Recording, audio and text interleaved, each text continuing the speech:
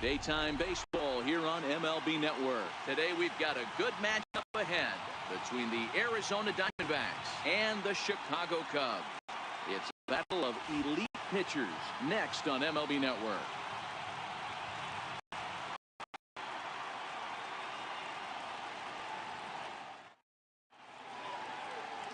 Jon Lester gets the starting nod for the Cubs in this one. Dan, any thoughts? Hey, every team needs a pitcher like this one here. His numbers aren't going to blow you away. Career ERA just under 4. But one thing he does, he takes the ball every 5 days, throws strikes, and gives his team a chance to win every single time he goes out there. He'll be fun to watch in this one here today. So digging in now, A.J. Pollock. And we are ready for some daytime baseball.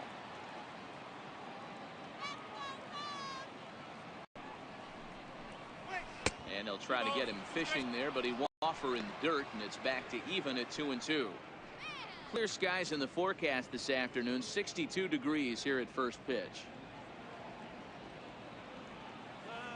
Here now the 2-2. Swung on and missed, strike 3. With that, the batting order for the visiting Arizona Diamondbacks. Danny, any thoughts?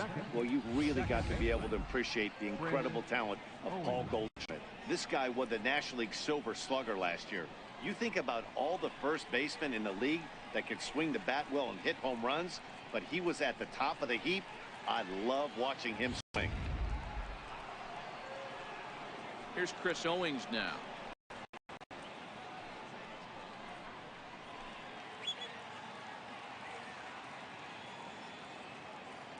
Here's the 1-1. 1 ball and 2 strikes to count.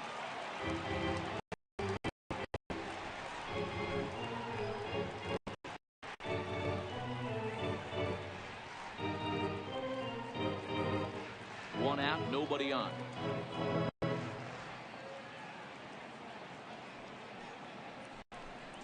Got him swinging in the dirt.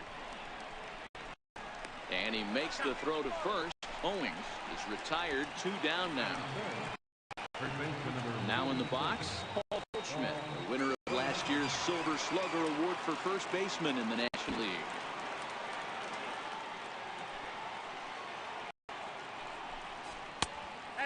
And well above the zone. If you're going to throw a pitch like that to this guy, you have to make sure it's up the zone like that. He can't do a whole lot of that, but if it were a little lower, he can and will make you pay big time.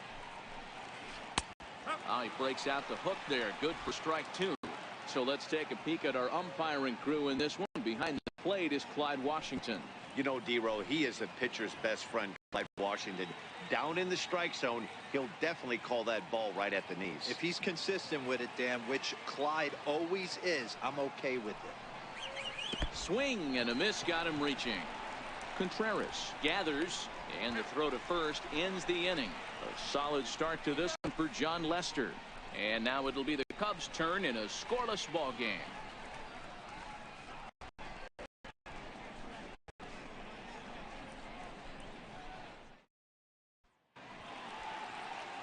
Zach Greinke, a right-hander from Florida, gets the ball as the starter here.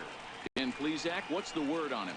Zach Greinke, one of the most complete pitchers in the game of baseball. 4-pitch mix. I don't think anybody commands the fastball as well as Zach Greinke. Up, down, in, out. He can dot the fastball. Good curveball, good change. Has the slider to hit both righties and lefties.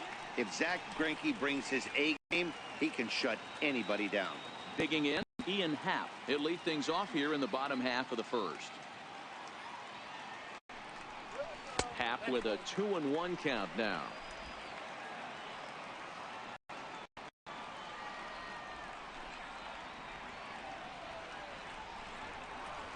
Hit hard to third. Lamb. And the throw to first is in time. 1 gone. And a chance now from the north side of Chicago to check out the Cubs starting line. It's big Chris Bryant. He's an imposing figure with a bat in his hands. Always seems to turn in a good at-bat, and he can do a lot of damage when he barrels up the ball.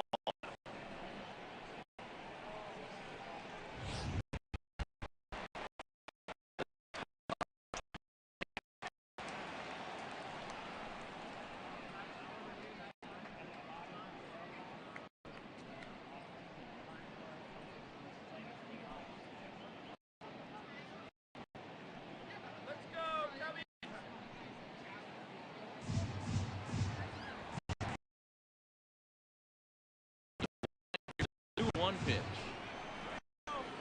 Hit the other way toward right field.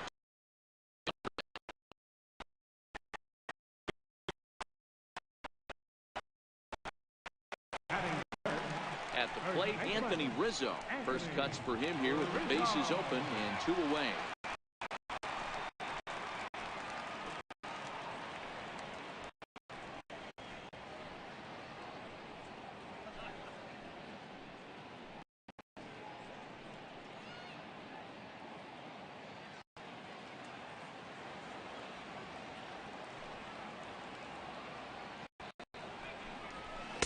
Outside with the fastball as the count moves to 2-1 now.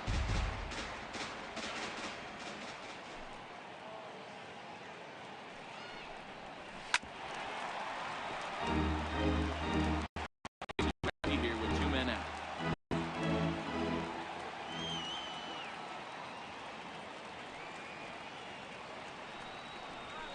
On the ground near home. Throw on to first. Yes. In the books, scoreless on MLB Network. Jake Lamb standing in now. He'll get us started in the top of the second.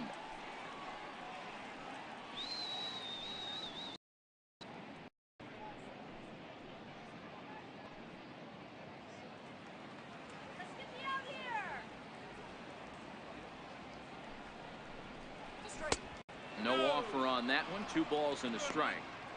Well, when you're behind in a count like this, pitcher time off speed if you're confident in it. Most hitters are looking for fastball. The 2-1 home will not catch the zone. Ball 3.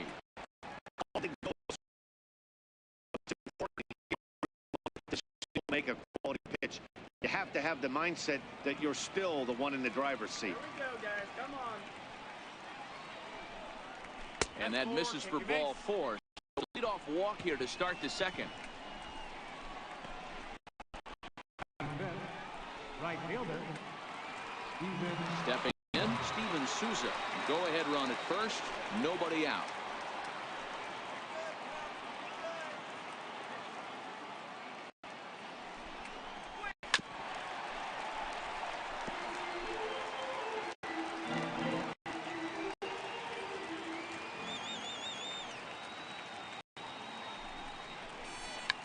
Check swing and a pop-up. Russell able to tuck this one in for out number 1. So here's how the Chicago Cubs are positioned defensively. And let's take a look at Javi Baez. I don't know, second base, shortstop, third, maybe a little outfield. Doesn't matter. This guy has platinum hands. Platinum, not gold. One of the best defenders in our sport and probably the quickest tag man in our game.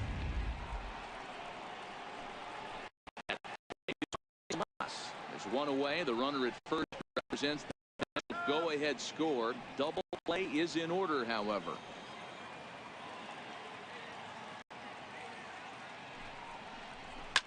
Yanked on the ground down the line, but a foul ball as it holds it 2-2.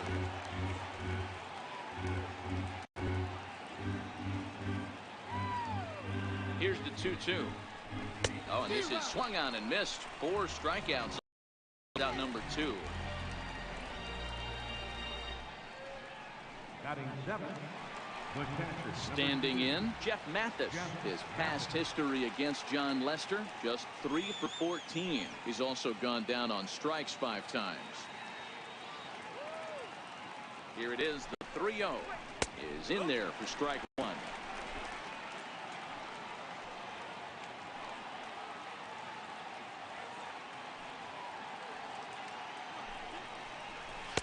And this pitch misses for ball 4. That's going to move a runner into scoring position now with 2 away.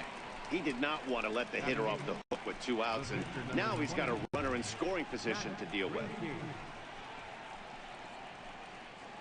David Peralta will grab a bat and hit for the pitcher here. Number 6, David Peralta.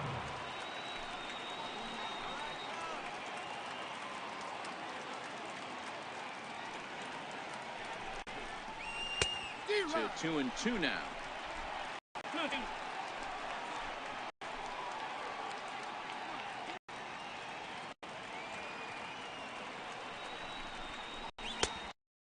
nibble here, and he misses to run it full and 2. 30 pitches, 2/3 right now.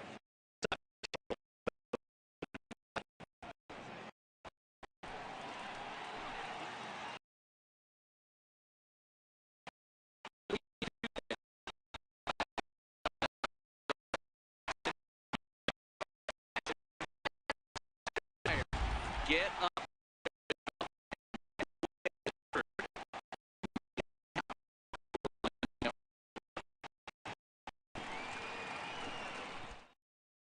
Randall Delgado.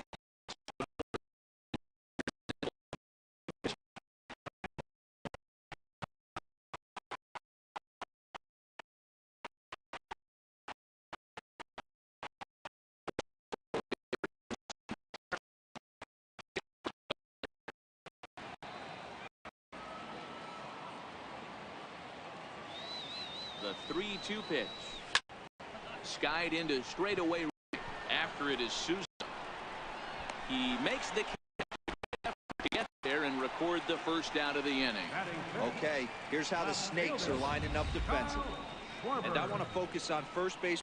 I'm going to steal a line from my partner here, Dan Plesac. Hashtag Goldschmidt happens. This former Gold Glover can play some serious defense as well as carry this offense. Now at the plate, Kyle Schwarber, as he'll get his first opportunity in this one. Still looking for our first hit in the ball game.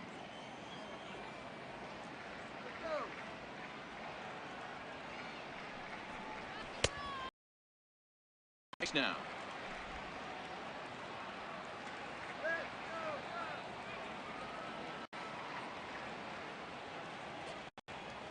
He's to 2-2. A swing and a shot hit down the corner. And that nearly broke our scoreless tie. Instead, it's a foul ball. All right, that's when you got to tell yourself to slow down a little bit right there. Out in front on a fastball, hit it hard, hold it back. And if he gets 2 down. Batting 6, the shortstop, Addison.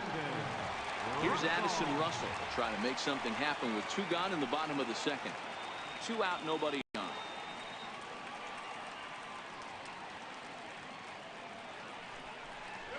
Hit the other way out toward the field. Souza's after it. Play, and that'll end the inning. 3 up, 3 down for the Cubs. We'll move to the 3rd with no score.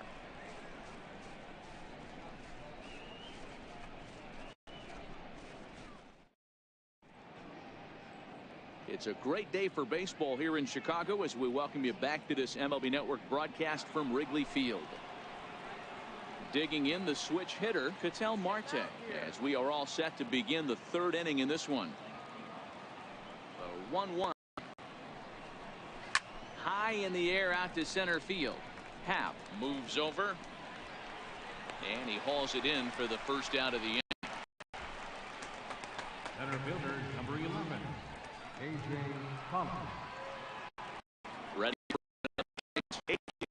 0 for 1 for him here in this one. Both teams so far yet to crack the hit column.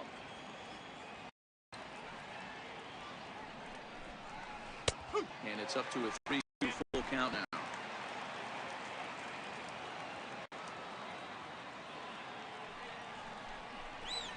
On the ground, 3rd, right to Bryant.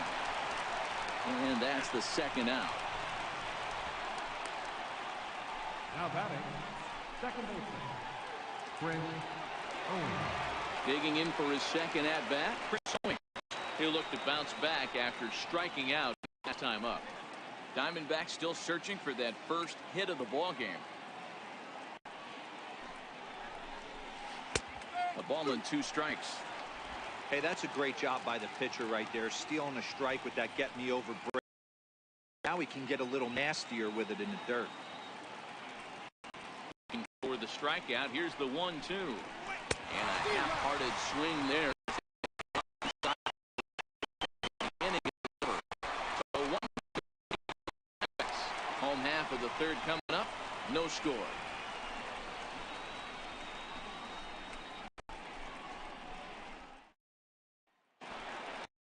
Jason Hayward now as we move on to the bottom of inning number 3.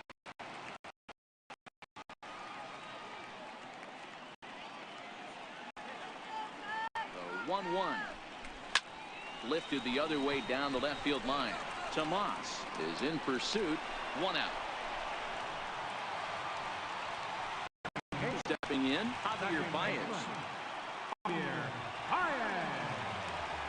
Cubs to this point have yet to break into the hit column.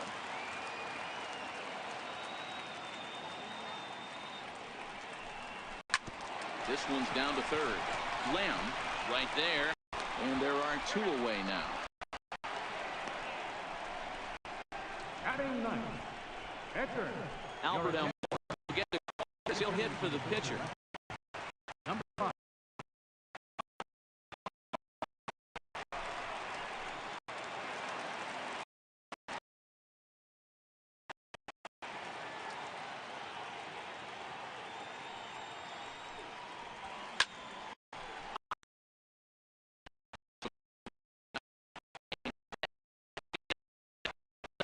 Here this half. On now to the top of inning 4. We are Mike Montgomery, the 6'5" left-hander, takes over on the mound now. 38, Mike Montgomery.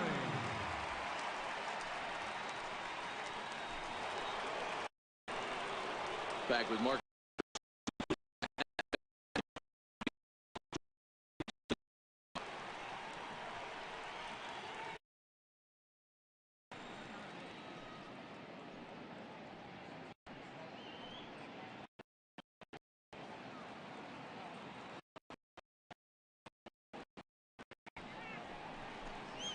Now a cutter, but that's in the dirt for a ball.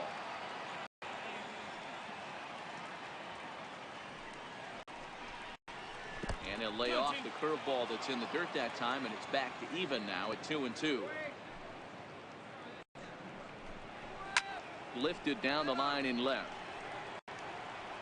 And that will end up a foul ball.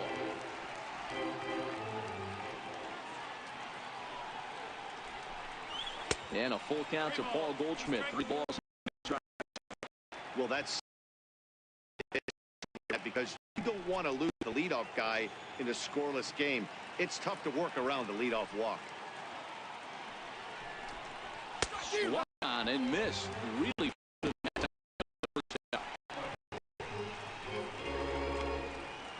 Now batting, third baseman. Jake Lamb standing in now.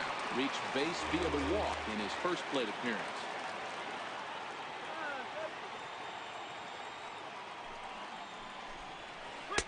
Outside 2-1. Montgomery, 28 years old, was a first-round pick during the 2008 draft. Yeah, he has turned himself into a really nice ball. Put him on a superstar level, but you know what? They didn't miss with this pick either. You go into high rounds and you carve out a career the way this guy has. Nice pick.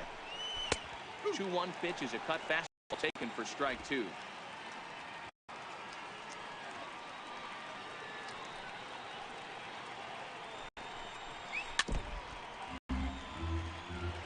No runs, no hits, no errors so far for the Diamondbacks. And he tries to get him to reach for it, but it stays outside. 3-2. Wow, talk about a waste pitch on 2-2. That one wasn't even close. I don't know anyone that would have swung at that pitch.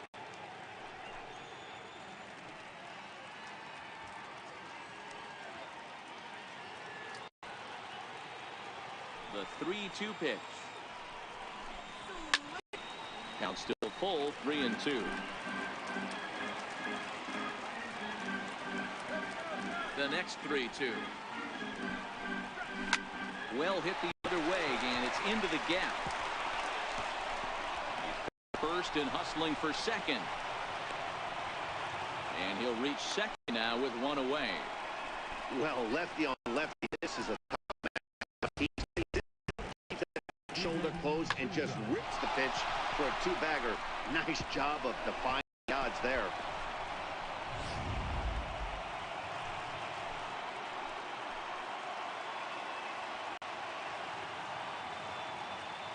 Standing in now, Steven Souza. That's inside and low. It's a ball and 2 strikes. That 0-2 curveball there, but he wasn't fighting. Very well could see it again here, though.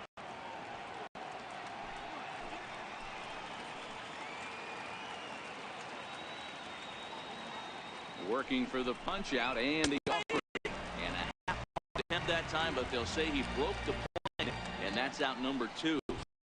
Just enough to get him to go around, according to the umpire.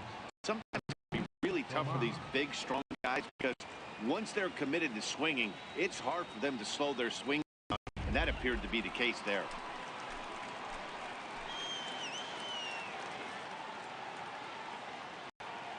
Into the box, Yasmani Tomas. Cut fastball, and there's strike 2.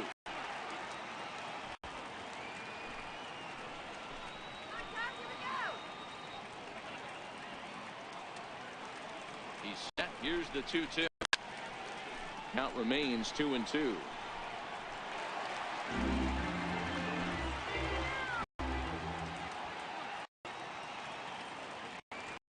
Here now the 2-2 is laid off, and the count runs full.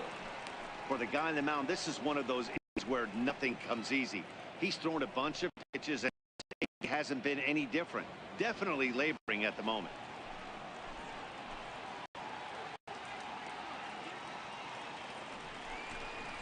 Fastball strike 3 called on the outside corner, and he can't believe it. I don't blame him, but the inning is over.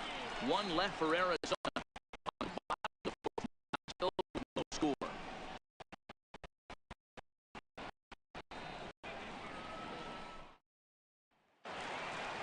And that'll bring in the Pittsburgh area native Ian Happ. Second at bat now. He grounded out to start the home first.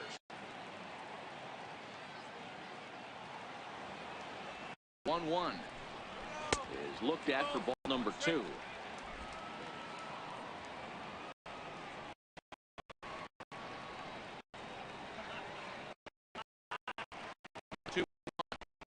Takes a pass and misses. That's strike 2. Hey, you're all in fastball. You're pulling the trigger at almost anything. That is way too high. He's going to have to lower his sights.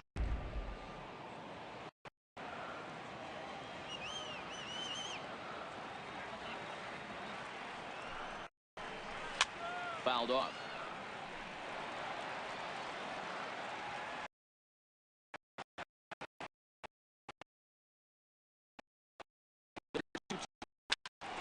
Toward right center, and that's the first hit.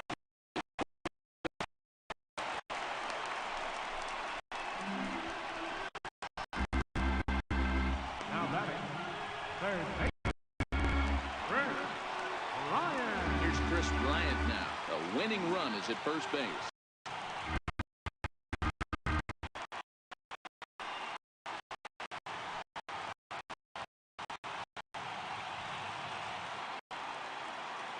He's set. Here comes the 1-1. And this is on the ground is short. Could be 2. On to Goldschmidt. A double play.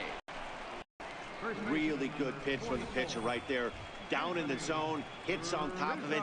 Induces the ground ball double play.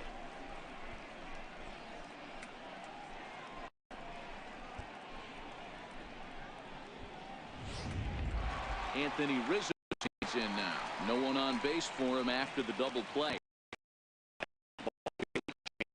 Of this inning, it looked like the middle of the order was going to have a chance to get a big hit with some ducks on the pond, but now they just have to try and get a 2-out rally started.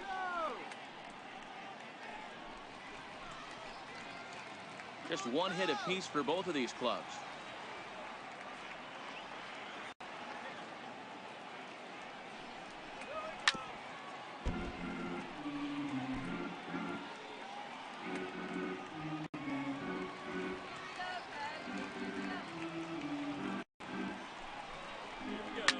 And he turns on one, sending it high and deep to right.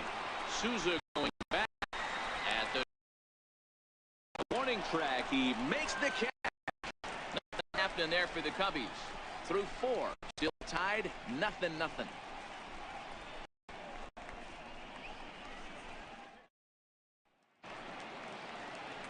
Digging into try it again. Jeff Mathis. This one. The 1-1 home. Misses. Ball 2. Cubs have someone working in their bullpen now as a right-hander's begun to get loose.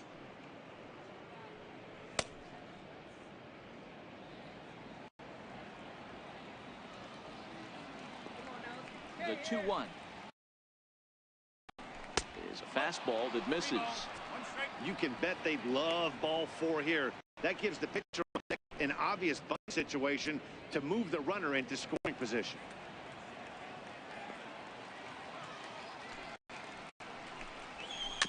Can't keep that one fair, and now the count's full.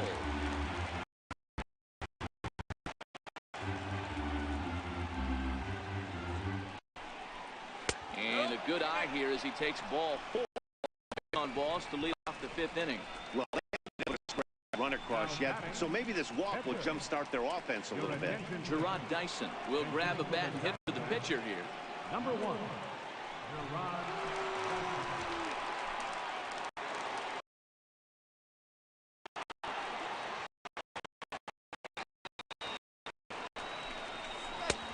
Swing and a miss, 2-2 now.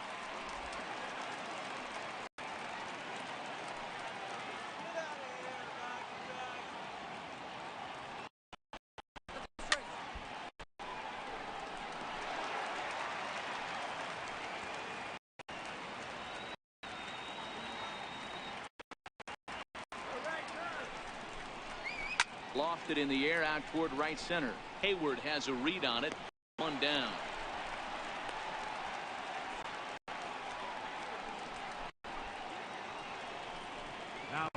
Coming to the plate now, Ketel Marte. So far, 0 for 1 with a flyout.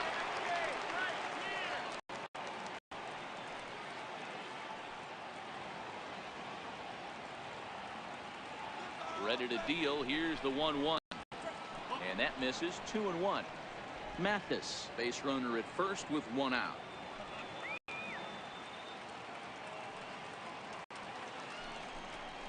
Three balls, 1 strike to Ketel Marte. A.J. Pollard is on deck.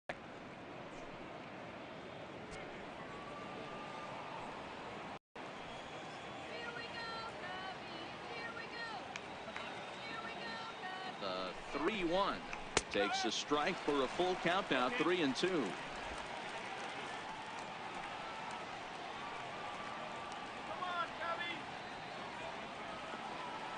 3-2 pitch. And this one misses here. A close pitch on 3-2, but Clyde Washington rules it ball 4. Man, when you don't get a call on a pitch that good, you have to wonder if maybe it's personal. You can't blame him for being angry, but he's got to find a way to move on and focus on the next batter. Ready, 1.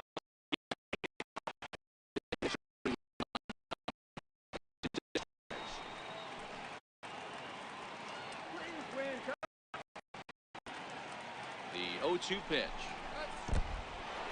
In the dirt here. Good work there to prevent any advance. It's 1-2.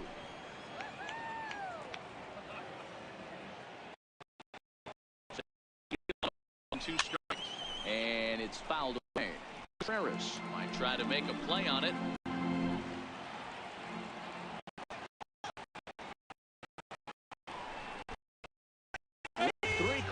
And now he's 1 out away from getting out of it. Pretty clear he didn't like the call there on the outside part of the plate, but probably too good to take, and he's down on strikes for the 2nd time. Yeah, that pitch was right on the black. Beautiful pitch. And even if we had robot umps, he'd still be out. But the only difference would be he wouldn't be able to complain about it. Ready for another shot now. Chris Owings. 0 for 2 for him to this point. The 2-1 home.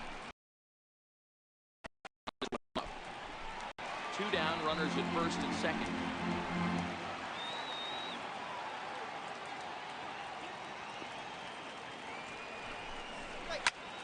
Popped him up. Baez into shallow center, and he brings it down to end the inning as the go-ahead run is left stranded. A couple of walks, but no damage. Don't touch that remote. More on MLB Network right after this.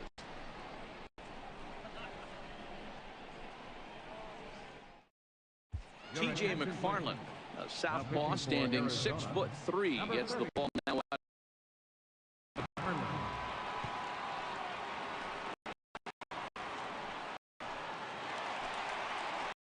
Here's the young catcher, Wilson Contreras.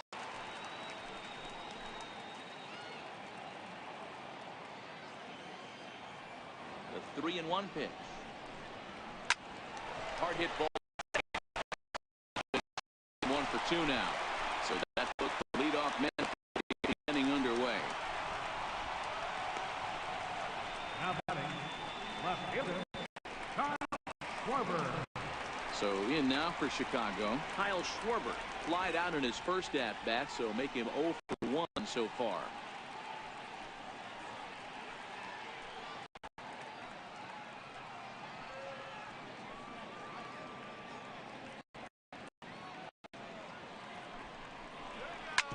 Back up the middle.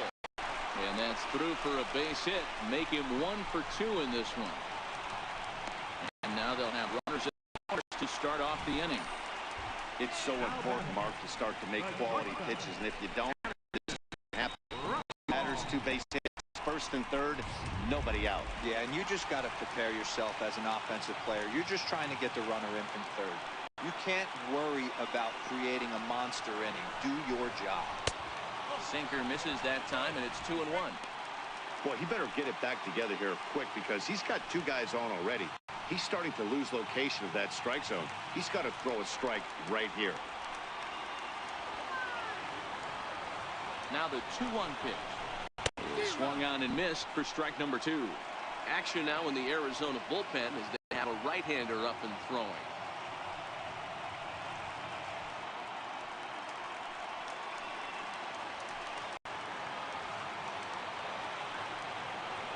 Hoping to send him packing. Pitch on its way. And he'll stay alive here, but just barely as this ball's chopped foul at the plate. And the count holds at 2-2.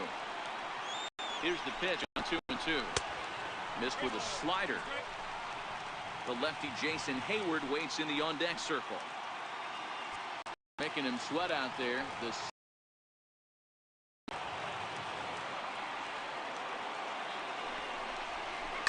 is line to left. Catch made. Here comes the runner from third. And the Cubs have walked it off this afternoon. It was going to be one of those wild ones right from the beginning. But when you can win this thing in walk-off fashion,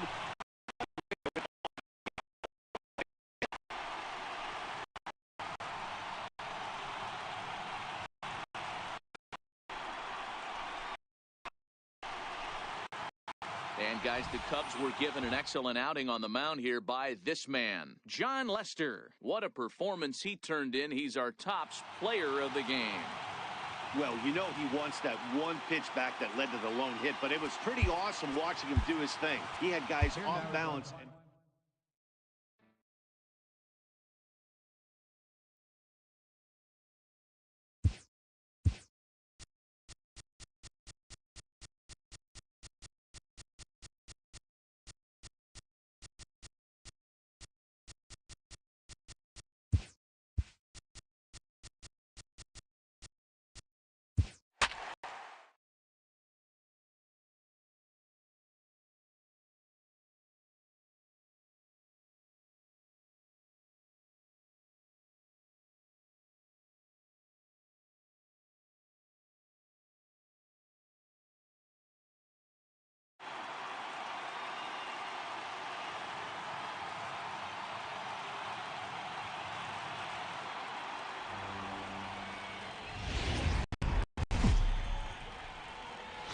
Daytime baseball here on MLB Network. A good one on tap for you this afternoon between the Cleveland Indians and the Pittsburgh Pirates. It's interleague baseball on.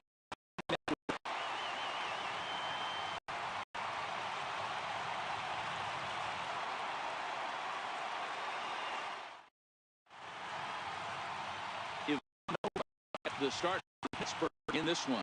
Dan Plesac, what's the word on him? He's a little bit up and down throughout points of his career. A career ERA just over 4, When he's good, he can be really good. And when he's bad, well, let's just say he can be pretty bad at times. But it'll be interesting to see which one we see. He's a little bit Jekyll and Hyde. Hopefully he's going to be a little bit more Jekyll than Hyde in this one here today. 2 balls and 2 strikes to count to Francisco Lindor. Our temperature not quite 60 degrees, 59 here at game time this afternoon.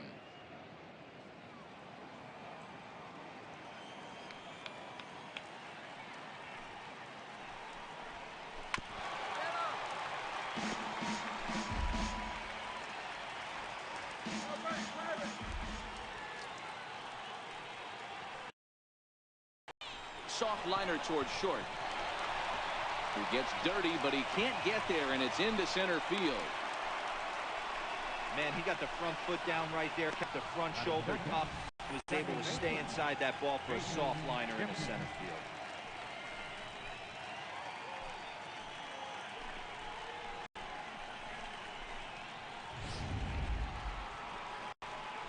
And is the second baseman, Jason Kipnis, head-to-head against Nova. A handful of plate appearances, and he's gone 4 for 6. He also has 1 home run.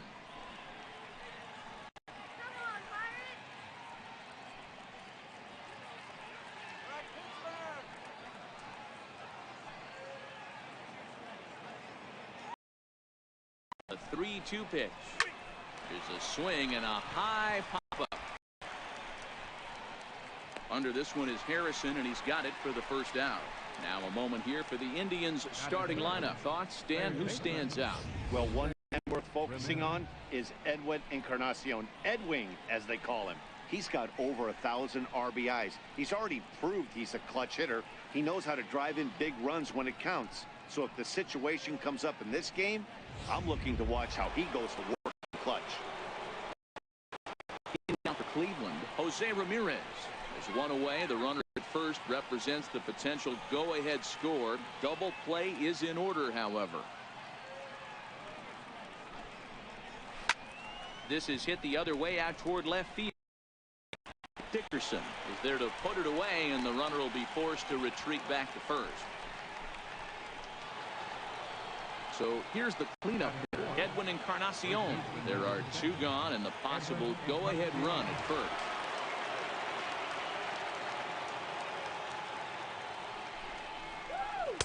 Here's one that misses inside, and the count's run full now, 3-2. So let's take a look at our umpiring crew in this one. Working the plate, Rusty Valentine. And Rusty Valentine behind the dish tonight. He is north-south without question, letters to knees. Well, I tell you what, he really favors a power pitcher. If you can consider. And he grooves the fastball there. This is hit high and deep out to straightaway center field. And that one is gone on a 2-strike count with 2 away in the inning. 2-run shot to straightaway center as they've taken a 2-run lead.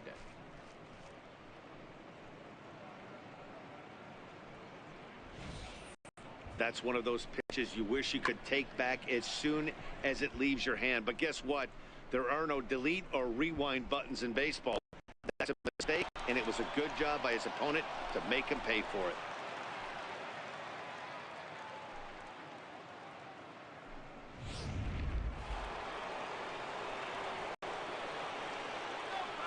In now, Michael Brantley. And a fastball swung on, hit to second. Oh, and he can't come up with it. And they'll have no play as he reaches first. Wow, I think he took it for granted there a bit. Probably thought he had it in the bag, and he just lost concentration for a minute. Now his pitcher has to pick him up with 2 outs.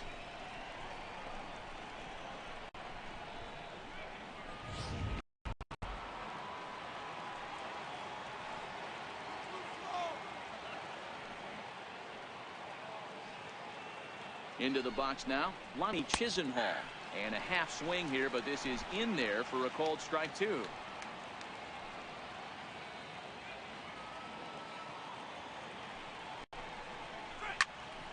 Pulls this one into the air out into right field.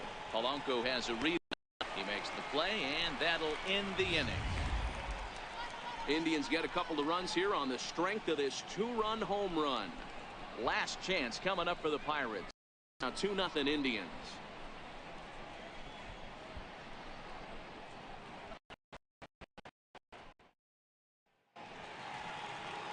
Corey Kluber is ready to go as he'll be on the mound for Cleveland. Dan, any thoughts?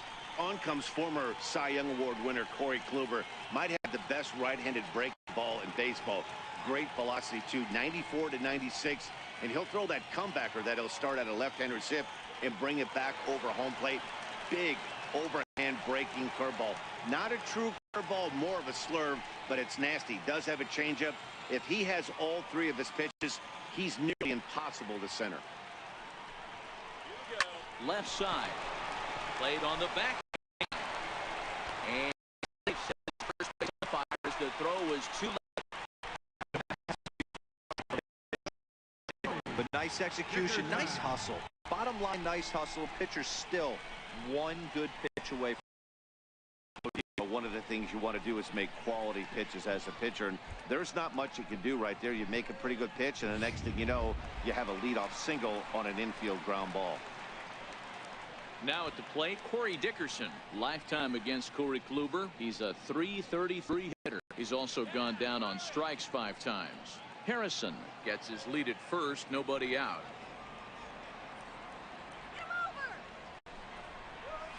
Hit to short. Backhanded. Kipnis. On to Encarnacion, and they get them both. A double play.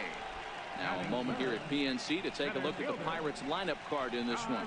Mark, what's your take on him against one of the best starters in the game? Line up one thing, it would be, let's get on this guy early. Day game in this ballpark, the sun starts glaring, starts getting later in the day, those shadows start creeping in right around the time that bullpen starts getting warmed up. Got to find a way to scratch a few across early. Here's Starling Marte. No one on base for him after the double play. Yeah, Matt, that 2-ball really changed the complexion of this inning. It looked like the middle of the order was going to have a chance to get a big hit with some ducks on the pond, but now they just have to try and get a 2-out rally started.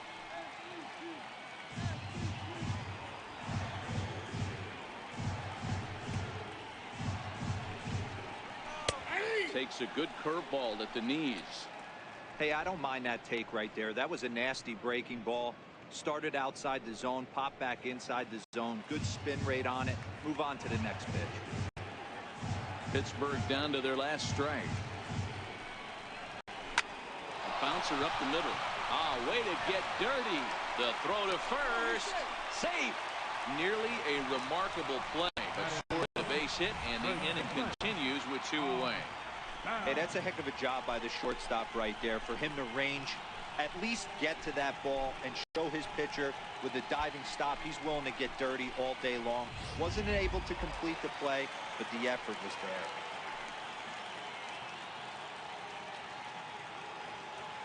Standing in now, Josh Bell. Pitch out. Nothing doing.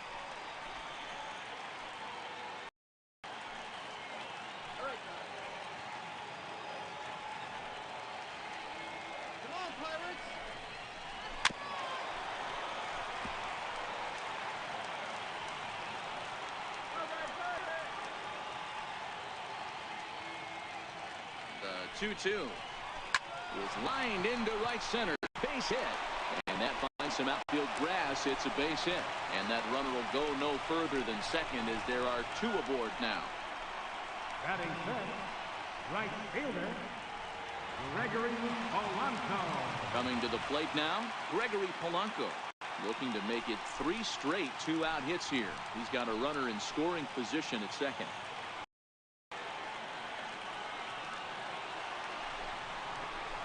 And he misses with it for ball 4. Bases loaded now with 2 away.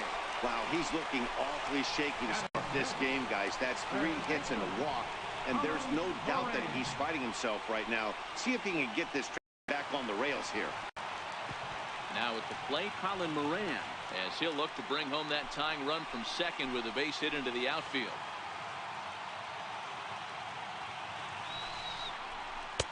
And he takes a called strike 2.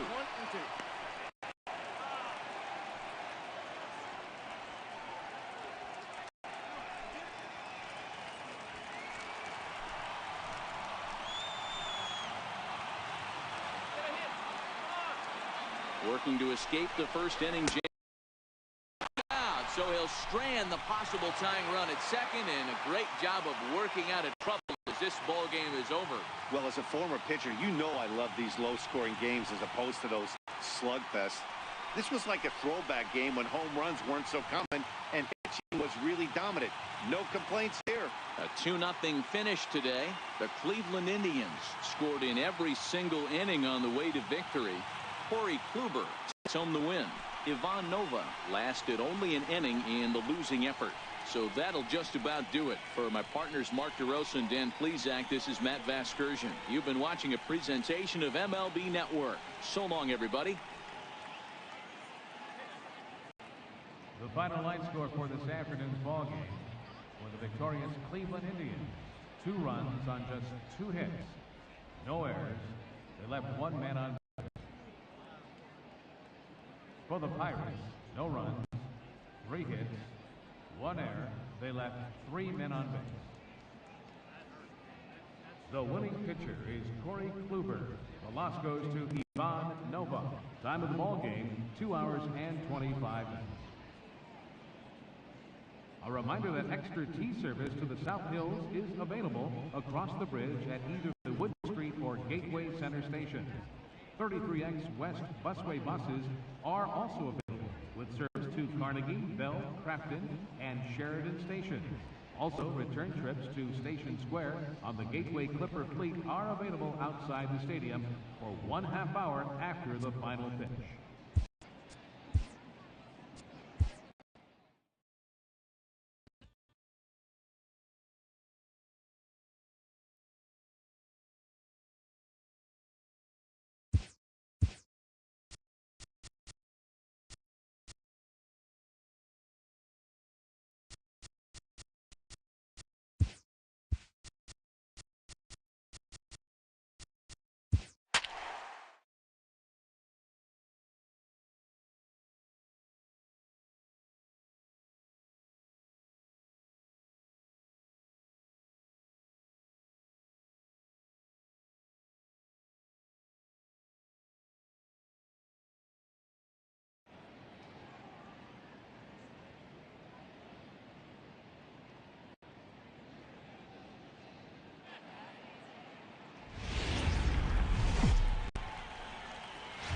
Daytime baseball here on MLB Network. Today we've got a good matchup in store between the Kansas City Royals and the teams to battle next on MLB Network.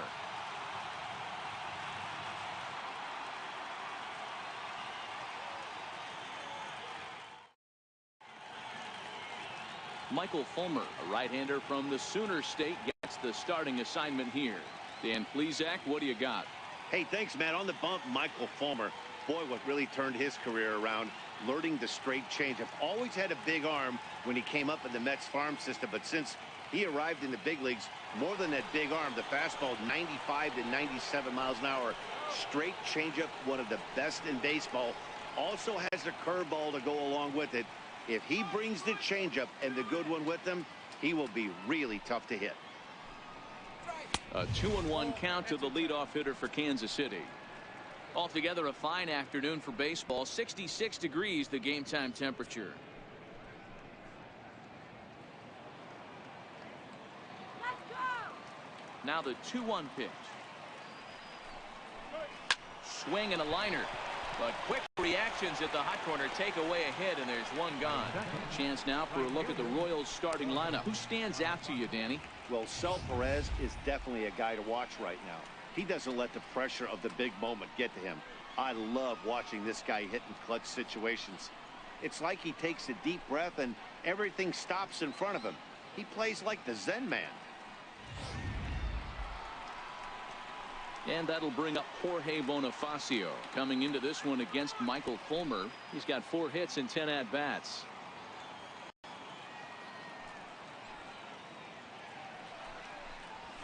Little chopper back to the mound.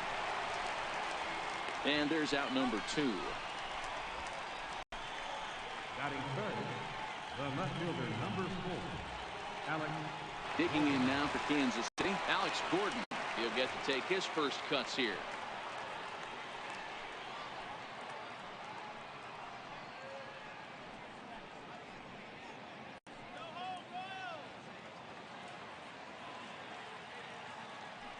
Now Gordon awaits the 2-1. And there's one well above the zone for a ball. Salvador Perez would be next. Top of the first just underway here in Motown.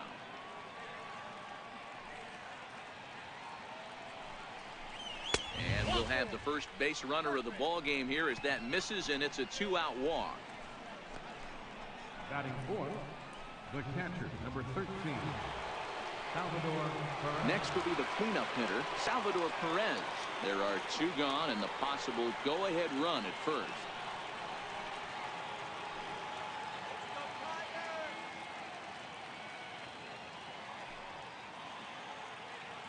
The set and the 1-1 pitch.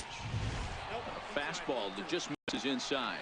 So let's take a look at our umpiring crew in this one. Behind the plate is Joe McDonald. You know, you got to take your time and feel Joe McDonald out behind the dish a little bit. He has a tendency to move his zone around, usually settling in those middle innings. You know, all you ask for an umpire is to be consistent. At times, Joe Mack is a little bit too inconsistent, particularly from a pitcher standpoint. Now a swing and a softly hit ground ball. And as it turns out, the 2-out walk doesn't come around to haunt him as that ends the inning. So no runs, no hits, no errors, and a runner left. Nothing for Kansas City in the first. The Tigers due up. You're watching MLB Network. Danny Duffy, the southpaw out of the Golden State, gets the call here. What do we need to know here, Danny? Hey, thanks, Matt. Danny Duffy, you're looking at a small stick of dynamite here. Not a real big guy, about 6 foot, 185 pounds, but good life on his fastball. Sneaky quick, 94 to 96. Good hard slider, a true slider. His changeup is getting better. You'll know if Danny Duffy's on early because he's a swing and miss left-handed strikeout type pitcher.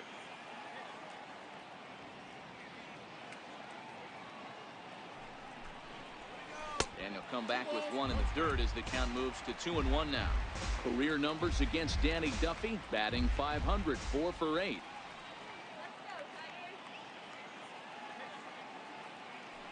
The 2-1 is a fastball that misses.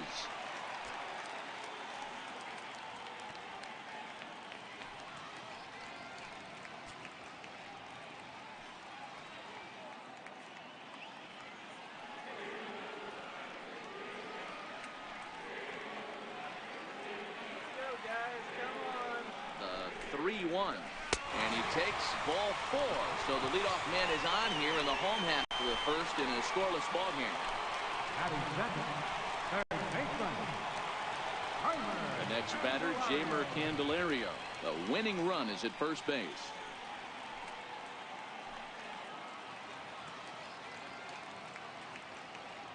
Now the 3-2 pitch. Hit in the air to left field. And Gordon's there to take it in for the first out. And now a look at the hometown Tigers starting lineup in this one. Anybody catch your eye? You know, I'm looking forward to see what this guy can do in that 5-hole. This is the guy you want at the plate when the game is on the line. He thrives in these situations. It's almost like he goes to bed and says, I can't wait to play because the game is going to come down to me and I'm going to make something happen. He thrives on performing in the big moments. First baseman Miguel Cabrera stands in. He's got a chance to end this one and send these fans home happy if he can get a ball deep enough into the gap. Mata leads off first with 1 away.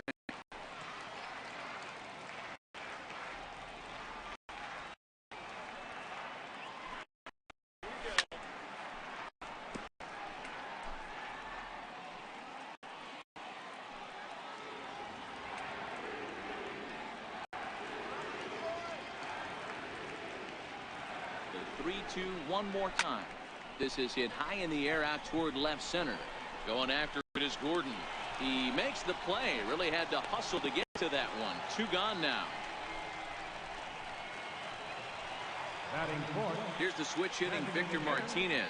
Career numbers against Danny Duffy. He's batting a 5 clip. And of those hits, 3 of them were of the home run variety.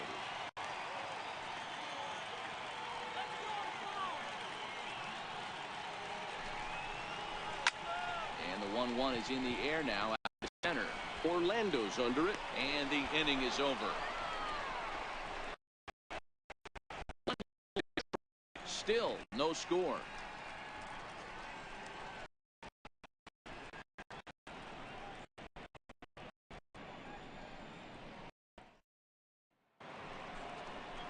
So next to the plate for the Royals, Jorge Soler.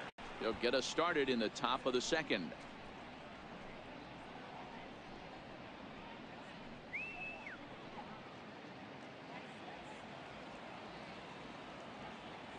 Here's the 1-1 pitch.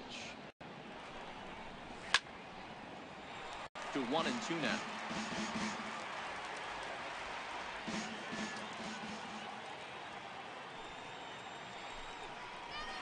Ground ball left side. Candelario takes it in. Throw to first will be in time. There's one gone here to start the second. All right, guys. Here's the defensive alignment for the Detroit Tigers. And let's focus on former Triple Crown winner Miguel Cabrera. He's dabbled all over the diamond from outfield to third base and has seemed to have found a home at first base. Everybody who plays this game wants to get a knock, to get on first base, to just be able to pick his brain on how he goes out. Into the box now, Chesler Cuthbert.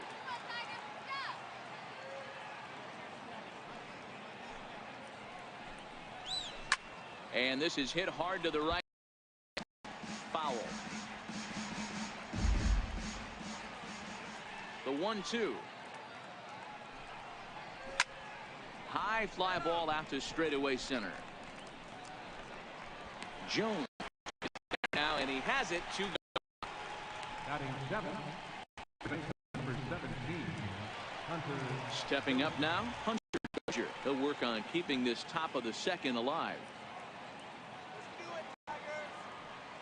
Now the 1-1 pitch. Takes a pitch for strike number 2. 1 ball, 2 strikes.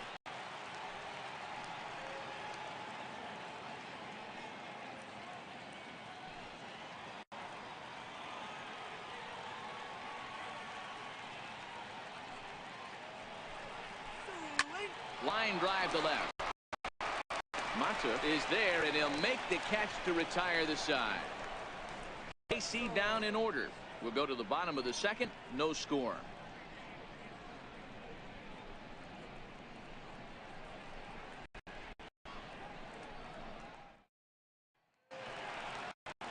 Next up for Detroit, Nicholas Castellanos, as they'll have 5, 6, and 7 here to start the home half of the second.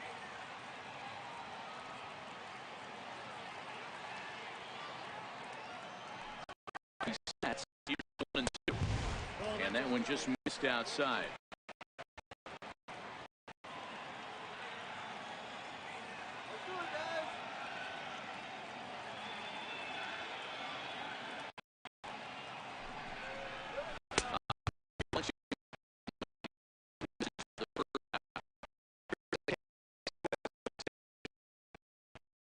About shortstop Alcides Escobar.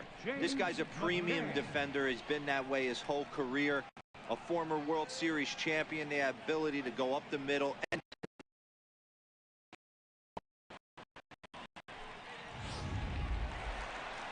next for the Tigers. Still looking for our first hit in the ball game.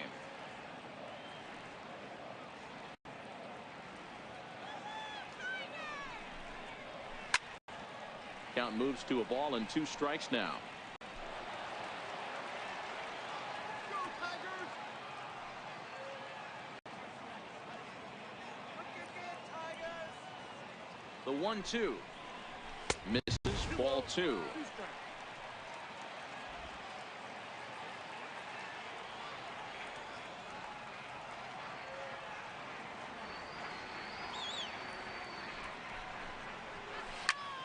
Still even at 2-2.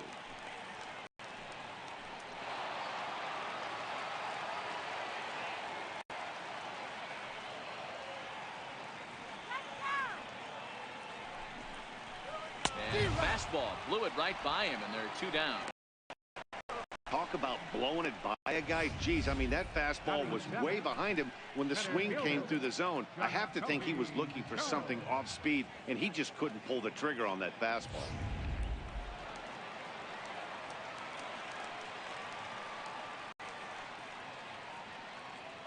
Hey, Tigers, let's go. Stepping in now, Jacoby Jones. Swing and a miss just behind a lively fastball. Yeah, Matty, not only is this guy quadrants, he's elevating, getting their eye level up with a quality fastball. Bottom of the second here with no score.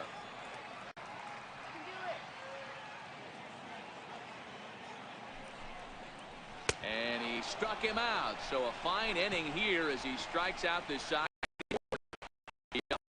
Down, 3 strikeouts. Not too shabby. To complete, scoreless here on MLB Network.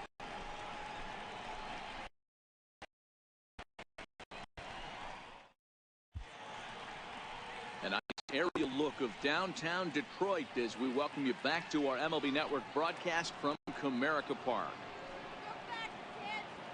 And that'll bring up the Brazilian-born Paulo Orlando as we are all set to begin the 3rd inning in this one.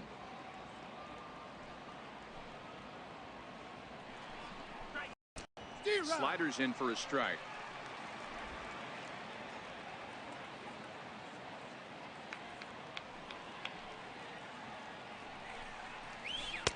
Ball 2.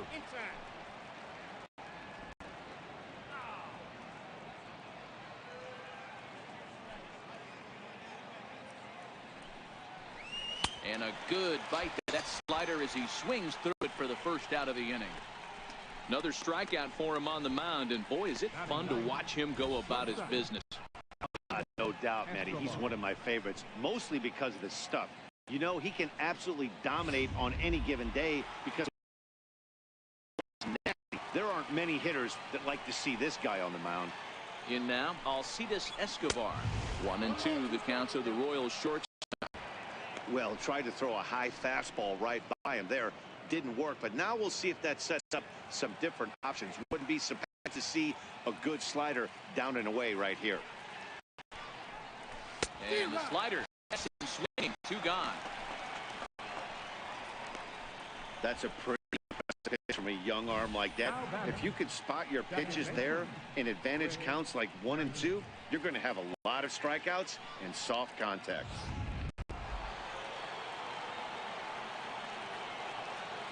Into the box now, Whit Merrifield. And they'll go off speed here as this pitch misses. It's 2-1.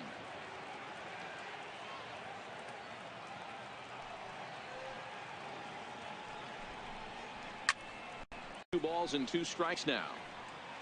Little guessing game going on right now. Being late on that fastball after the change. He had to be sitting off speed right there. Popped him up. Machado ranging into shallow right, and the Royals are in the hit column. Well, that's what's so disappointing as a pitcher, D-Row. You make a really good pitch, and yet this guy's so big and so strong, he's able to muscle it into right field for a base hit. Yeah, you hand your batting gloves to the first base coach right there, and you thank your lucky stars. That's it.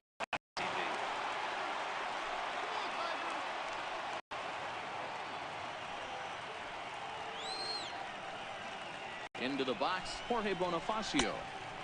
Way outside, nearly to the backstop. 2-1. Well, that's, you have to get a little bit closer to the plate than that. That's that big sweeping slider. If it was a little closer, you might get a swing.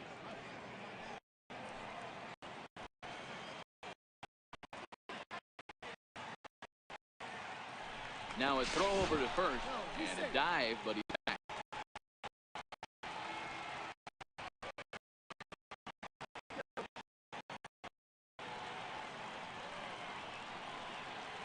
Now 2-1 pitch.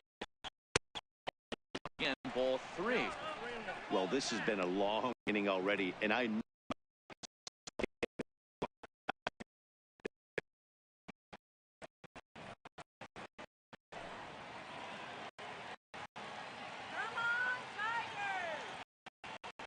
the 3-1 finds the zone to fill the count. 3-2.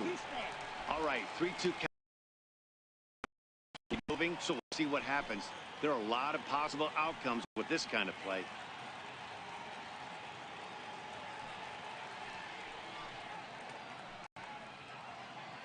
Merrifield leads off first with a pair of outs in the inning.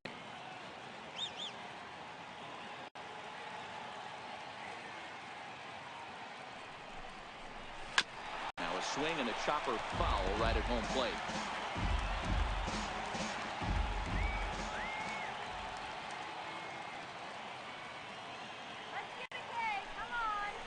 And this misses for ball 4. The second walk he's surrendered here in the first 3 innings. Oh, man, I think this walk is going to grind at him for a bit. He just missed, and now the inning continues with the man in scoring position. Ready now, Alex Gordon. He drew a walk his first time up. 3rd inning, no score to this point.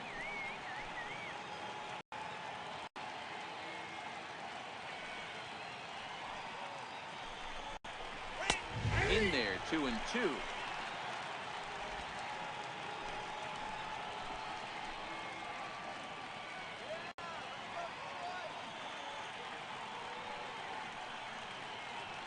He's set. Here's the 2-2. And that one never threatened the zone. It's gone full now to 3-2. The guy on the mound, this is one of those innings where nothing comes easy. He's thrown a bunch of pitches.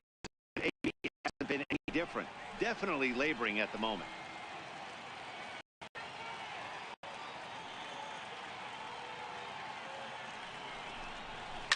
Down the third baseline.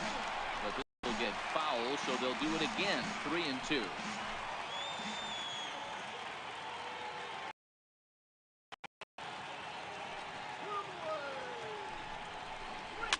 Fouled away.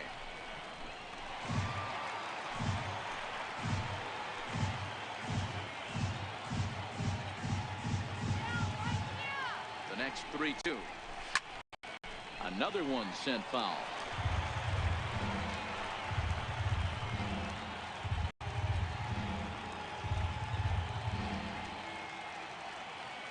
Another payoff pitch.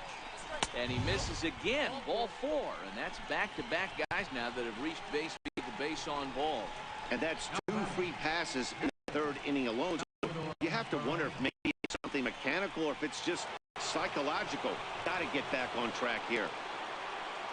So striding forward now, Salvador Perez, as he'll hit with the go-ahead run at 3rd and 2 away. Here comes the payoff pitch. Lifted in the air out towards left center. 1 run scores.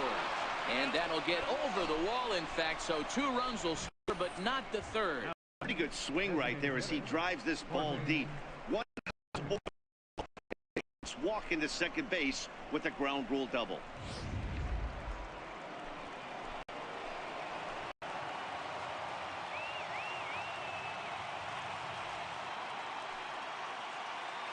Stepping in now, Jorge Soler. 2-2 to Jorge Soler. A strike away now from getting out of this mess. Sometimes pitching is all about 2 runs across in the inning would be huge.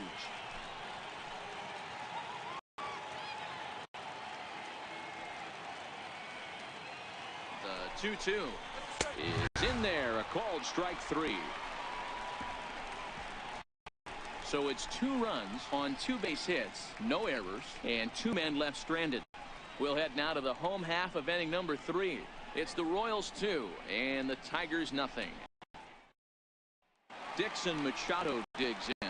He starts off the inning against a guy who struck out the side last inning. How do they get to him here? I'm not sure, Matt, that they want to stay as patient. He's been throwing a lot of strikes. They might be swinging a little bit earlier in the count.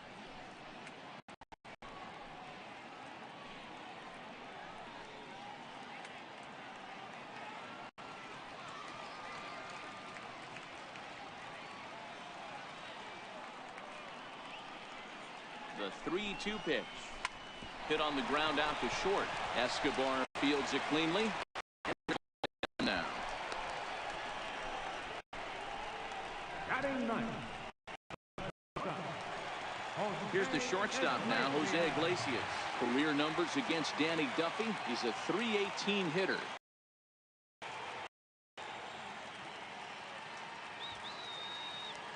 A 1-1. Grounder down, but this will get. It's a ball and 2 strikes.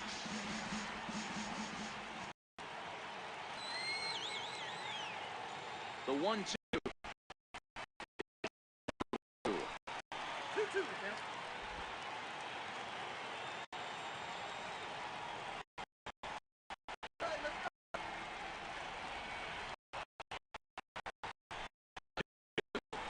Is laid off and the count runs full.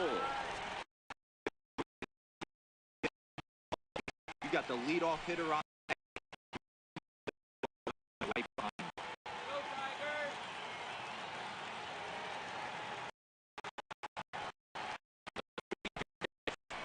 Swung out, strike 3. That swing tells me he was really trying to get a pitch out front and rip it down the line, but that wasn't a great pitch to do it on. It's really not the best 2-strike approach either. And that'll bring up Mikey Mata. And Dan, it seems like this starter is just dominating the game right now. It feels like we're seeing a lot of 3-up, 3-down innings. No doubt about that, Matt.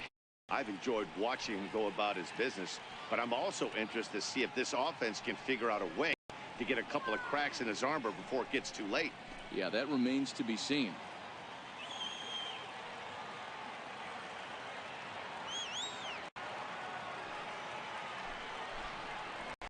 A ball and 2 strikes now. Hey, that's another nice 2-seamer right there. He's been able to manipulate that pitch, keeping it at the hollow of the knee, getting a lot of ground balls and a lot of swing and miss.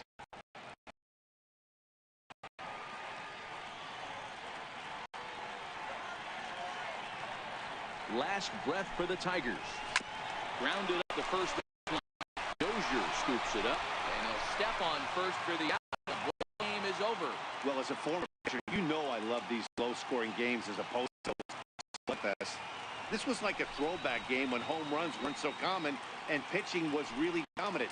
No complaints here. A 2-0 finish today. The Kansas City Royals led this game from the 3rd inning on and never wavered. Danny Duffy is the winning pitcher of record. Michael Fulmer worked only 3 innings in the losing effort. So that'll be good for us this afternoon. Thanks to Mark DeRosa, Dan Pizak, and the rest of our crew. This is Matt Vasgersian, and you've been watching a presentation of MLB Network. See you next time.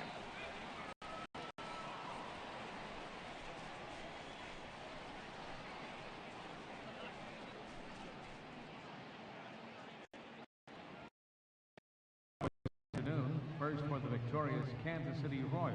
2 runs on just 2 hits. No errors. They left 3 men on base. For the Tigers, no runs on no hits. No errors. They left 1 man on base. Time of the ball game, 2 hours and 29 minutes. A reminder that for travel through downtown Detroit, pick up the People Mover train outside the stadium at the Grand Circus Park Station, located just beyond the right field gate on Witherell Avenue.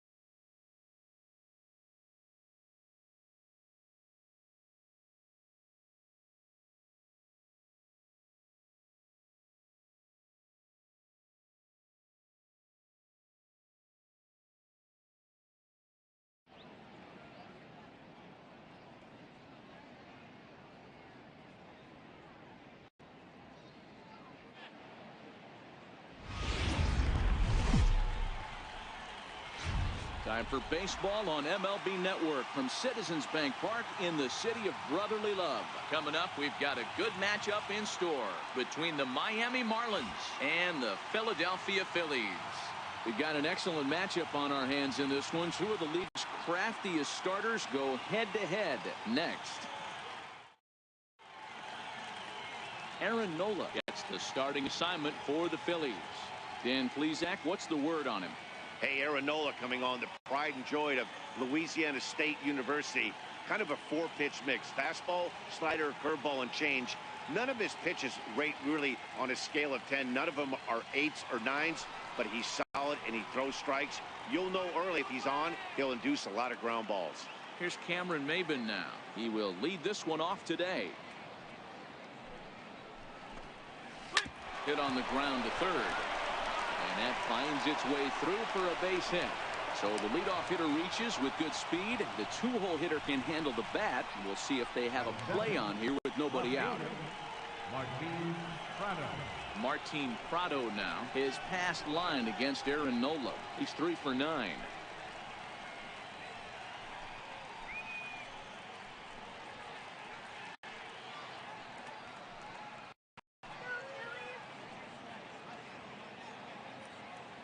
Now the 1-1 pitch is offered at and missed. He chased it for strike 2. Two things pitchers really love: called strike threes and jamming hitters. How about that? Talk about that jam right there. That's about as good as it gets. The 1-2 misses, ball 2. And there are our umpires for this one. Working the plate is Dave Lawrence. Yeah, Dan, we got Dave Lawrence behind the dish tonight. One of the best in the game, I think. Consistent, well-respected, accurate strike zone. D-Bro, you hit it right there. He makes you bring the ball over the plate. Will give a little bit off the strike zone. I think the one thing that's important that he does, he has the same strike zone in the first inning. You'll see that same strike zone in the ninth. And that'll get down for a base hit. The throw into second. And that's out number 1. Oh, man, I don't know how that happened. Looked to be a base hit to the outfield, but then all of a sudden the throw comes in and they get the force on the plate. To be honest, that just can't happen.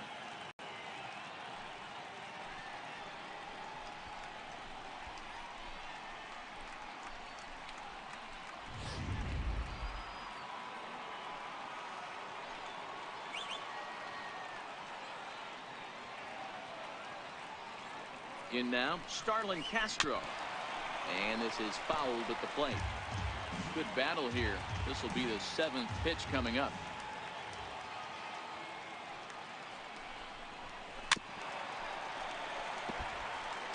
Might have been cheating for another fastball, trying to get the head to that one early. Pitcher pulled the string with a nasty breaking ball and had him a little bit out in front. And he lays off here. A nice job. It's ball 4. First and second now with 1 away. Batting fourth, first baseman, Justin Bohr. Coming to the plate now, Justin Bohr. And he could give his guys an early lead if he can come through here.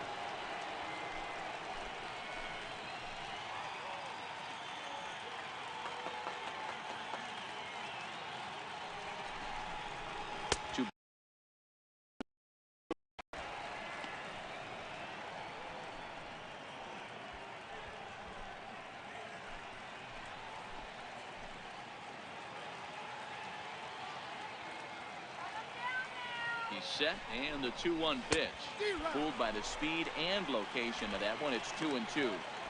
Hey, he's going to have to set his sights a little bit more over the heart of the plate. I can't have left-handed power hitters reaching and taking an ugly swing like that.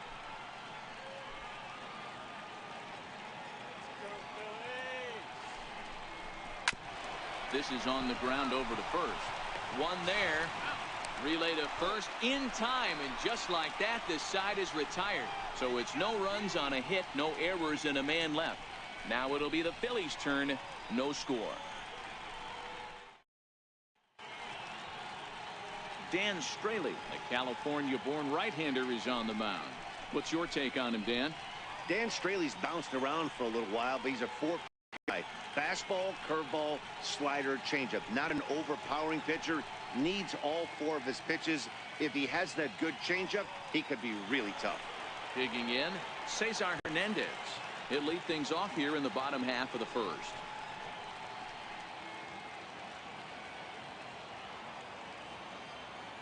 The 1-1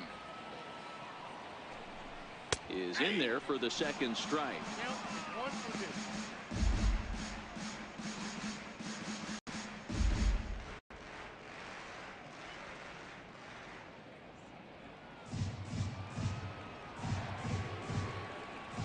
The 1-2. A swing and a drive to center field. That one's got a chance.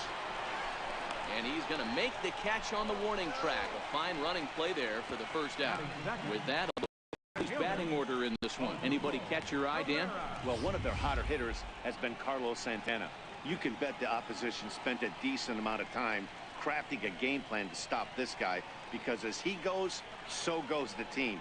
You stop him, you've got a chance to win. You don't, you're probably going to lose. So next to the plate for the Phils, Odubel Herrera. Come on now, let's go.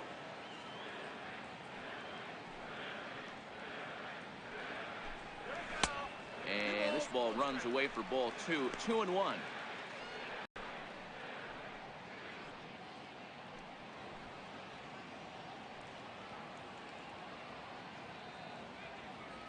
Bases are empty, 1 man out.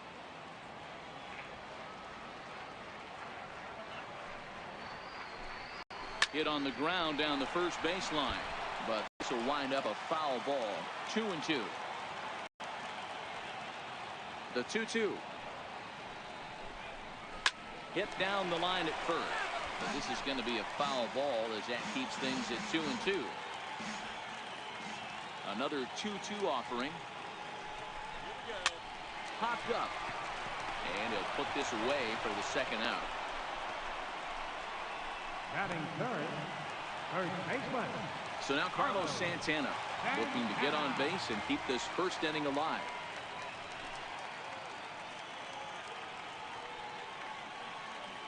Santana waiting on a 1-1. And that one just missed outside.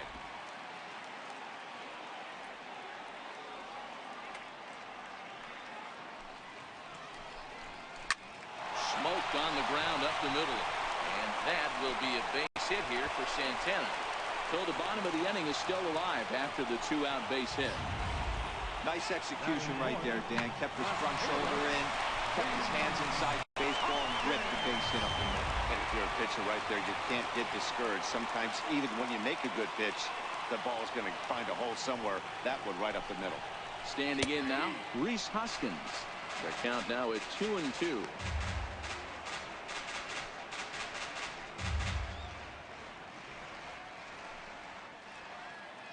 Santana is off at first with 2 away.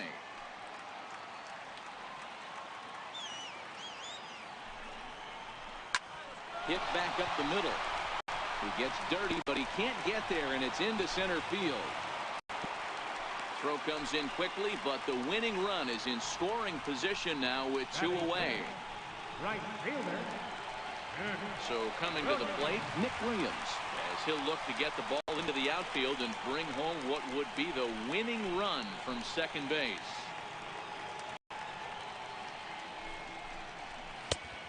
And able to lay off the fastball away here. 2-1 now.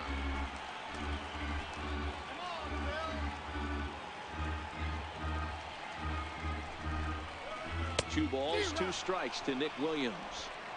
Sure took a healthy hack that time. Yeah, and I don't understand that approach at all, Matty. He's not really known for having a whole lot of pop in his bat, but he is known for having really good speed. So personally, I'd much rather see him with a controlled swing and try to put the ball in play. Weak roller right side. Gonna be a tough play. And the 2-out threat will not come to pass as the inning is over. Phillies leave a couple, and this is still a 0-0 ball game.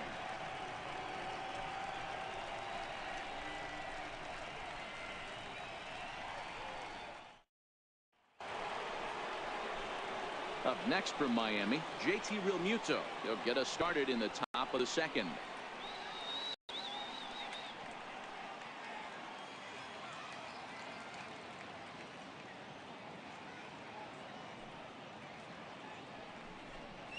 And that misses for ball 4, so it's a leadoff walk here to start the second. Well, this guy's been prone to giving up walks and bunches, and that's already 2 walks here in the early going. We'll see if this continues to be an issue for him as this start continues. Now batting, Lewis Brinson. Go ahead run at first, nobody out.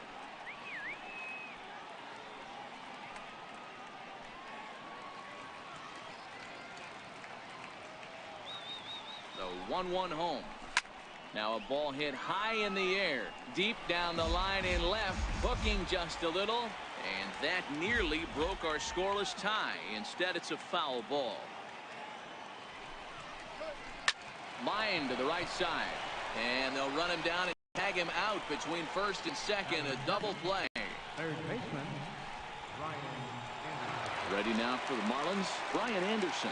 He'll work on keeping this top of the second alive. Here it is on 3-1. A fastball that he's way out in front of. A swing and a miss. Well, fans of good pitching are in for a real treat today. Guys, what can we expect from the matchup? Well, these are 2 guys that aren't hard throwers. They're more touchy-feely guys. Hard, soft, up, down, in and out, D-row. And these are the kind of guys that can really frustrate you when you're in that batter's box. 100%, Dan. When you got a flamethrower on the mound, he's going to live and die with his good stuff. But when you got a finesse guy out there, you step out of the box and a lot of different thoughts start entering your mind. What should I sit on? This is going to be an interesting matchup. Settling in now, JT Riddle. There are 2 gone and the possible go-ahead run at first. Here's the 1-1 pitch. A good knee-high changeup taken for a strike. Let's go, Phillies.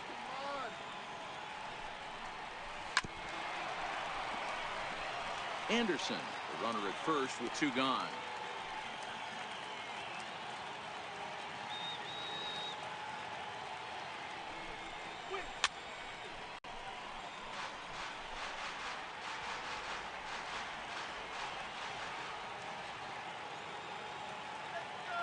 Try again, 1-2. And that misses 2-2. 34 pitches for him through an inning and 2/3 right now. That's not terrible, but it's a lot higher than he'd like.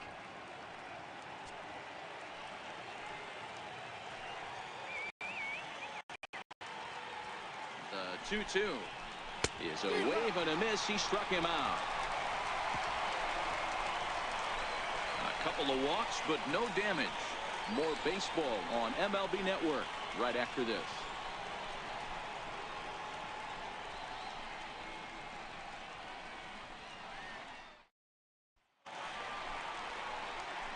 Digging in now for Philadelphia, Michael Franco. Batter pitcher numbers against Dan Straley, batting at an even .400.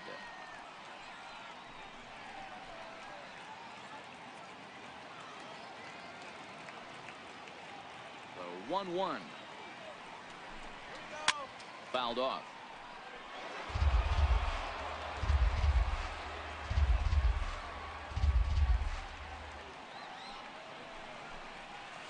Hit hard on the ground to second.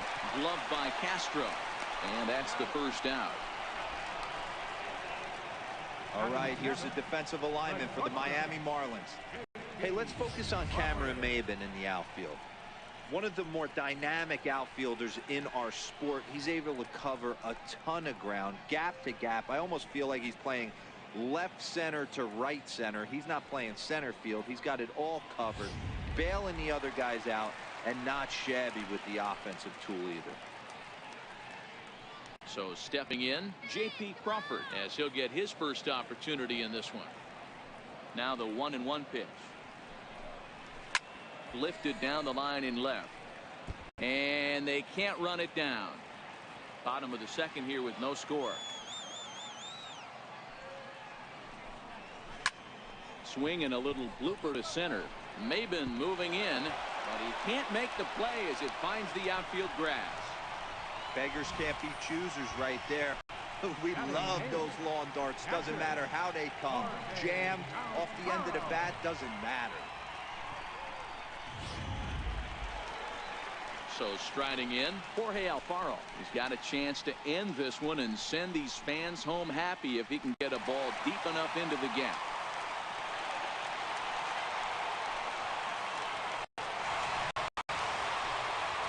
Runner at first here, one man out. Here's a look over to first, and he just manages to get his hand in.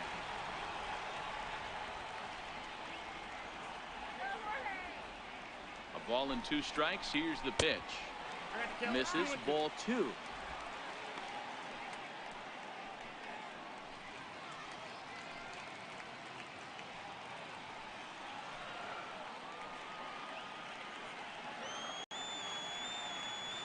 He's set. Here's the 2-2. And he misses this one inside, and that'll run things full 3-2. Not a bad time right here to put that runner in motion. 3-2 count. You send the runner, and if it's a bad pitch, it's ball 4.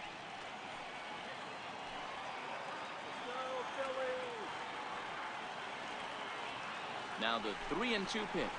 Hit down the third base line. But this will get foul, so they'll do it again. 3-2.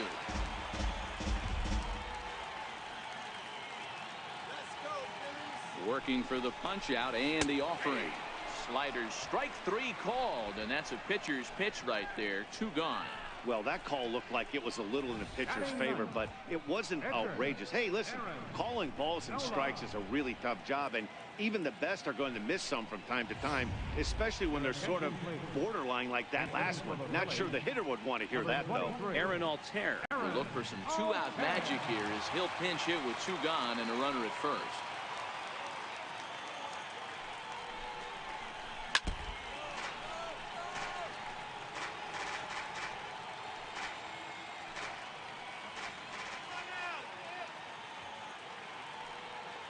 The 1-2. He's offered at and missed. He chased it for strike 3. So no runs on a hit here, no errors, 1 man left on. We've played 2 full, and we are tied 0-0. The city's founder, William Penn, seen atop City Hall here in Philadelphia as we welcome you back to our MLB Network broadcast. Mark Leiter, a right-hander standing 6 foot even, will take over the pitching duties here. Miguel Rojas will get the call here as he'll hit for the pitcher.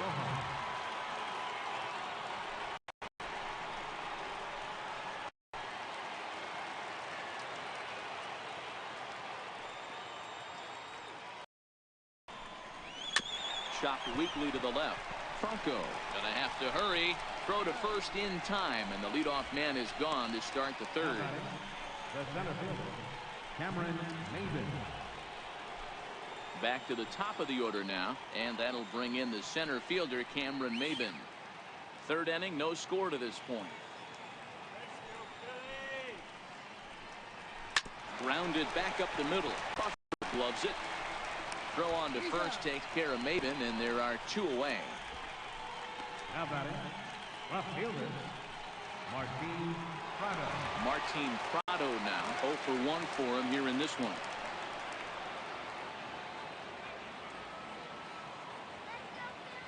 Something has to give. Here's the payoff pitch. This one's blooped out toward right center field. Herrera moving in. He can't get there, so the inning will continue. The batter, number 13, second baseman, Starlin Castro. Here's Starlin Castro.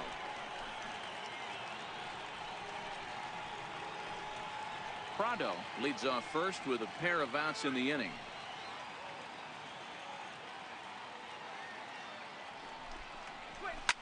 Line drive to left. In there, a base hit. Hey, listen, as a pitcher, when you fall behind with 3 balls, you want to come in there and throw a strike, and sometimes you're going to give up a base hit. Yeah, Danny, that's the name of the game from the offensive standpoint. Work yourself, count leverage, man. 2-0, 3-0, 3-1. Buy yourself that pop-committed fastball and change.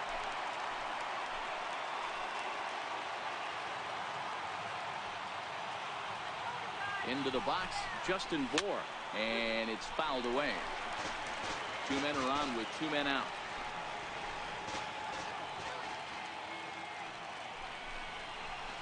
Grounder hit hard down the first baseline, but a foul ball, and it's full now at 3-2. Now the 3-2 pitch, and that pitch misses for ball 4. So some intrigue now as the bases are loaded here with 2 away.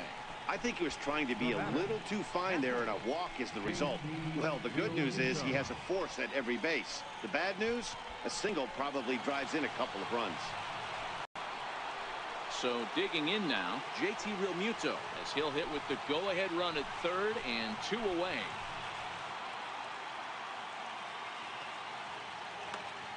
The 2-1 home. He's outside for a ball. He's gotten himself into a little bit of trouble out here. Middle of the order up in a run-scoring situation, and now he might have to challenge him. Going to have to make some good pitches here. Bases are loaded here, 2 down.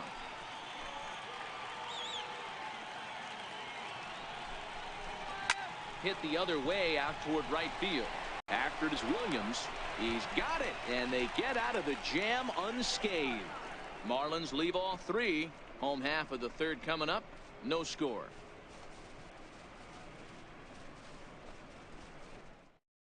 Odrisamer Despaigne enters from the bullpen to do the pitching. Number 43, Odrisamer Despaigne.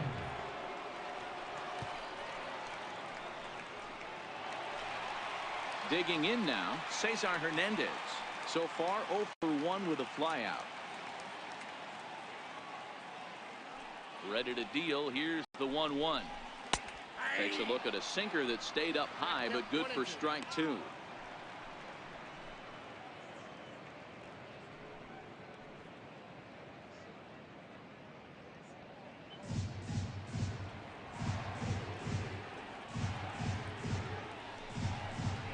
And he wasn't going to hit that one with an or. The strikeout, and there's 1 gone. Well, I'm glad we get another look at that beauty of a pitch right there. You can't spot a sinker in a better location, because even if you do get the bat on the ball, there's not a whole lot you can do with that. Textbook sinker. Stepping in now, Odubel Herrera. And that jammed him a bit there as it's fouled at the plate.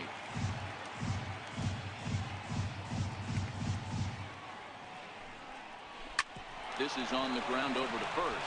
Bohr has it, and he'll take it to the bag himself for the out. The first baseman, number 41, Carlos Santana. Here's Carlos Santana now.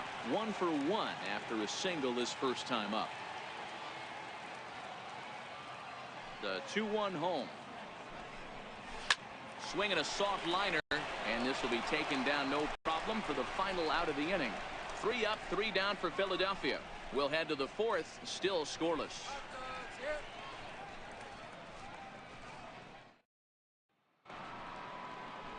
And that'll bring in the multi-dimensional Lewis Brinson. He's 0 for 1 thus far.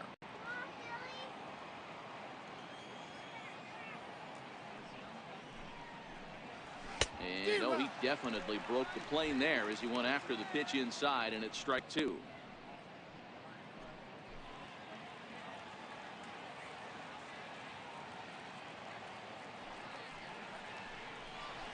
Dribbled back toward the mound. Throw to first in time. 1 gone here in the 4th. Up next for the Marlins, third baseman, Brian. Striding in, Brian Anderson. He drew a walk his first time up. Both clubs with 3 hits in the ballgame.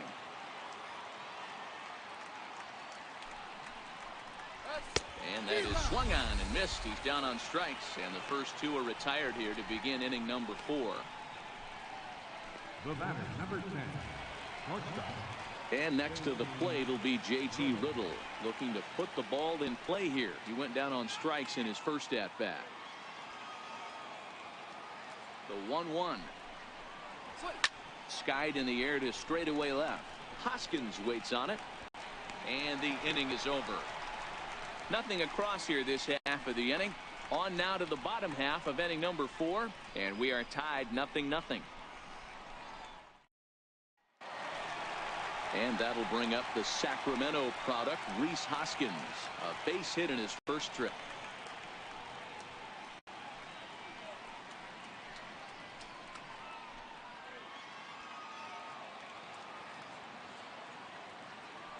The 1-1 home. Taken, strike two.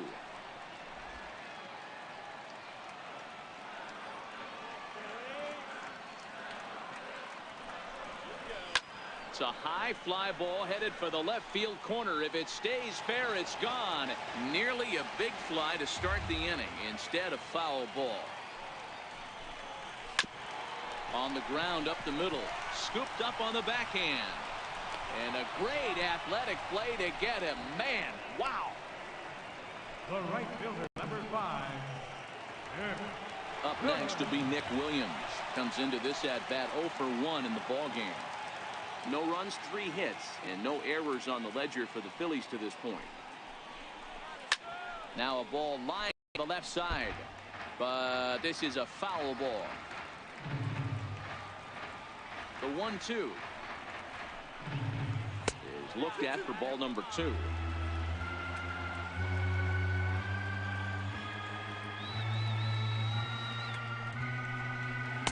Sinker, 3-2 now. Michael Franco waits on deck. 1 out, nobody on.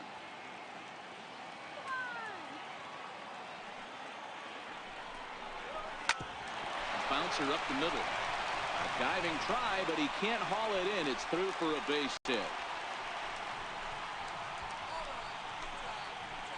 Third baseman, number 7, Michael Franco. Into the box, Michael Franco. The lifetime history with the Adrisimar d'Espagne. Just a couple of matchups, no hits in 2 at-bats.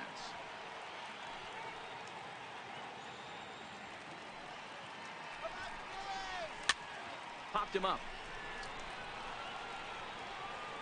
And that's going to land foul.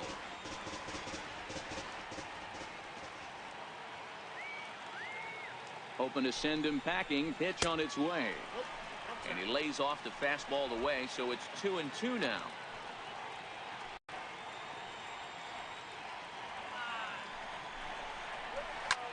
Pulls this one in the air out to left. Prado is there. 2 down.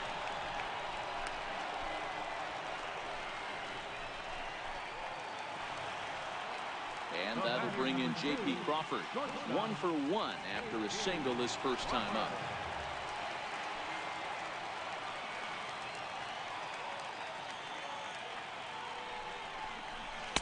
And he lays off a pitch outside as they draw even at 2-2. Tried to work in the backdoor breaking ball there for a strikeout, but he just couldn't quite get it to come back to the corner. That's a really tough pitch to hit if you can spot it.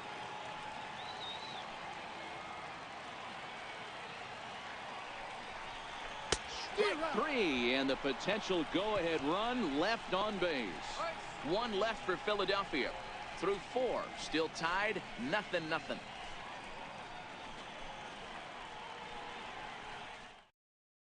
Derek Dietrich will grab a bat and hit for the pitcher here. Number 32, Derek Dietrich.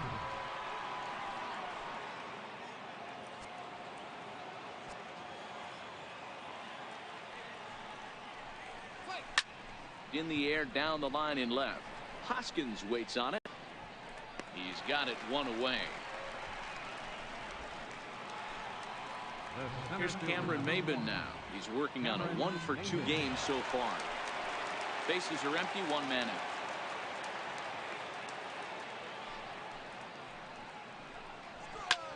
This is skied into short left center. Coming in is Hoskins. He makes the running play. 2 down. Now batting. Digging in and looking for more, Martin Prado. He singled his last time up. No runs, 3 hits, and no errors in the game for the Marlins. There's ball 4.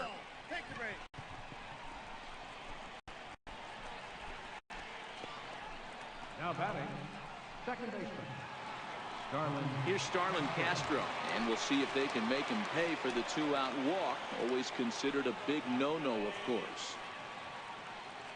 a 1-1 home. And he fouls this one off.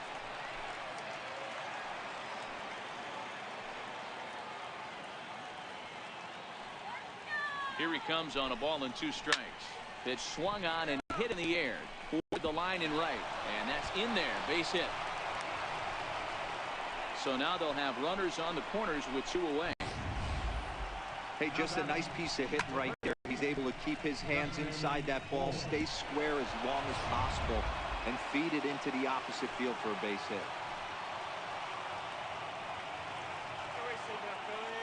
In now, Justin Bohr. That's in there on the outer half. 1-2 now. Hits are now even at 4 apiece.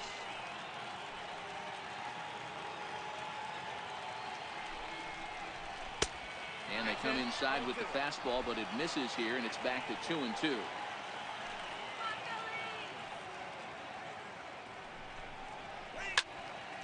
Did a good job to shorten up and protect the plate, and he'll have another shot at it here. The 2-2 one more time. Hot shot down the line, but a foul ball as it holds it 2-2.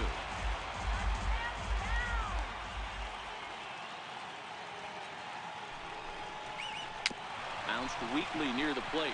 That goes foul, so he stays alive with 2 strikes. He's set, and the 2-2 pitch. Fouled away. A lot of times you see guys in the middle of the order get worked away, but not right here.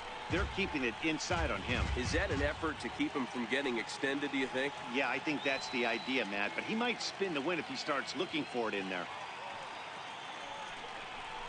And the curveball bounces here, but a good job behind the plate to keep it at arm's length.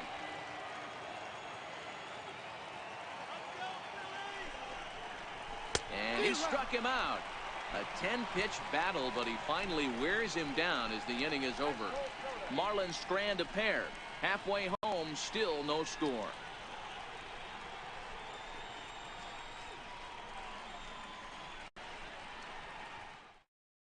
Nick Whitgren, a 6'2" right-hander, jogs in to take over on the mound.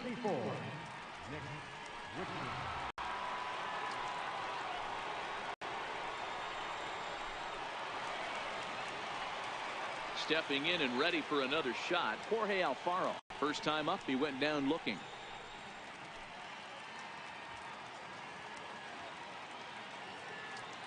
The 3-1. And that misses ball 4 now. It's a leadoff walk to get the home half of the 5th underway. Well, they haven't been able to scratch a run across yet, so maybe this walk will jumpstart their offense a little bit. Tommy Joseph come on to pinch hit now with a runner at first and nobody out. Alfaro aboard here at first with nobody out.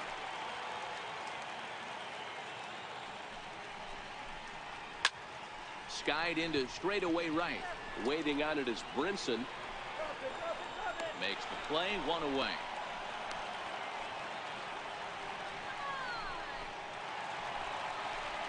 So the batting order turns over now and set to go Cesar Hernandez. 0 for 2 on the afternoon so far.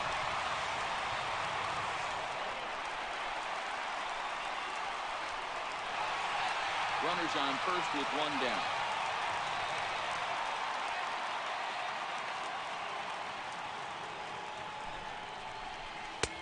Missed with a breaking ball.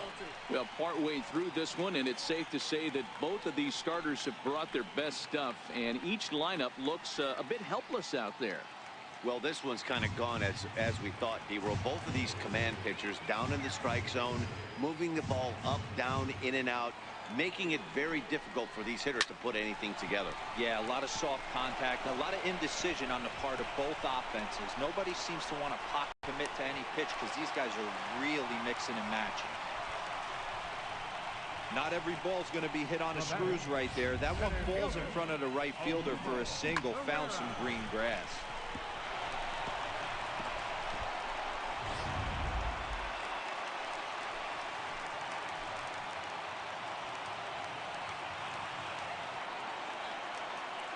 Standing in now, Odubel Herrera to 2-2 now. This is a situation where you're going strictly for the strikeout. Infield in, and from the offensive standpoint, you're just trying to create hard contact and get it by that infield. Hit to third. Anderson ranges to his left. And that's the second out.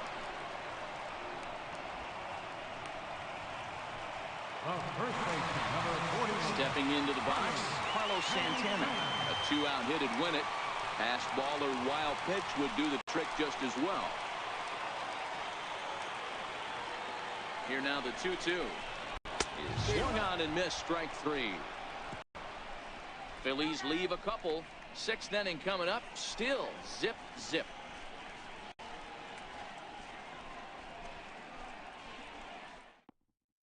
Adam Morgan takes over to start the 6th inning on the mound. Number 46, Adam Morgan.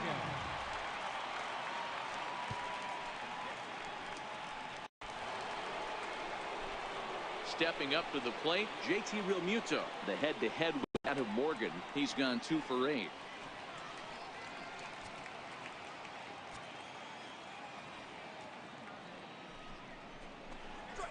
Now a ball lined toward the gap in left center. And this is into the alley and ought to be good for extra bases. And he's going to get to second now with nobody out. Oh, this is a great way to start the inning. Now the go-ahead run is on second. A base hit away from coming across. I know it's only the 6th inning, but you'd love to claim the lead right now and let your bullpen carry the load the rest of the way.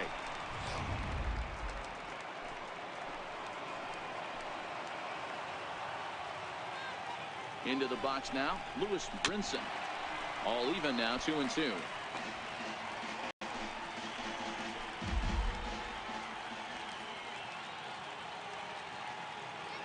He's set. Here's the 2-2. And a changeup swung on, missed for the first out.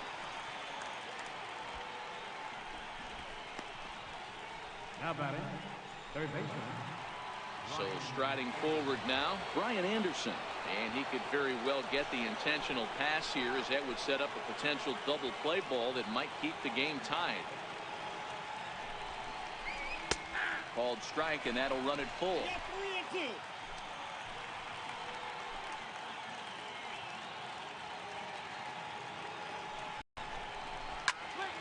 Into the corner and slicing foul.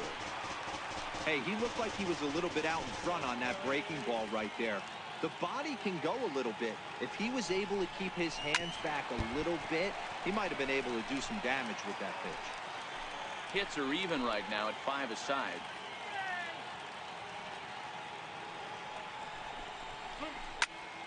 Full count still.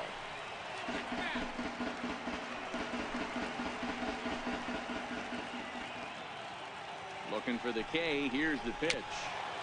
And another pitch is hit foul as the battle continues here.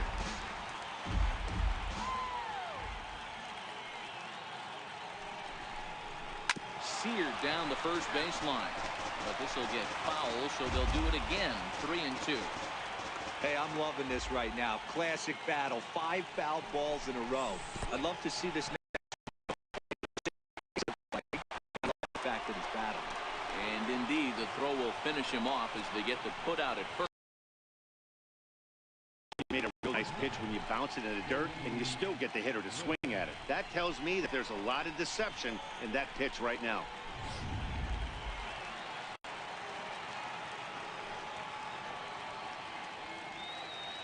Stepping in now, JT Riddle. And it's 1-2. Trying to do way too much up there for what I can tell. He knows that's a big run standing there at third, but that swing was way out of control. You still have to stay within yourself and look for your pitch. Here's the 1-2 delivery. Slow roller back to the mound. Throw in time, and the side is retired. 1 left for Miami. We are still scoreless.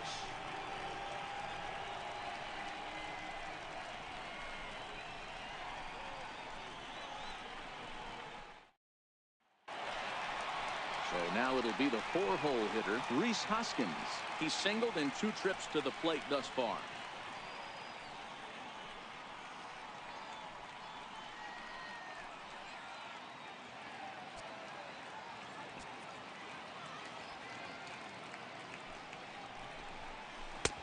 And it's 2 balls and 2 strikes now. Well, that's what you want from your curveball on 1 and 2. You start it in the zone and let it break out of the zone where it can't be punished. Didn't get him to go after it, but the execution was nice. Here now the 2-2. Swing and a little tapper. That winds up foul.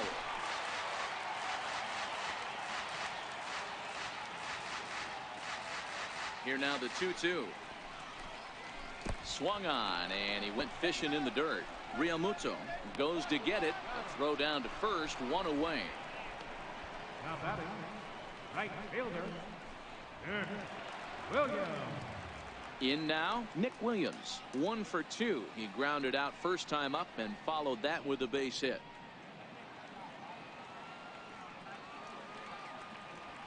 Something has to give. Here's the payoff pitch. Line drive to left. And that's in for his second hit of the afternoon. I know this guy isn't known for his hitting prowess, but that's a nice job right there. Getting a single on a 3-2 pitch in the middle of the zone. Grab your glove and flash some leather.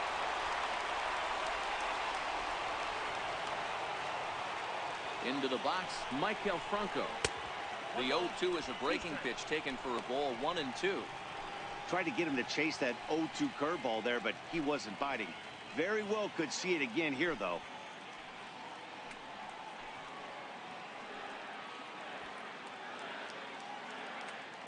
The 1-2 is swung on and missed, strike 3.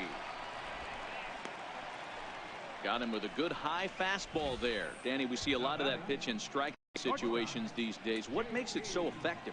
I think, Matt, what makes it such a tough pitch is you're changing eye levels. That fastball up looks so enticing to hit that you think you see that ball as a hitter. Do you think you can drive it? But it's really hard to get on top of that good high hard fastball. Brian Ellington takes over here with a runner at first and 2 gone in the inning.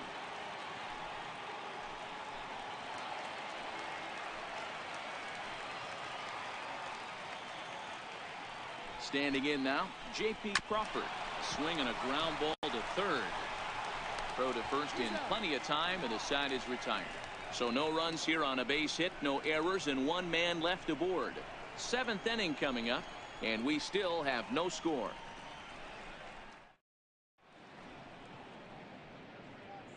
Welcome back to Citizens Bank Park here in Philadelphia. Neither team denting the run column quite yet as we look at the game summary through the first 6 innings of play. Now the skipper's on his way out toward the home plate area, and I believe that means we're going to have a double switch here.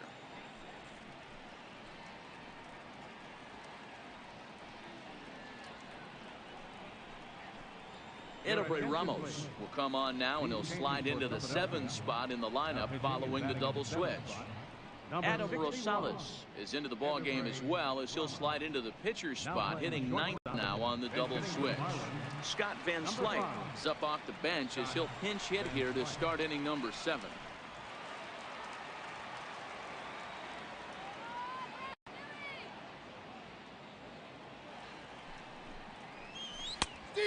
Changed things up on him, and he got him to swing through it. 1 and 2 now.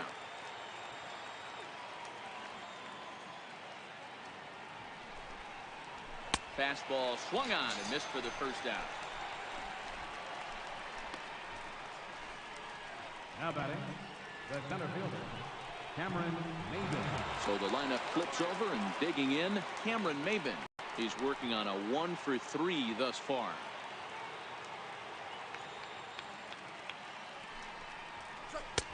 And he goes up the ladder on him, but he lays off. 1 and 2. You know, Matty, I'm not surprised by that pitch. Raise the eye level a little bit. Maybe we get something bouncing in the dirt right here. 1 out, nobody on.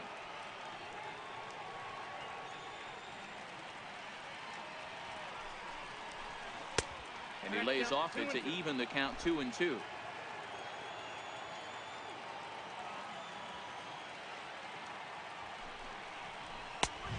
Two pitch just missed. That was another good pitch and a tough call that could have gone either way. He couldn't get him to bite on it again, so the count's gone from 0-2 to 3-2.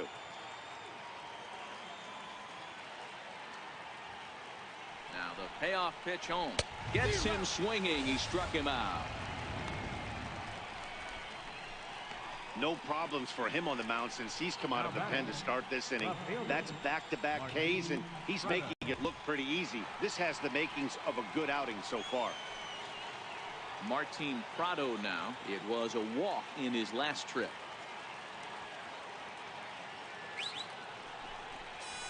On the ground to the left side. There is Franco.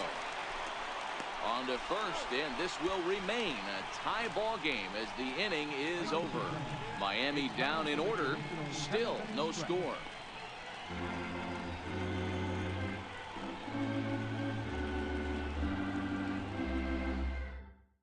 Your attention, please. New pitcher set to take over here, and we'll see the right-hander Junichi Tazawa. Junichi Tazawa.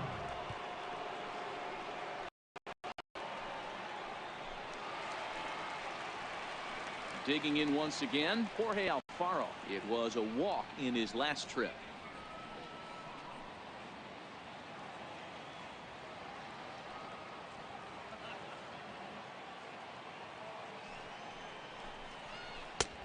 Way outside, nearly to the backstop. 2-1.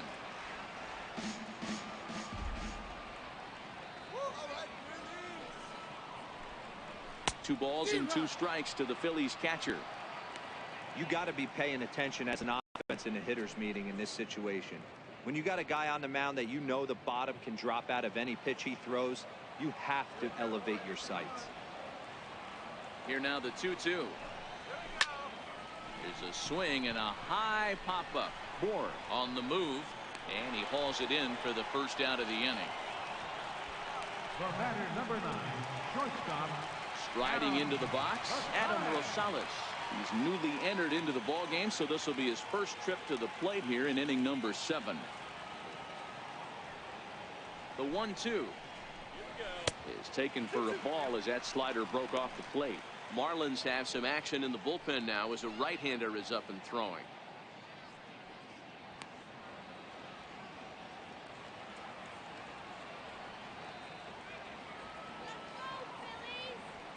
Let's go, Phillies. 2-2, here it is. And a breaking ball stays outside. After two breaking pitches, there's a pretty good chance right now you're probably going to get something right in the middle of the strike zone to swing at. So if you're looking for it, go ahead and turn that baby loose. Crowd gets up for the 3-2. Hit on the ground out to short. Riddle has it cleanly. Throw gets him. 2 down. Now batting, second baseman, Cesar. So the Phillies batting order turns over and set to go. Cesar Hernandez. It was a 2-bagger for him in his last at-bat.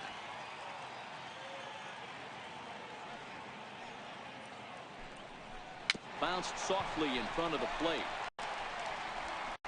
And that will conclude matters here in the 7th. Phillies down in order. And this is still a 0-0 ball game.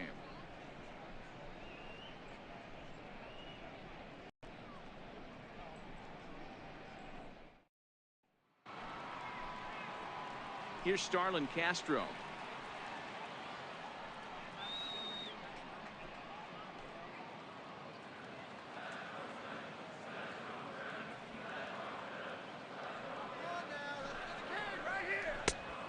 A little bit outside.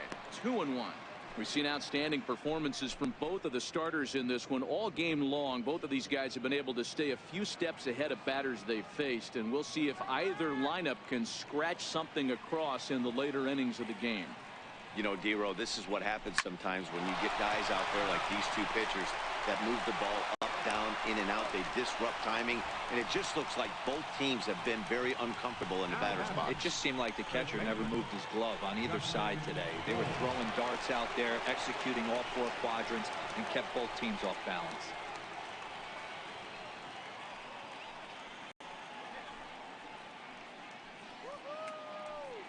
Bases are empty, 1 man out.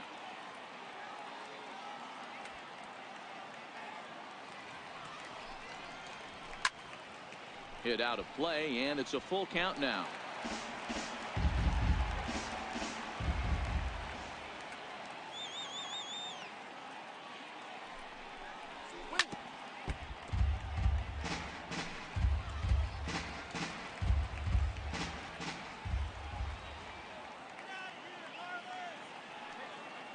Once again, a 3-2.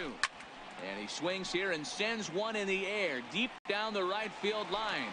But it bends just foul into the second deck.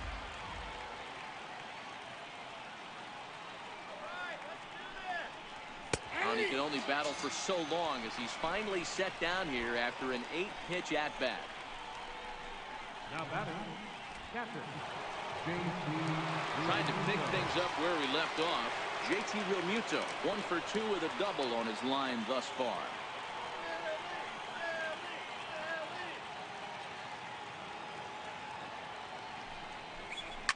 Fly ball out toward left center field.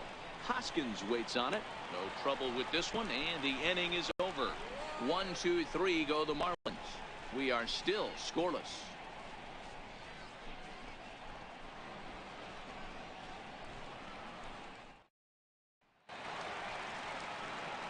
Striking one again, Odubel Herrera. He's hitless in 3 at-bats to this point.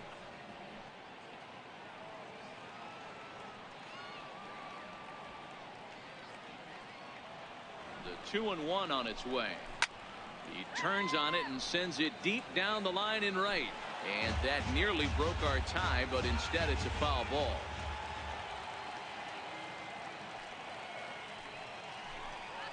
Here's a swing and a long drive high in the air and deep to center field. Ball game.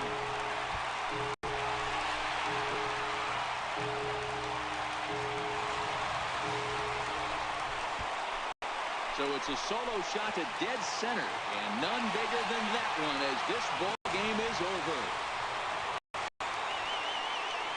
Well, the way things unfolded, you kind of had a sense that this thing was going to end in dramatic fashion, and that's exactly what happened. A walk-off for the win? Wow.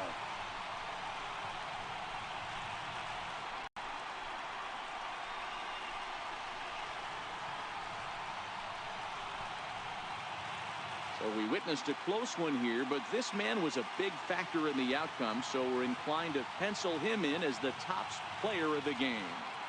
When you walk up to the plate and hit a walk-off tater, you're probably going to be the player of the game, and that was a clutch swing of the bat, and he'll be riding high on that one for a while, I'm sure.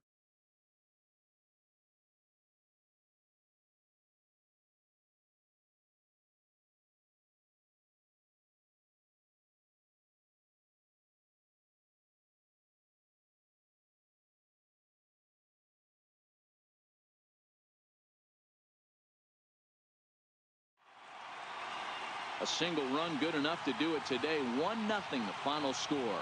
The Philadelphia Phillies came through late, taking the lead in the 8th to secure the victory. Edelbray Ramos earns the victory on the mound. So that's a wrap for us here this afternoon. For Mark, Dan, and the rest of our crew, I'm Matt Vasgersian. You've been watching MLB Network. Our final line score this afternoon. First for the victorious Philadelphia Phillies.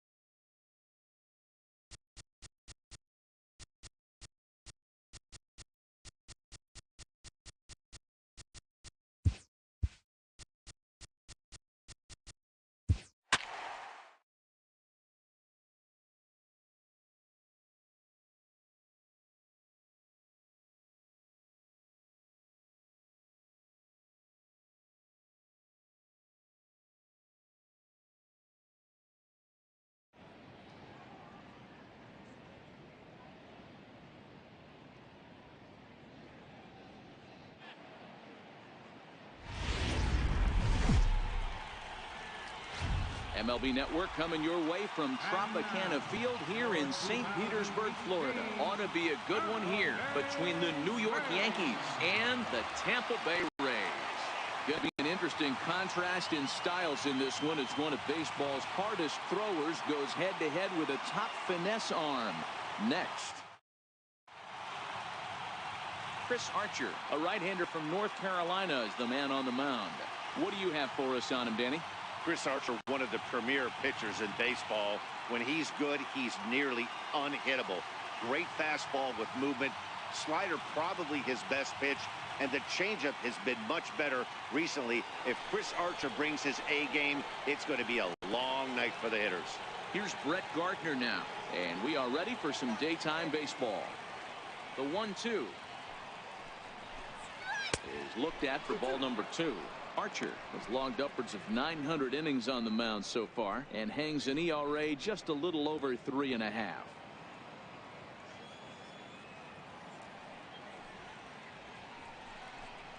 And a fastball swung on and missed, and the leadoff man is gone to open up the ball game. With that, here's a look at the Yankees starting lineup. Danny, any thoughts? Well, Matt, we all know it. The man to watch, Giancarlo Stanton. He finished last season with the most home runs in the major leagues. He won the Major League home run title. He can put a ball into orbit when he catches it, and I hope he catches one in this game.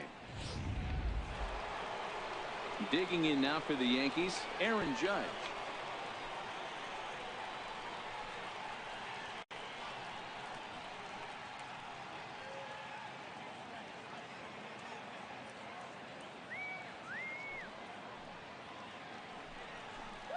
A great pitch there as he couldn't get extended on that one, and he's down on strikes for the second out.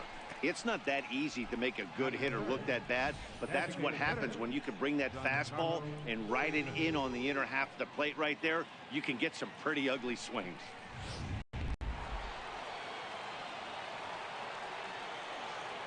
In now, Giancarlo Stanton. Called strike 2.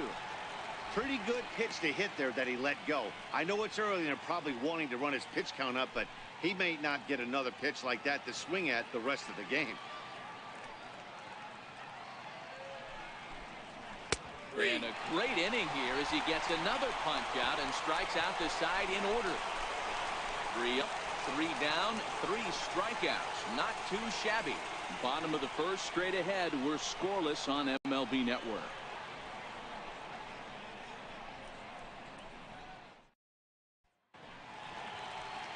Masahiro Tanaka, the right-hander from Japan, will get the starting assignment in this one. Dan, any thoughts? Tanaka right now is the best of all of their starting pitchers. Good fastball, 92 to 94. Best pitch is the split finger. He'll throw it early. He'll throw it often. If he has the good split, these hitters are in for a long night. And you see Denard Span as he gets ready to lead off the home half of inning number 1.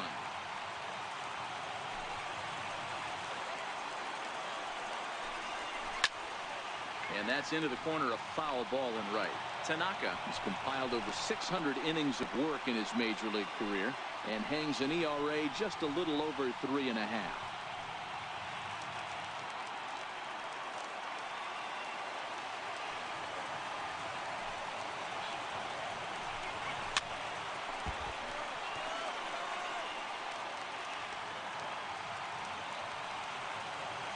Another try at 2-2. Missed with a slider.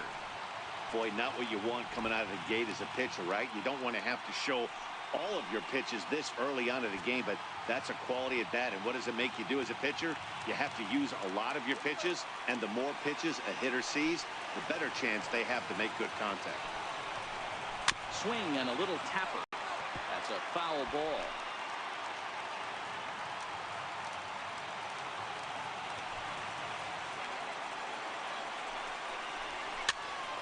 Here's a high pop-up. And there's out number 1. Now a moment here, Pete, for a glance at the Rays starting lineup. Thoughts, Dan? Who stands out? Yeah, I'm pretty excited to watch Kevin Kiermaier. In his career against his opponent on the mound, he has a lifetime average of over 400. That's a lot of success, so I wouldn't be surprised to see him have some really good at-bats and make a difference in this one. So next to the plate for Tampa Bay, Matt Duffy.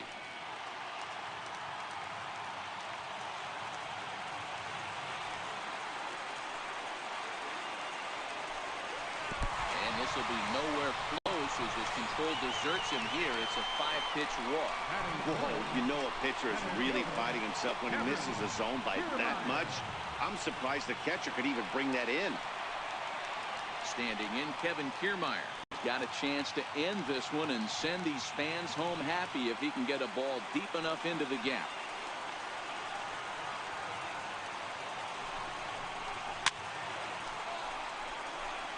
Duffy, a runner at first with 1 gone in the inning.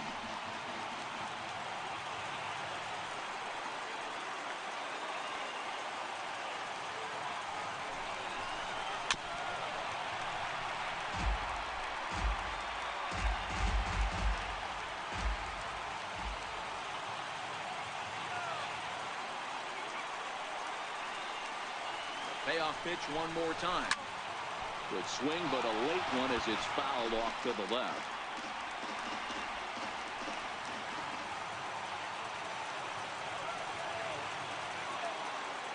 Full count here. Here comes the pitch. And he misses again here. It's ball 4. And that's back-to-back walks here with 1 away. At this rate, he's going to set some kind of a record for walks issued in a game, or he'll get an early hook. We'll see if he can settle down here and start to find the strike zone, or if he continues to struggle. Here's Carlos Gomez. In past meetings with Tanaka, he's a 300 hitter, 3 for 10. He's also gone down on strikes 5 times. For 1-1. Now a shot sent off to the right side, but foul.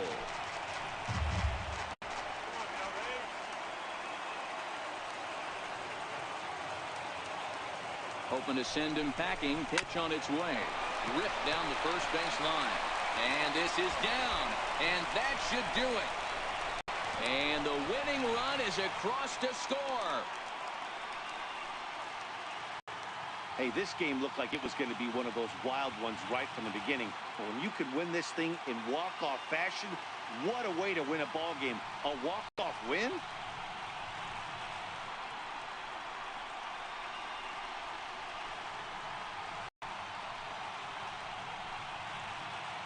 And guys, a very important outing turned in on the mound for the man you see right there. He was a big factor, of course, and is the recipient of our Topps Player of the Game award. Yeah, no need to offer any debate this time. All you have to do is look at the box score. No hits, no walks, not even a base runner. We talked about his brilliance all game long, and you can bet he's going to celebrate this one tonight.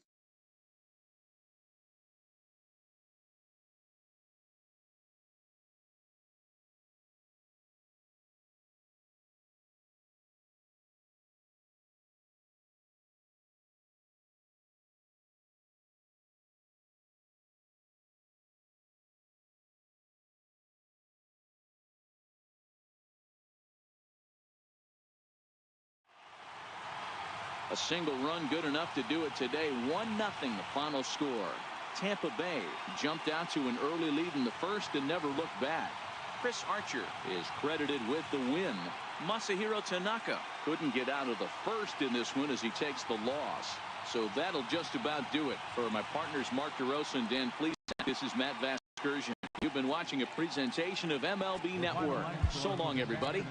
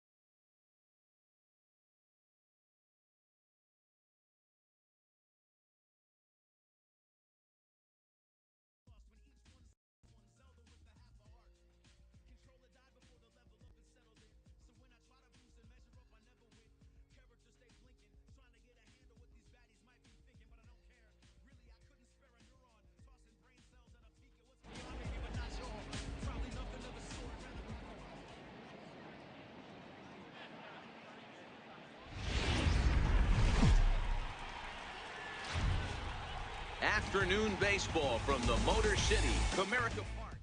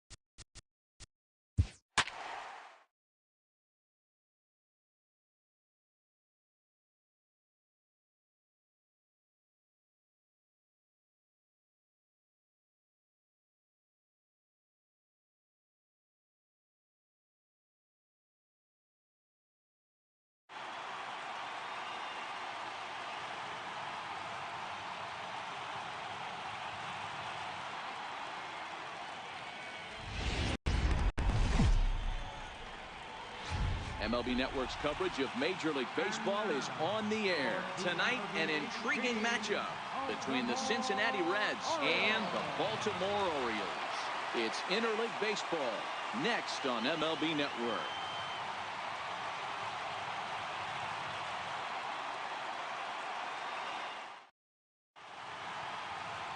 Dylan Bundy is ready to go as he'll be on the hill for Baltimore. What do we need to know here, Danny?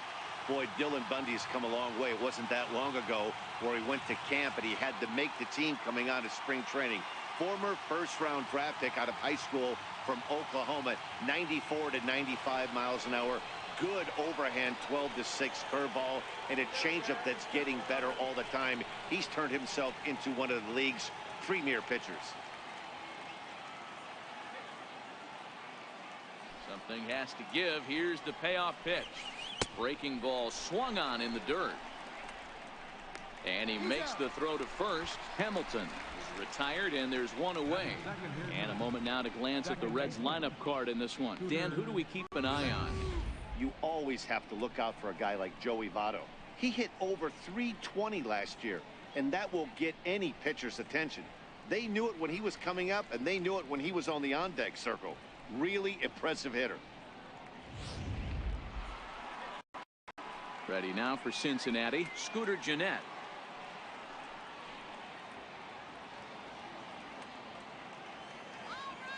A 1-1. There's a swing and a ball lifted to left, but back in the seats, out of play. It's 1-2. A cool 40 degrees tonight at first pitch. The 1-2.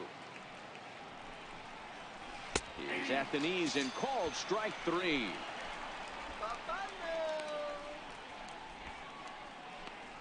Batting third, first baseman number 19. So bases are empty here with 2 gone, and standing in is the on-base machine, first baseman Joey Votto.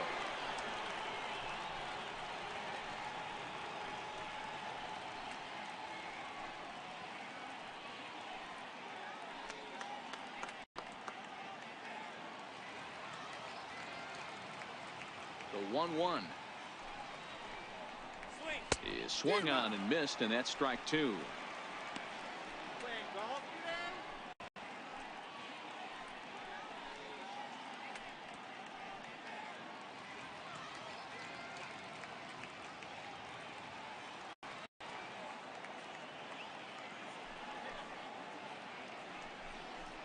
Yeah, just a masterful job pitching here as he strikes out the side in order. 3 up, 3 down, 3 strikeouts. Not too shabby. It's on to the bottom of the first. No score on MLB Network.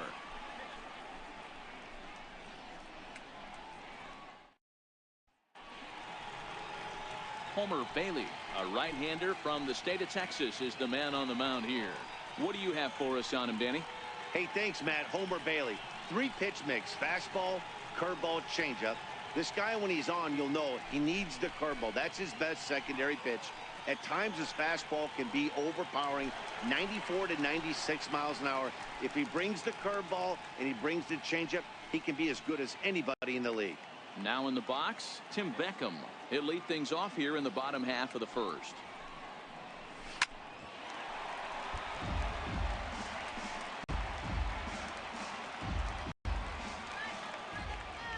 0-2 once more. And that one just missed outside.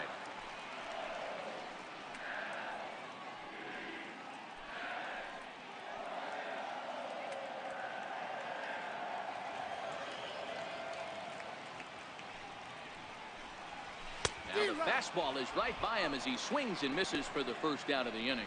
Time now to check out Buck Showalter's lineup card for the Orioles in this one. What's the key for a home victory tonight, Dero? I got that this lineup, Matty, in Oriole Park likes to swing the bats. This place plays small. This place has a low wall. You can drive it out pretty much line to line, and there's a lot of room to be a hero in this yard. In now for the O's, Manny Machado.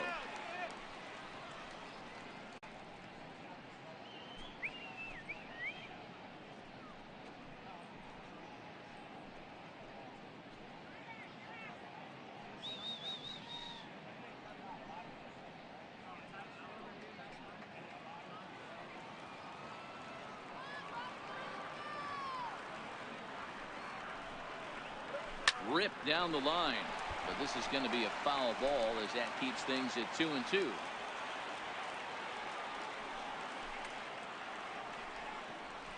And a fastball swung on and missed as he just reared back there. 2 away. The main job of the number 1 and 2 hitters is to set the middle of the order up with an opportunity to do some damage. So when you strike both of them out, you're putting yourself in a pretty good position to make it through the teeth of the lineup without a whole lot of stress. Bases are empty here with 2 men out. Here we go. Count is 1-2 now. Back-to-back punch-outs in the bottom of the first. This guy has got his stuff working today. This offense better wake up.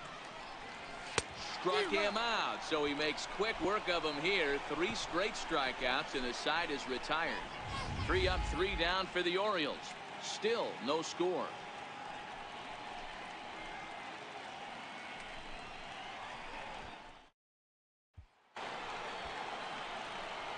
So now the Reds cleanup hitter, Adam Duvall.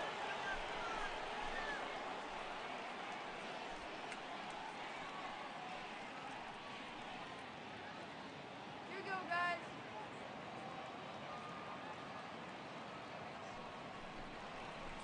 Now a swing and a miss as he picks up another one. Make it 4 strikeouts already, and there's your first out. Okay, here's how the Birds line up today on defense. And let's spot shadow first baseman Chris Crush Davis. Doesn't get enough love for how soft this guy's hands are. Constantly picking middle infielders left and right. We get it. He's got power. But look for him to make a nice play on defense as well. In now for the Reds, Eugenio Suarez. And we'll see if he can at least put the ball in play, something the first 4 men have been unable to do.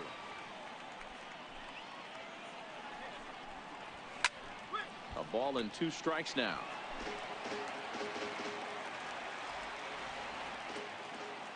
The 1-2. Swinging a ball hit on the ground. On to Davis at first, and there are 2 away. Batting sixth, right fielder, Scott Shepler. And that brings up Scott Shepler. He'll work on keeping this top of the second alive. Still looking for our first hit in the ball game.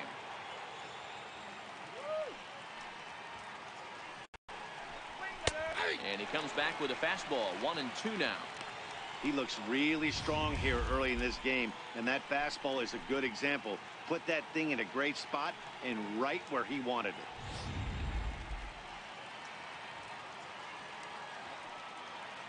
The 1-2 is taken for ball 2.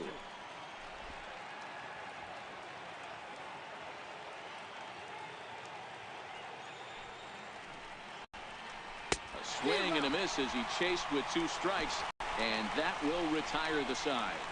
Reds are down in order. We'll go to the bottom of the second. No score.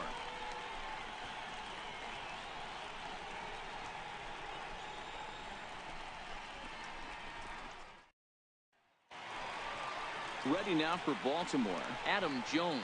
He's set to lead off the home half of the second.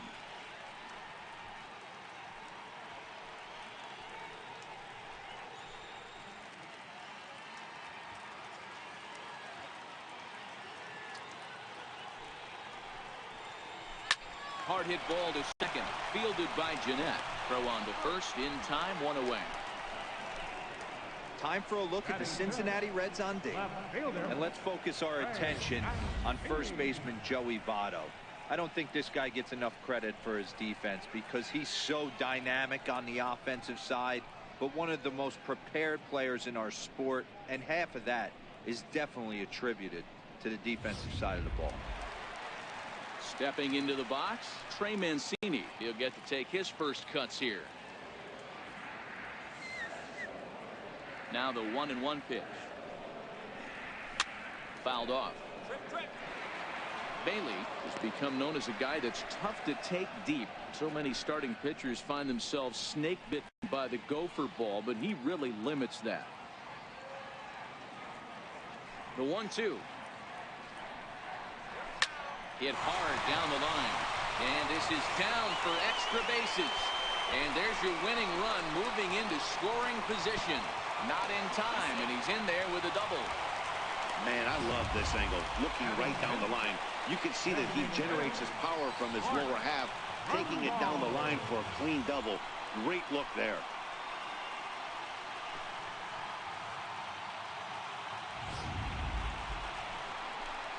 Here's Mark Trumbo now, as he'll look to get the ball into the outfield and bring home what would be the winning run from second base.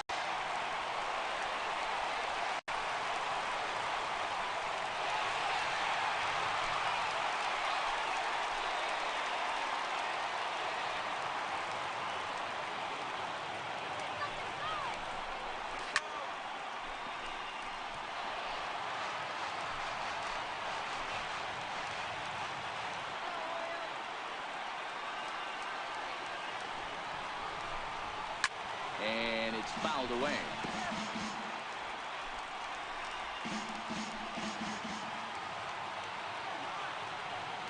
The 1-2.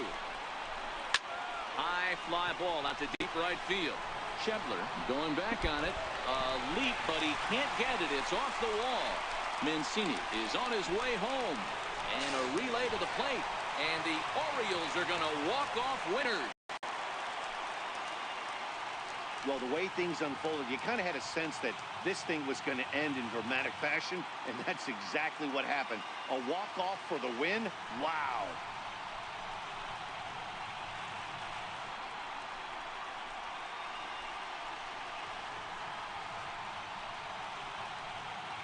Starting pitching, so obviously important to a team's success, and a great performance given here in this one by the fellow you see on your screen. He's our top player of the game. Yeah, no need to offer any debate this time. All you have to do is look at the box score. No hits, no walks, not even a base runner. We talked about his brilliance all game long, and you can bet he's going to celebrate this one tonight.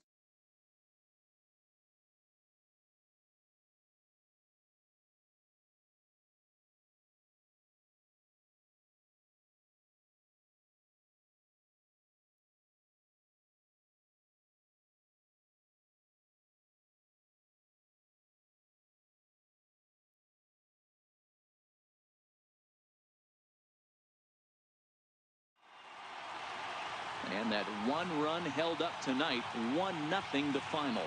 The Orioles took the lead in the second inning and rode that until the very end. Dylan Bundy takes home the win. Homer Bailey was unable to work out of the second inning as he settled with the loss.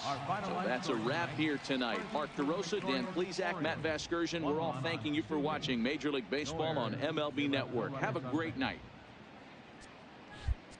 For the Reds, no runs on no hits.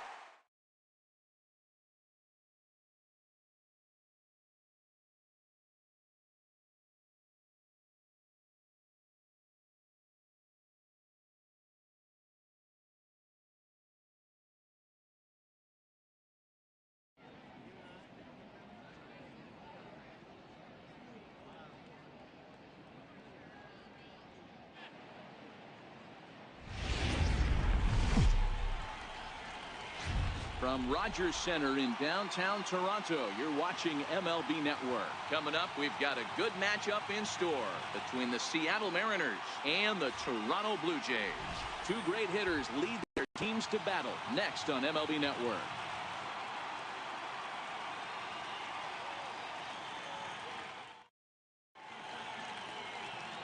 Marcus Stroman, a right-hander from the Empire State, gets the starting assignment here. Dan, any thoughts? Marcus Stroman, not a real big guy. First-round draft pick out of Duke University. Good power sinker, 92 to 94 miles an hour. His slider is good. Will throw an occasional curveball and changeup. His best trait, ultimate competitor. So striding forward now, D. Gordon. And we are set for baseball here this evening.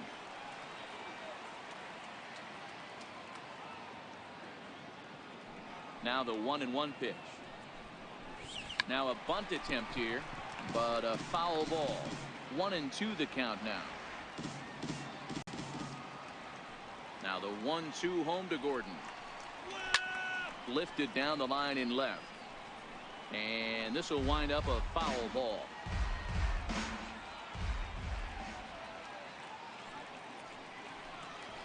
Here's a little chopper up the middle. Throw just does get him at first as he was really moving that time. And here's a look at the starting lineup for the visiting Seattle Mariners. Who do you have your eye on, Dan? Well, Matt, I'm going to be watching for the speedster, D. Gordon. This guy hit over 300 last year, and, man, it was impressive. Just hitting over 300 is really something special to look at. He's a consistent hitter. I love watching his approach. He doesn't make a lot of mistakes. He'll be there again this year if he continues to stay within himself. Gene Segura standing in. Head-to-head history with Marcus Stroman. He's got a 3-for-7 line. Grounded to third. Donaldson's up with it. On to first, and there were two down.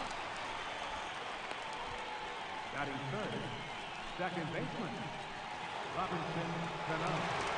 Next for Seattle, Robinson Cano. He, of course, the most valuable player in last summer's All-Star game.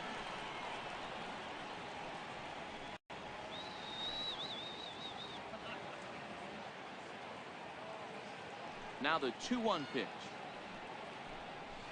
Is swung on and missed, and that's strike two. Hey, I think this is going to be the key to his success out on the mound. That good movement on that two-seam fastball is going to keep that ball in the yard and keep this offense on its toes. Just getting started at the Rogers Center.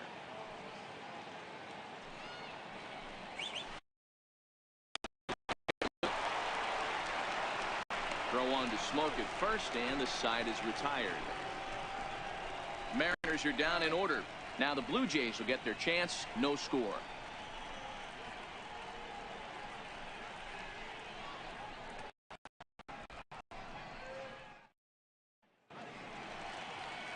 Felix Hernandez gets the ball for Seattle in this one. What do we need to know here, Danny? Well, here he is, King Felix, also known as the King. Big arm, 5-pitch mix. Mid to upper 90s fastball, slider, curve, changeup, and split. Some people think he throws too many pitches. Well, I know one thing. This guy's been a good pitcher for a long time, and he is one of the few aces in the game of baseball. It is Curtis Granderson. He'll lead things off here in the bottom half of the first.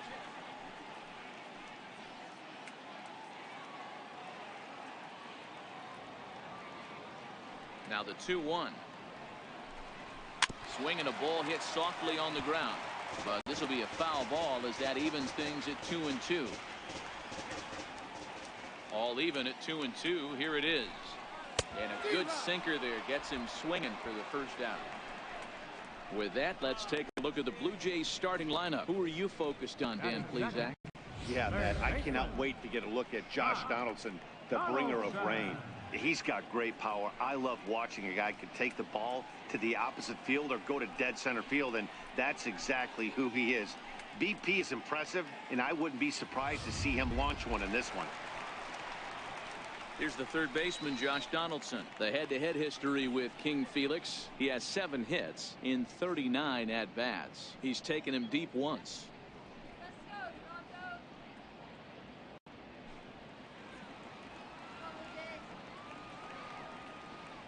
looking for back-to-back Ks to start the game. And a wasted pitch there, 1-2. And set up behind the plate is Ricky Holiday, as you see the rest of our umpiring crew there. Yeah, Dan, we got Ricky Holiday behind the dish tonight. I can't figure his zone out. He doesn't favor the hitter or the pitcher and can be a little too inconsistent at times. D-Row, you hit the nail right on the head. I think one of the things we're looking for a consistent zone. If it's a tight zone, it's a high zone. Have the same zone. His zone fluctuates a little bit too much for my liking during the course of a game.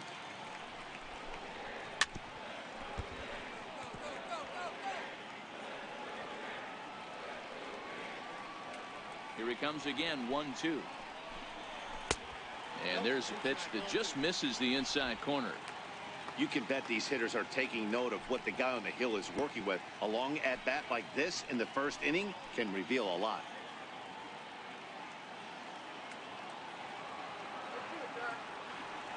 The 2-2.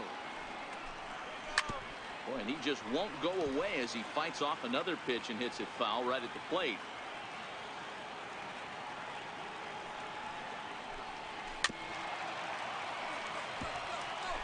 Making him work out there. The 9th pitch of the at-bat coming up. Here's a little chopper up the middle. Cano charging in on it. Throw to first to be in time, and Hernandez looking good here with 2 away. Batting third, first baseman, Justin. Here's Justin Smoak now. No one aboard for him, and 2 gone here in the first.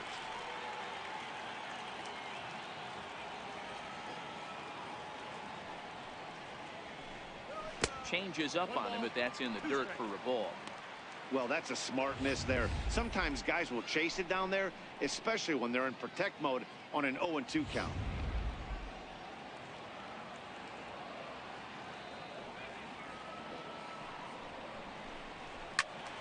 Still a ball and 2 strikes.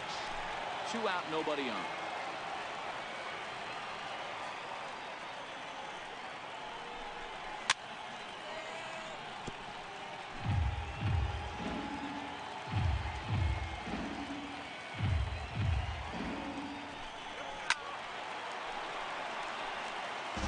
Keep battling, young man. 3 foul balls in a row. He is calibrating that heater and the off speed. Let's see if he can catch something on the barrel. Outside and low that time. Now it's 2 balls and 2 strikes.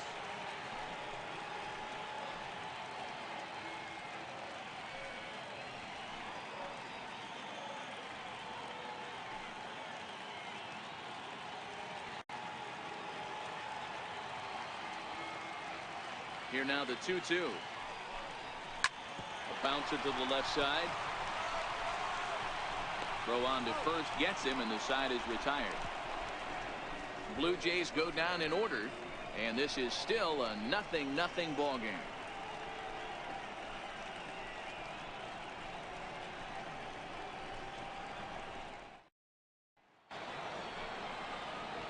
Here's Nelson Cruz now.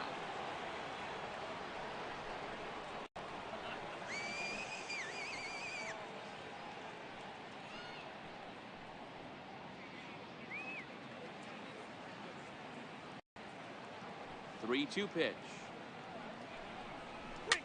Hit toward the right side. And he'll take this to the bag himself, and the leadoff man set down to start the second. All right, guys, time for a look at how the Toronto Blue Jays set up on defense today. And the guy behind the dish today, Canadian-born Russell Martin. He's been a catcher his entire career, but I'll tell you what, some of the softest hands in the game, this guy could easily play an infield position, and he wouldn't skip a beat. Here's the third baseman now, Kyle Seager. Head-to-head history with Marcus Stroman, batting at an even .400.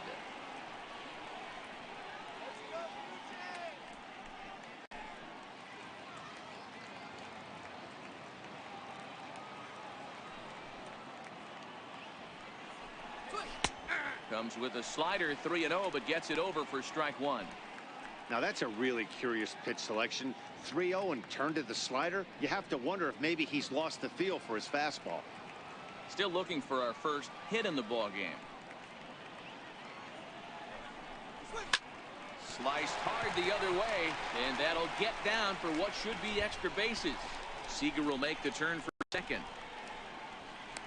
And he'll pull into second with one away. Let's slow this one down and take another look. Great camera angle here, looking straight down the left field line. You see him take that inside route to the ball. His hands stay back, and he goes oppo to find himself at second.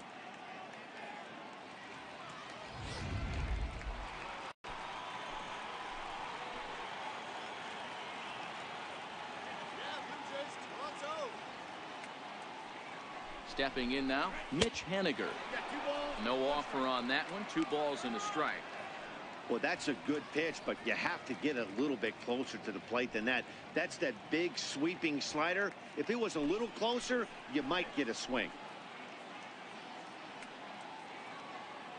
Ready with 2 balls and a strike. Breaking ball just misses the inside corner. On deck, the big bat of Mike Zunino.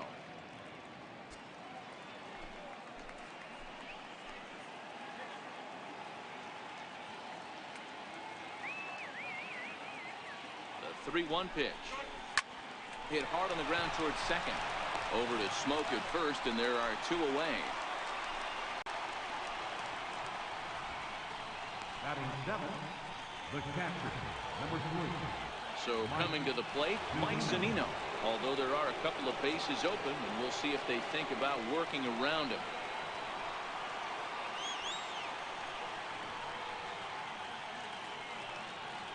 The 3-1 pitch. Takes a strike for a full count now, 3-2.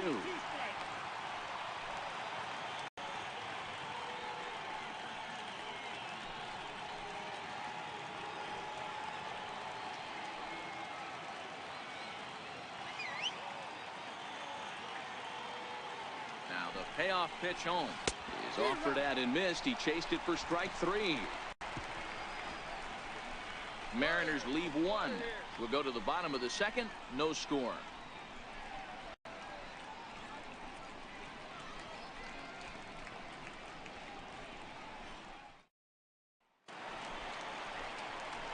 Here's Kendrys Morales. The head-to-head history with King Felix comes in with 15 hits in 53 ABs. He also has 1 home run.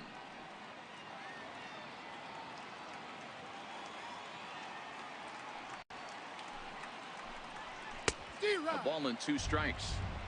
That is such a tough pitch to lay off right there, but you have to find a way. There's nothing you're going to do with that low sinker except foul it into your shin or hit a ground ball to the left side. And the throw on to first will take care of him. So he's thrown out by the only man standing on the left side. 1 away. All right, guys, here's Seattle's defensive alignment. And, guys, what I want you to focus on today is this is one of the new age teams in the game that really rely on statistics and the numbers. And the numbers tell them that they're a better team defensively, moving guys around and shifting as much as they can. So 1 away here with the bases empty. And danger now is standing in as the fine shortstop, Troy Tulowitzki. Out to short for Segura. Fielded cleanly. First, and Tulowitzki grounds out here. 2 away. Batting 6, second baseman, Yangervis Solarte. Next to bat for Toronto, Yangervis Solarte. Bottom of the second here with no score.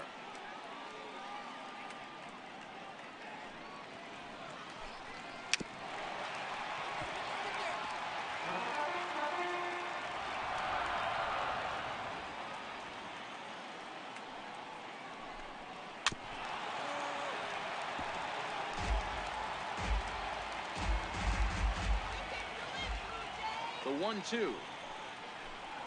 Very weakly on the ground, but it gets foul. I don't think he's going to triple up on changeup right there. He seemed to have gotten the timing down on that second one. Grounded to short. Played on the backhand. Throw in time, and the side is returned. Long inning there for Felix Hernandez. It remains 0-0.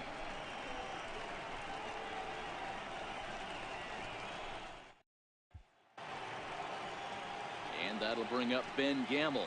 Head-to-head history with Marcus Stroman. He's hitting .429. Now the 1-1 pitch. Waves and misses for strike number 2.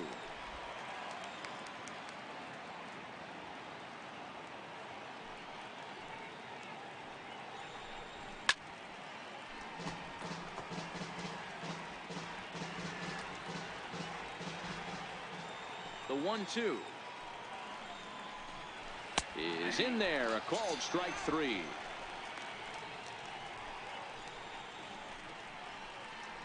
Batting ninth, first baseman number 21. Taylor Motter steps into the box.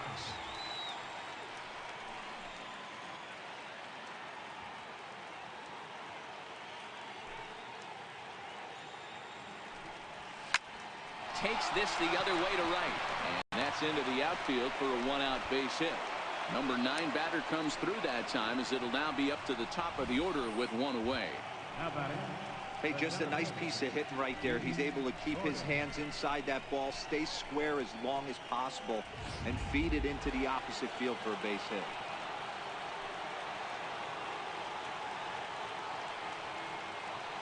Into the box, D. Gordon. Hit on the ground to short. Backhanded to second for 1. On to Smoke, but it's too late, as he'll get just the 1. The batter number 2, shortstop, Gene Segura standing in. There are 2 gone and the possible go-ahead run at first. Gordon is off of first with 2 away.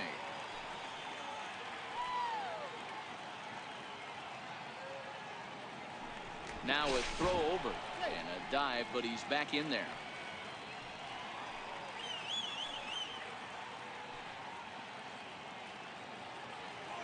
Working for the punch out and the offering.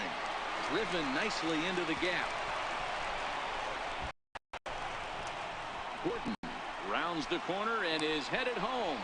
And the run will score as the Mariners get off to a 1-0 lead. So much of this game is situational hitting, guys. Nice job there. Yeah, you've got to find a way to pick your teammates up when you're given a chance, and he doesn't try to do too much right here. He just takes what's there. Safely on second, and his buddy is high-fiving teammates in the dugout. Standing in now, Robinson Cano. In tight as this pitch misses, and it's a 4-pitch. now batting. Designated hitter, Nelson Cruz. Next would be the designated hitter, Nelson Cruz. 2 down, runners at first and second.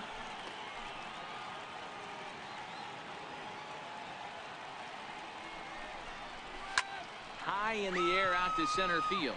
Villar's there. And that retires the side. Mariners pick up a run on the RBI double. One last shot for the Jays coming up. It's 1-0 Seattle.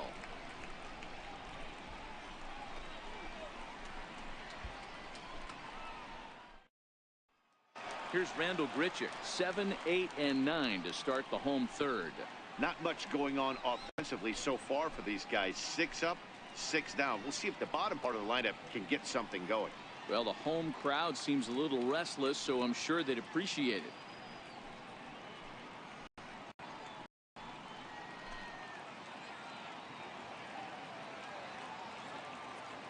The 2-2 is looked at, and the count moves full. Well, the 1-2 pitch didn't go his way, and now a miss there on 2-2. You know he doesn't want this at bat to get away from him, so I think we're going to see a challenge pitch on a full count. Now the 3-2 pitch. He swung on and missed. He got him on strikes. Well, I'm glad we get another look at that beauty of a pitch right there. You can't spot a sinker in a better location, because even if you do get the bat on the ball, there's not a whole lot you can do with that. Textbook sinker. In now, Russell Martin. Bottom dropped out on him, and that's a strikeout. He makes the throw to first. 2 down. Good job of getting him to chase the ball in the dirt right there. Hey, also credit the catcher for keeping it close and finishing it off with a good throw to first. That's harder than it looks, but big league catchers make it look easy sometimes. Stepping in now, Kevin Pillar. Sent on the ground out to second. Throw on to first will be in time to get him, and the Mariners get a complete game shutout from their starter as this ball game is over. Wow, that's a rarity. A 1-0 game in baseball these days. Both of these pitchers pitched awfully well. It's a shame one of them had to lose this game. And that one run held up tonight, 1-0 the final. The Mariners claim the victory despite being held to only 3 hits. Felix Hernandez gets the W on the mound. Marcus Stroman worked only 3 innings in the losing effort. So that's a wrap for us here tonight. For my partners in the booth, Mark DeRosa and Dan Plesac, and the entire crew, I'm Matt Vasgersian. You've been watching MLB Network. Have a good night, everybody. Our final line score tonight. First for the victorious Seattle Mariners. 1 run on 3.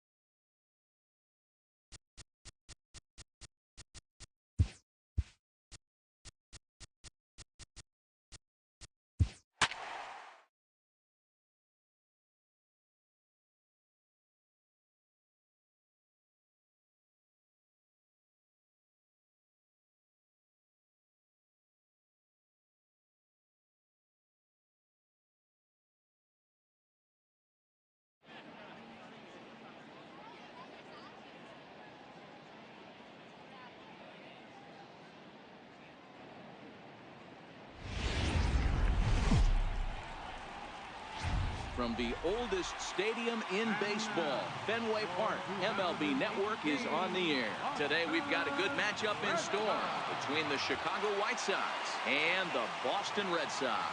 Live baseball here on MLB Network, and it comes your way next.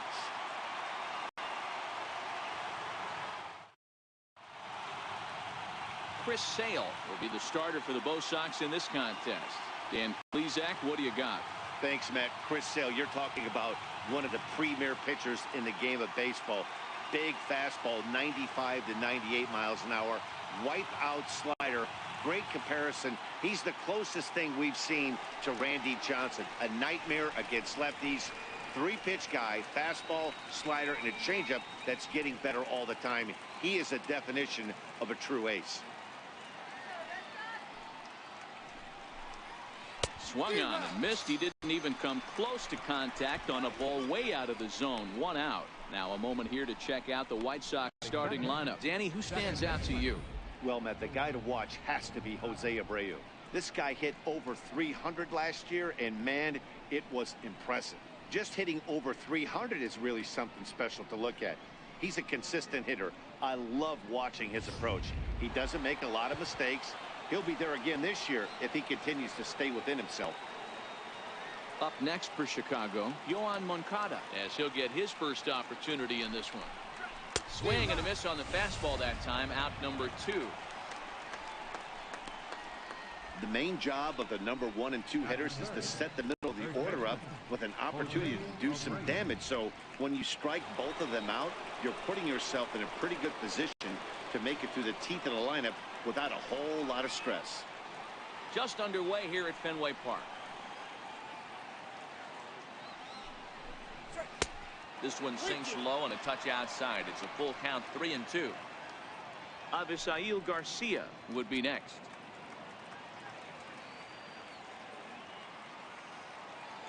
The 3-2 pitch is swung on and missed. Strike 3. 3 up, 3 down, 3 strikeouts. Not too shabby. Don't touch that remote. More on MLB Network right after this.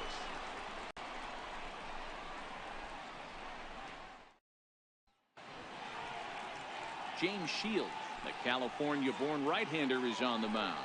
What's your take on him, Dan? Hey, thanks, Matt. Big game James Shields on the mound.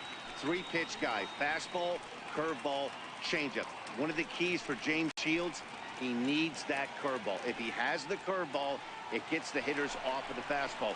Not an overpowering guy, but he will throw the changeup and the curveball behind an account. He's more of a thinking man's pitcher. Here's Mookie Betts. He'll lead things off here in the bottom half of the first.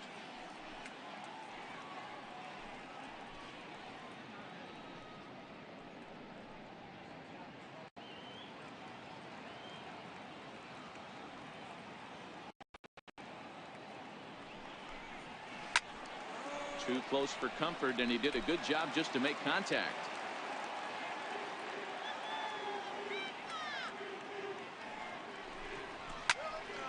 Neither guy willing to give in, and the at-bat will continue. The next 3-2. High in the air into shallow left center. Garcia moves over. One away. With that, here's how the hometown Red Sox line up in this one. Who's the one to watch, Dan? Well, you have to be really impressed with what J.D. Martinez does for this offense. This guy hit over 300 last year, and man, it was impressive. Just hitting over 300 is really something special to look at. He's a consistent hitter. I love watching his approach. He doesn't make a lot of mistakes. He'll be there again this year if he continues to stay within himself.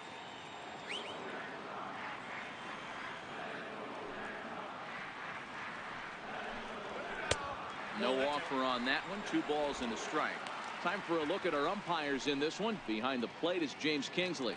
Hey, Dero, James Kingsley's a pretty good umpire. He doesn't get too excited, keeps things under emotions. He's a pretty good ball and strike umpire. Yeah, James Kingsley will never show you up, and he's always approachable. The 2-1 home is taken. Ball 3. 1 out, nobody on.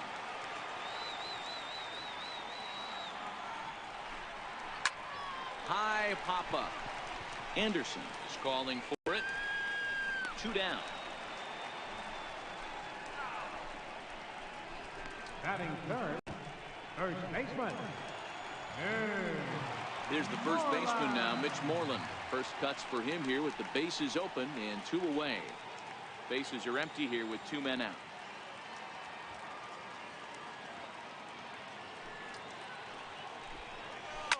Now here's a shot out toward the gap in right center.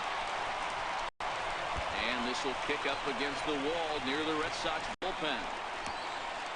And he'll make it to second base now with 2 gone. It's always nice to get something cooking in the first inning, even with 2 outs. Now your cleanup man steps to the plate and has a chance to drive in the first run of the game.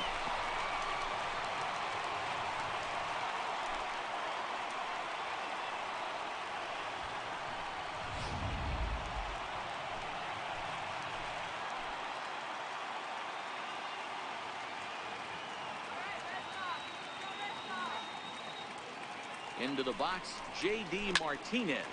This is lined into left field, and it's going to fall for a base hit. Not quite out of here. It's off the out-of-town scoreboard. And the Red Sox are going to walk off a winner. Hey, this game looked like it was going to be one of those wild ones right from the beginning. But when you could win this thing in walk-off fashion, what a way to win a ball game. A walk-off win?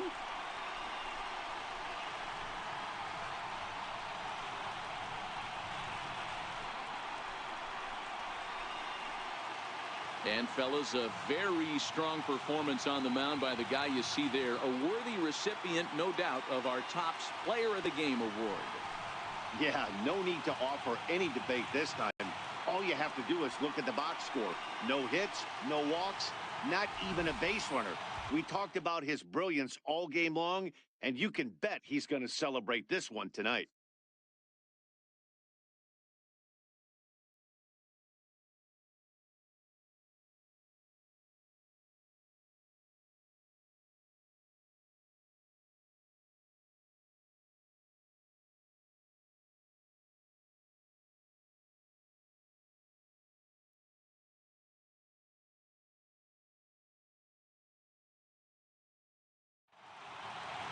A single run good enough to do it today. 1-0 the final score. The Boston Red Sox scored in every single inning on the way to victory. Chris Sale is the winning pitcher of record. James Shields couldn't get out of the first in this one as he takes the loss. So that'll just about do it for us this afternoon. Thanks to Mark DeRosa, Dan Plesac, and the rest of our crew. This is Matt Vasgersian, and you've been watching a presentation of MLB Network. See you next time. Victorious Boston Red Sox. 1 run on 2 hits. No errors. They left no runners on base. The White Sox, no runs on no hits. No errors. They left no runners on base. The winning pitcher is Chris Sale. The loss goes to James Shields. Time of the ball game, 2 hours and 20 minutes. A reminder that extra Green Line trains will be available at the Kenmore stop. Or if you plan to use the D branch, use the Fenway stop. Rail service is available at the Yawkey Station, located on Brookline Avenue, within walking distance of Fenway Park.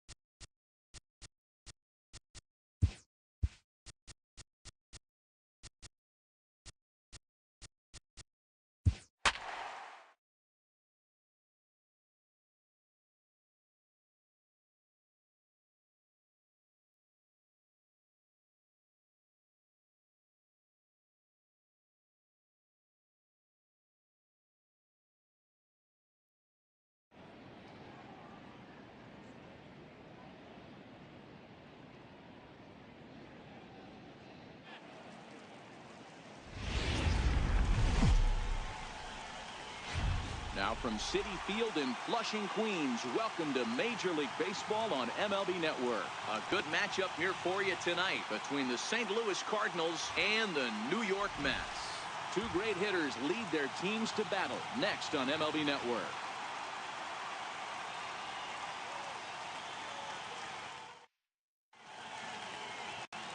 Jacob deGrom gets the ball for the Mets in this one. What do you have for us on him, Danny? Jacob deGrom is just a solid pitcher. He's not overpowering in any sense with any of his 3 pitches. Good sinking fastball, 93 to 96, great slider, and a really good changeup. What makes him so good? He'll throw all 3 of his pitches at any time. Here's Dexter Fowler now. He'll get us started in this one under the lights. Dexter Fowler. First pitch on its way. And he fouls this one off.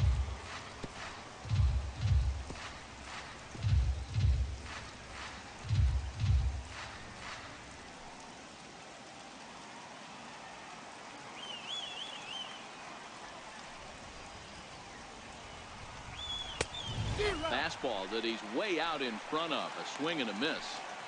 You know, on a cold night like this, I think you're going to see him continue to elevate pitches and let these guys just fly out to the warning track.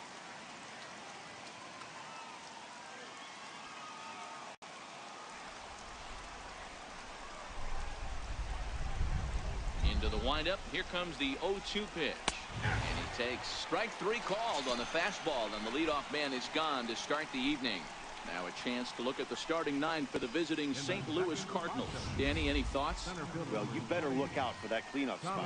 Go look at the numbers. He hit over .310 last year and was consistent most of the year. I'm looking forward to him having another solid campaign.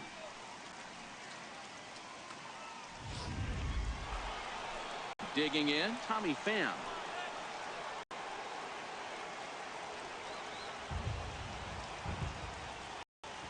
First off,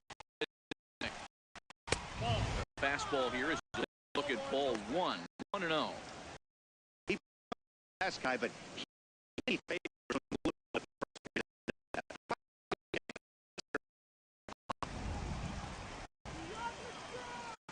now the 1-0 finds the zone 1.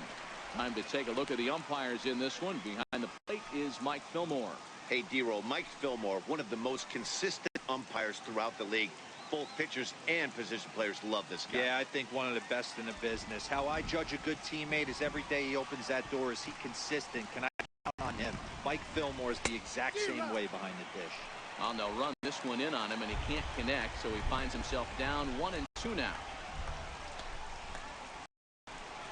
Oh, and he can't catch up to the fastball as he's swinging and misses for the second out. Job of the number 1 and 2 hitters is to set the middle of the order up with an opportunity to do some damage. So when you strike both of them out, you're putting yourself in a pretty good position to make it through the teeth of the lineup without a whole lot of stress.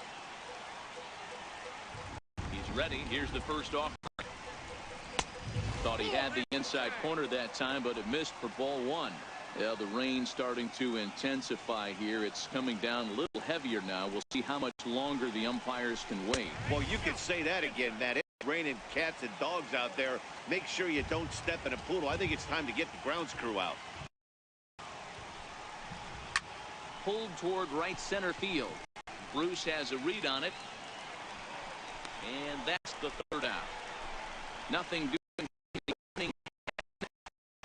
Cardinals to start. Mets coming to bat. We're just getting started ourselves on MLB Network. Carlos Martinez gets the start for St. Louis in this one. Dan, any thoughts? Hey, Carlos Martinez, one of the biggest arms in the game of baseball. Electric fastball, 95 to 99 miles an hour with movement up, down, in, and out of the zone. Powerhouse slider, and I mean as good as any slider in baseball. Martinez brings his A game. He has the chance to throw a no-hitter every time he takes the mound. First delivery to him on the way. And that was missed outside.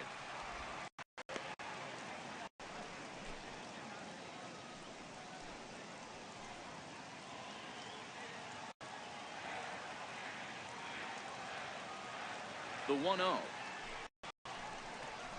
is offered at and missed for the first strike.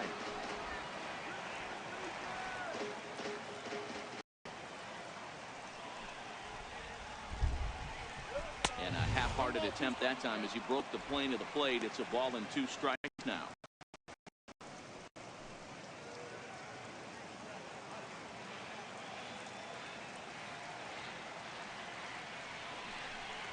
Nimmo with an even count of 2-2 now.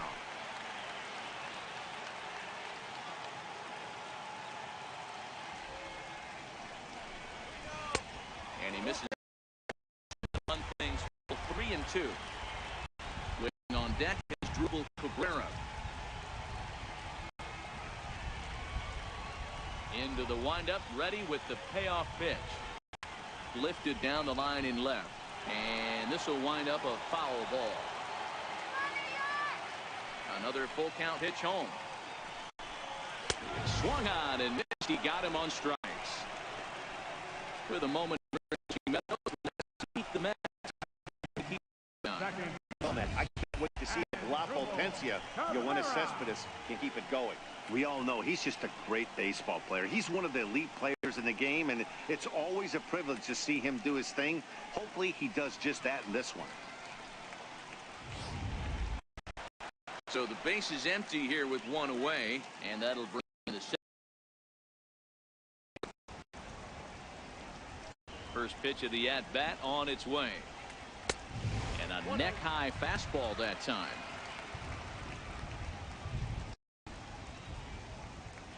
Bases are empty, 1 man out.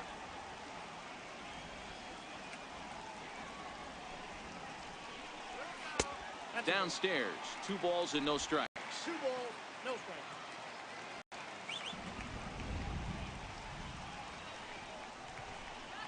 Three and 0 now. Waiting his turn on deck, Yoenis Cespedes.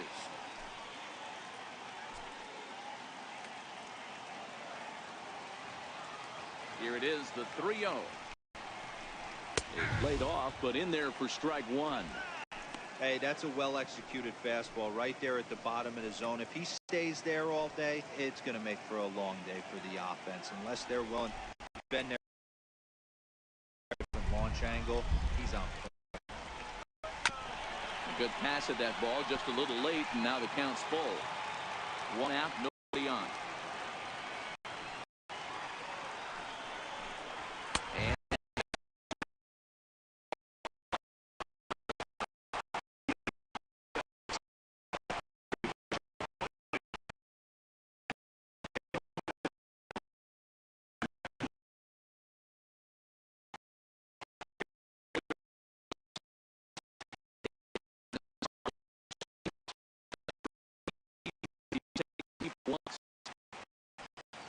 Here comes the first pitch. There goes Cabrera. Popped him up. Coming on is Fowler. He's not going to have a play on it. This might bring home the runner from first.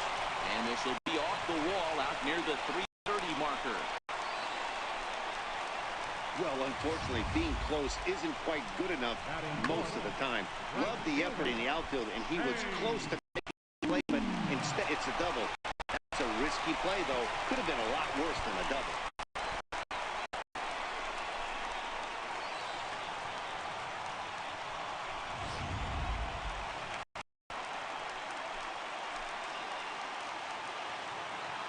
Here's Jay Bruce now. As he looks at a fastball that's in there for strike one. He's looking to bring home the winning run from third.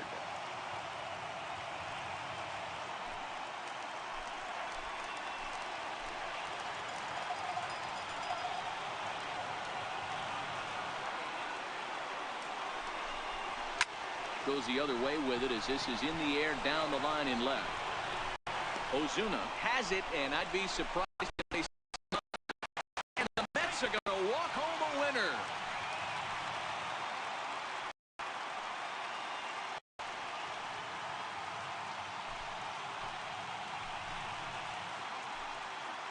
That's what you call doing your... He knew he just needed to lift one to the outfield, and that's just what he did. Hey, a walk-off sac fly isn't as dramatic as a game-winning hit, but it's just as effective. Great team win right there.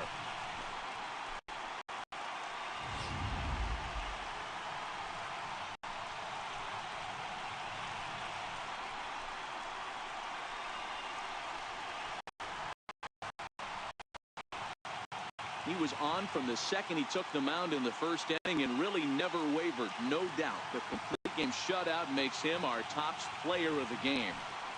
Yeah, no need to offer any debate this time. All you have to do is look at the box score.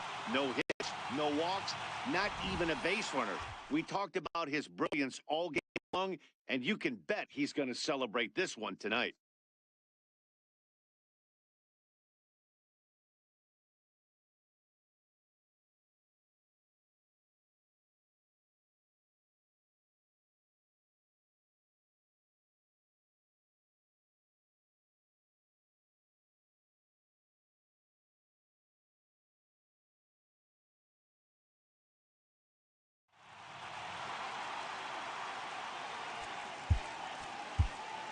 Final line score for our ball.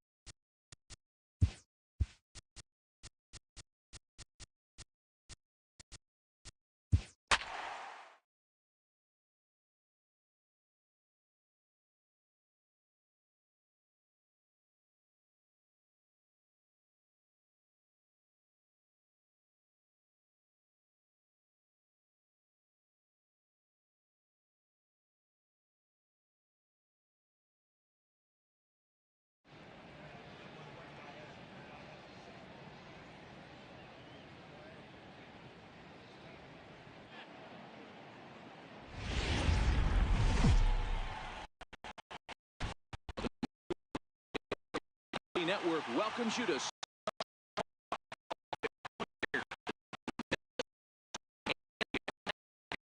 two great hitters lead their teams to battle next on MLB Network.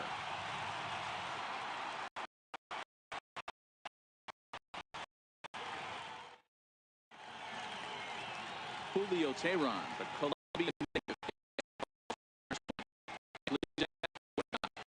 Julio Teheran, 4-pitch mix guy, good fastball, 89 to 94 miles an hour. Changeup, probably his best off-speed pitch. Has the curveball. You'll notice he's going to be on early, inducing a lot of ground balls. He's a ground ball type hitter. If he's getting ground balls, expect a strong outing. Here's Brian Dozier now, and we are set for baseball here this evening. And he lays off ball 4. And it's on to begin the ball game. And with the bases empty and 3, we're not going to compound our mistakes here. Better issue a free pass and give him something to drive.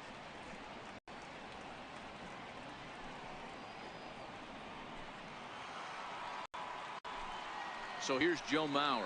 Career numbers against Julio Teheran. He's 0 for 4.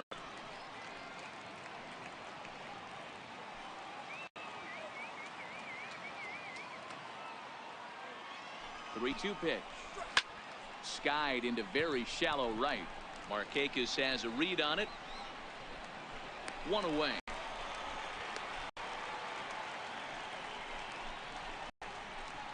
And now here's a look at the Minnesota Twins starting lineup. Who stands? This guy hit over 300 last year, and man, it was impressive. Just hitting over 300 is really something special to look at. He's a consistent hitter. I love watching his approach. He doesn't make it. He'll be there in this year if he continues to stay within it. Up next for Minnesota, Miguel Sano. Is one away. The runner at first represents a potential go-ahead score. Double play is in order, however. And they pitch out here, but nothing's going on. And set up behind the dish is Woody Keller, as you see the rest of our umpiring crew there.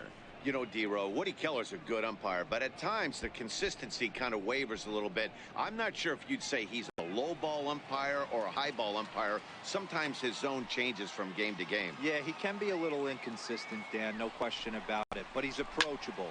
As an offensive player, I just want to be able to turn around and say, is that as far as you're going today? And Woody will usually give you an answer. Throw over to the bag, and he has to dive, but he's back in easily.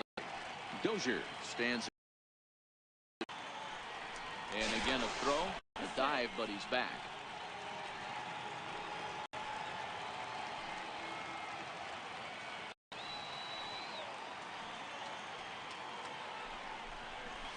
And this is on the ground to first. 52. Bob will recover in time to get the lead runner at second. Heads up play there to get that second out. Nothing doing here this half. And now the Braves will get their initial shot here. No score.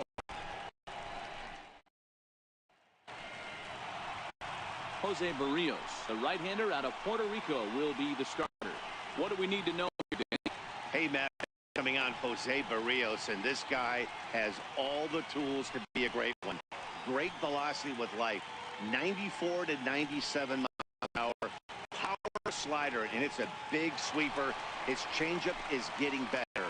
If this guy brings all 3 pitches one of these days, he has the potential to throw a no-hitter.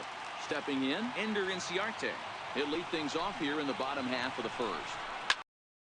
And 2 now as that one's fouled off. 1-2. And another foul ball.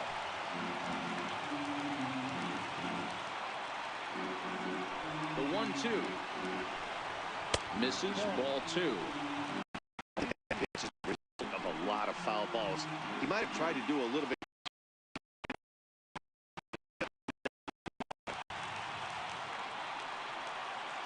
Here now the 2-2. Is swung on and missed. He got him. And time now to take a look at how these Braves are lined up in this one. Thoughts, Stan? Who stands? Well, Matt, I'm excited to get a chance to see that left-handed hitter, Freddie Freeman. This guy hit over 300 last year, and man, it was impressive. Just 300 is really something special to look at. He's a consistent hitter. I love watching his approach. He doesn't make a lot of mistakes. He'll be there again this year if he continues to stay within himself. The 1-1 home. Misses for the second ball. 2 balls, 1 strike.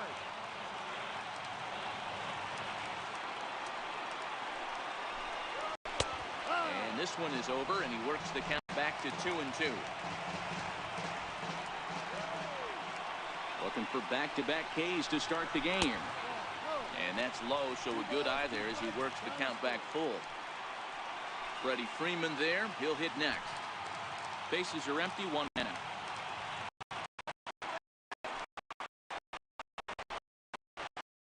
Down the line in left. And this will wind up a foul ball.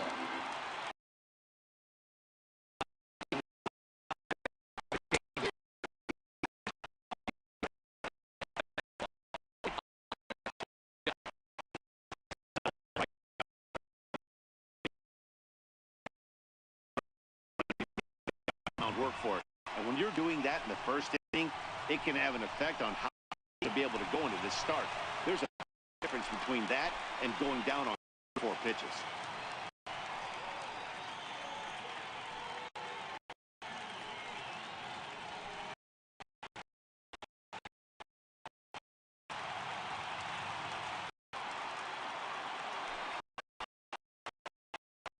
Two balls and a strike to Freeman. 2-1. Back-to-back punch-outs in the bottom of the first. This guy has got his stuff working today. This offense better wake up. 2 out, nobody on.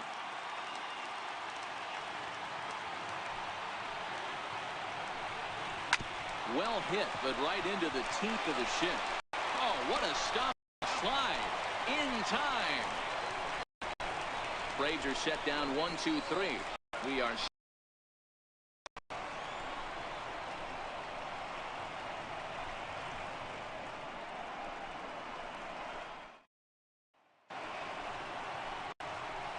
now the number 4 Minnesota hitter, Eddie Rosario.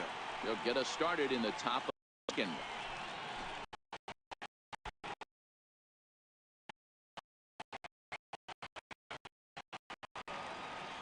And the payoff pitch. There's a swing and a high pop-up. Albies wait on it. 1 out.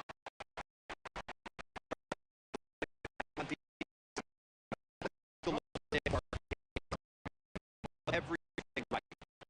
Dream can go back on the ball, come get it, throw guys out at the plate, cover gap to gap as well.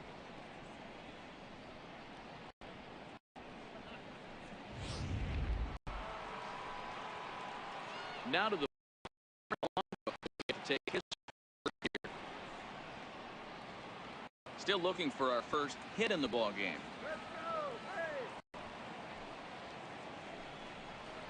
A ball and 2 strikes to the Twins shortstop.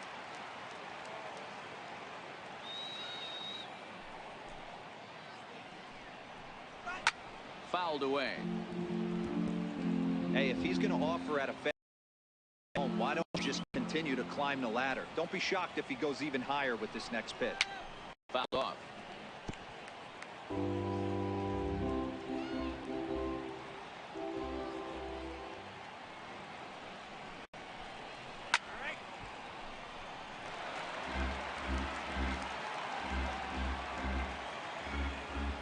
Another 1-2 delivery.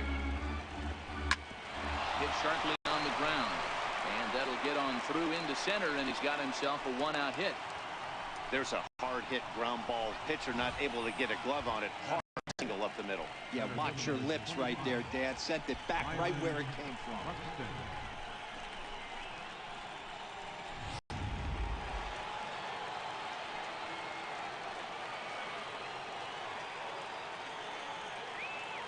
Standing in now, Byron Buxton, and it's fouled away.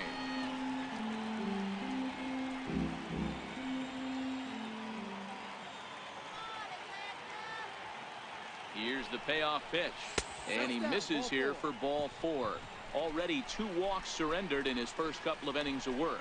We knew coming into this game that this guy has a tendency to give a lot of free passes, and history repeats itself as he's already given up 2 walks here. I'll tell you, effectively wild is a pretty tough thing to be. The next twin up, Max Kepler.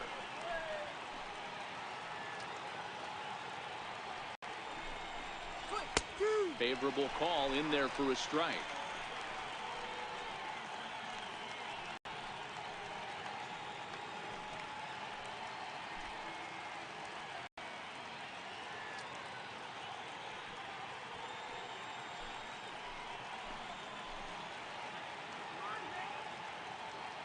The 1-2 is looked at for ball number 2.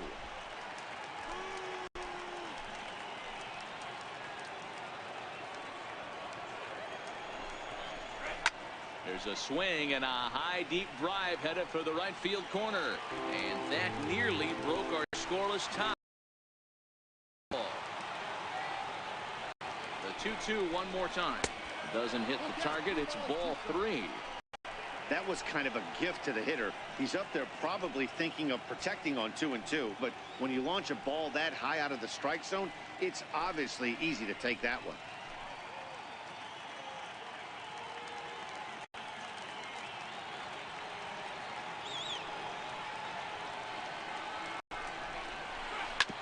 This is on the ground over to first. The second for 1. Covering, and it's in time. A double play, and the game is over. So with no runs, no errors, and a man left.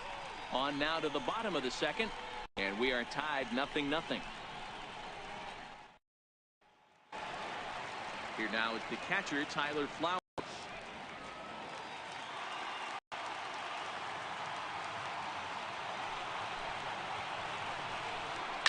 Down the left field line and deep.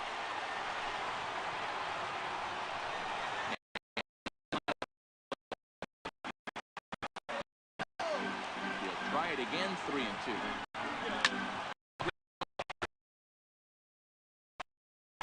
Is in time for the first down. Okay, here's how the Twins are lining up. Home gold last year resides at second base in this one today. The ability to pivot with anybody in the game, turn in double plays, hand over fist, the ability to have range both right and left, and makes all the routine plays.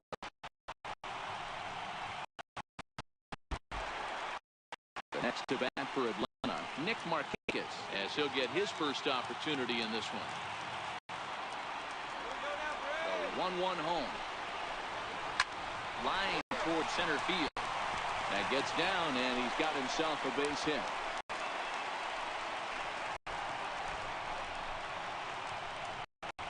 Batting sixth, third baseman. Stepping in for the Braves, Johan Camargo. He's got a chance to end this one and send these fans home happy if he can get a ball deep enough into the gap.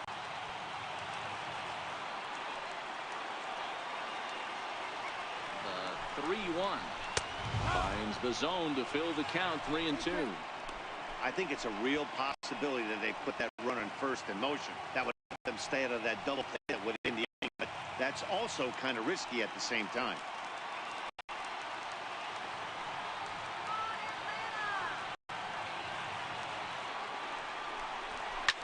Now ball line to the left side, but foul.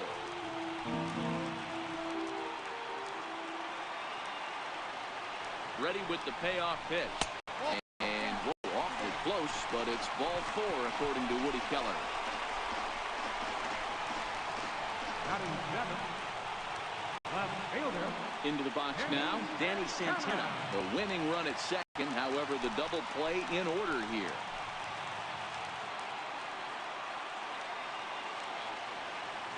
Here's the 1-1. And that changeup makes him jump, a swing and a miss.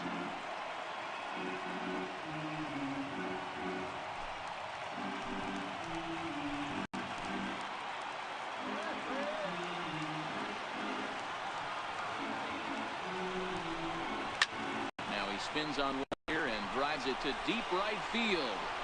But he's going to get there as he runs it down on the warning track for the second out of the inning. those extra 90 feet, so put runners at the corners now with 2 gone in the inning. And next will be Dansby Swanson digging in. A 2-out hit and win it. Pass ball or wild pitch. Very weakly on the ground. Foul, so they'll do it again on 3-2.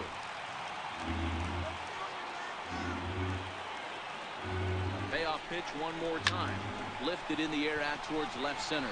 Chasing after it is Rosario. He's got it. The winning run is stranded in the inning. 2 for Atlanta. We'll move to the 3rd with no score.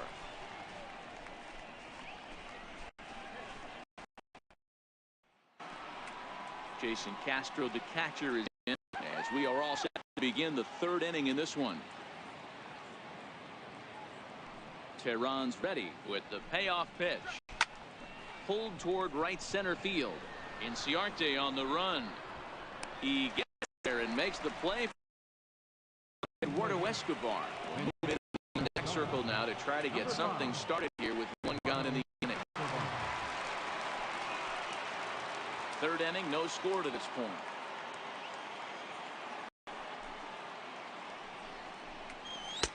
And he's a little too high with that one. 2 balls and a strike. 1 strike.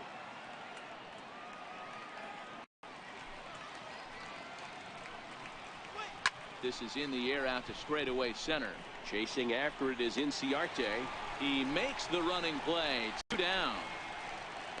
The batter, number 2, second baseman, Brian Dozier. Now at the plate, Brian Dozier. He drew a walk his first time up.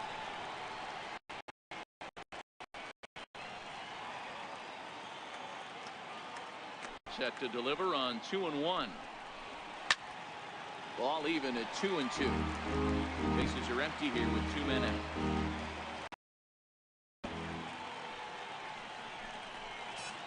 Here's one that misses inside on 4-2. Joe would be next.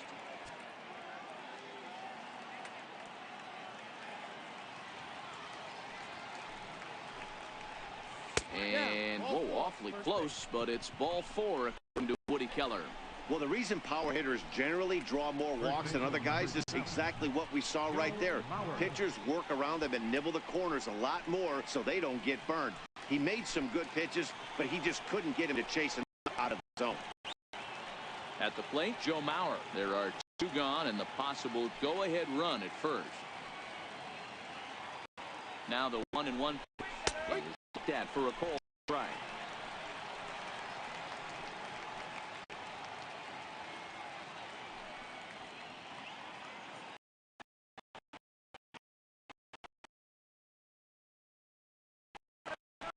Throw over to first, and he'll get dirty, but he's back in safely.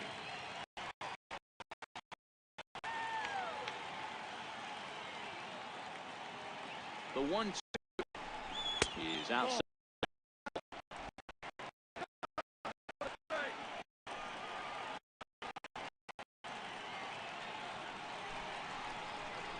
Grounded up the first baseline, but a foul ball as it holds it 2-2.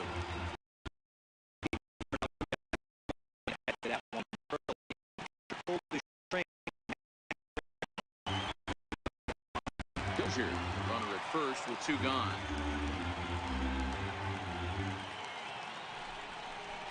And a good fastball swung on and missed for strike 3, and the inning is over. 1 left, Minnesota.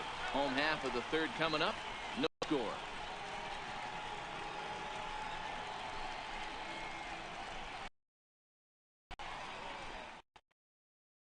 Tyler Duffy, a right-handed ball now out of the bullpen.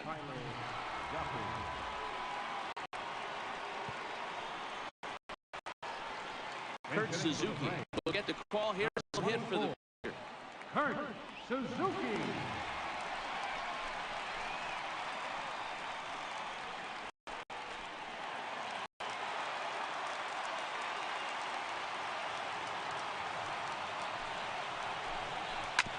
Rounded down the 3rd baseline. Sano ranges to his right. And there's 1 down now. Up next for Atlanta, Ender Inciarte. Standing in, Ender Inciarte. 0 for 1 for him here in this one. The 1-2. To short. Polanco scoops it up. Throw in time at first for route number 2. The batter, number 1. Second baseman. At the plate, he'll look to bounce back after striking out his last time up. From the windup, the 1-1 pitch. Inside here with the hard stuff, and it's 2-1 now. Bottom of inning number 3, 0-0 our score. Fastball hit on the ground. Polanco comes up with it. Throw on to Mauer will be in time, and that retires the side. Down in order go the Braves.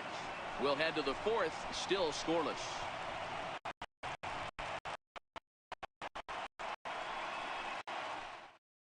Chase Whitley, the 6'4" right-hander, comes in out of the bullpen to do the pitching. Chase Whitley.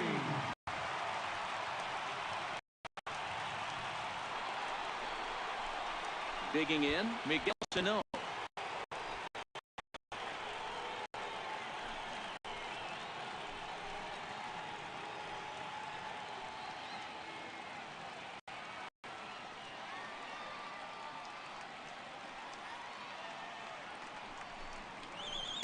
Inside as he might be trying to set him up here 1-2. When you've got a guy that throws a good two-seam fastball, you have to be ready for him to try to run it inside and jam you. Good job to lay off. Surprised if we see it again. Skied into straightaway right. Markakis has a read on it. 1 away. Now batting, left fielder, Eddie.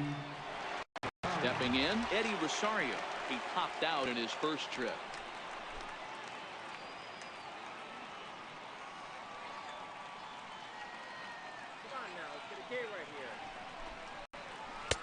And it's up to a 3-2 full count now. Ooh, I'm shocked he took that pitch right there. That ain't plus 90s right there. That's mid to low 90s fastball in the honey hole. I'm surprised he didn't pull the trigger on that one.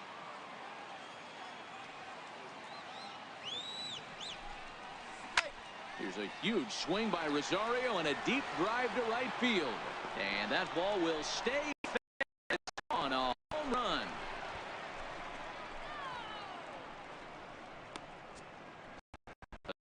Shot down the line in right as they get on the board first.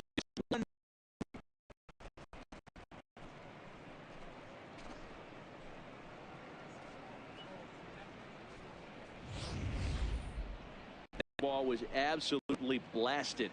113 miles an hour off the bat, according to Show Track. As you see the distance there, that's one that'll get people talking.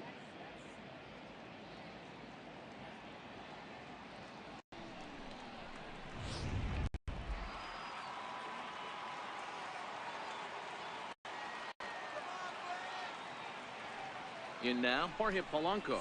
And, whoa, awfully close, but it's ball 4, according to Woody Keller. Man, that's just painful. A 3-2 offering that was right on the corner, but he couldn't get him to chase, and he doesn't get the call. Can't beat yourself up about that one too much.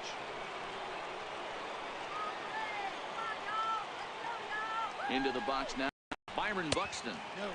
They try to come in with the fastball, but it's too far in, and it's even at 2-2.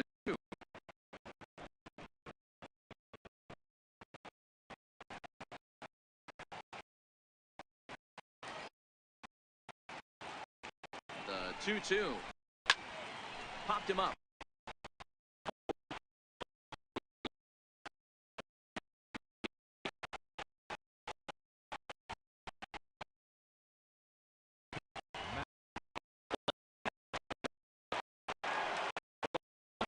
First with a pair of outs in the inning.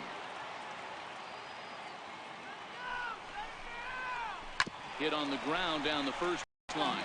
But a foul ball, 1-2 now. The 1-2. A little bouncer. That goes foul, so he stays alive with 2 strikes. 1 run, 2 hits, and no errors in the ball game for Minnesota. Lifted down the line in left. And this will wind up a foul ball. Hoping to send him packing. Pitch on its way. Neither guy giving in here, and they'll do it again. Hey, I'm biased to the hitter right now. Keep frustrating that pitcher. Foul 12 of these things off. He's going to miss over the heart of the plate at some point. Swing and a little tapper. That's foul, so the battle will continue.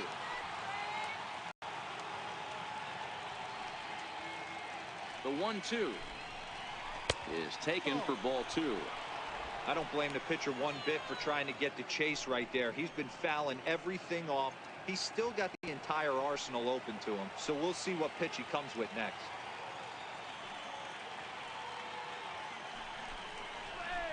Here's a weakly hit. Shot with one hand to make a catch on the move, and that ends the inning. But the Twins fire the opening salvo as they're on the board of this solo home run. Chance coming up here for the Braves. It's now 1-0 Minnesota.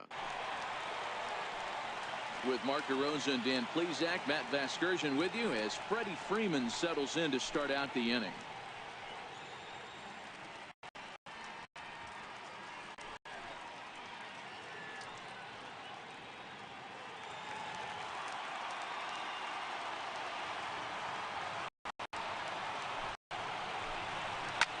This is to right field and deep for Freeman.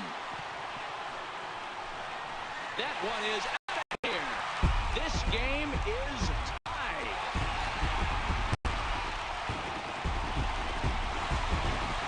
A solo shot here to straightaway right field. And just like this ball game is all tied.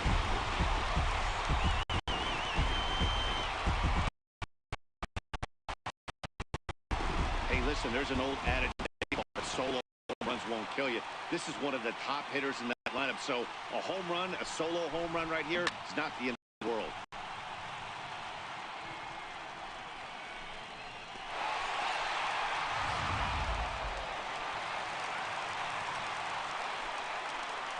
Stepping in now, Tyler Flowers. A ball and 2 strikes to count to Tyler Flowers.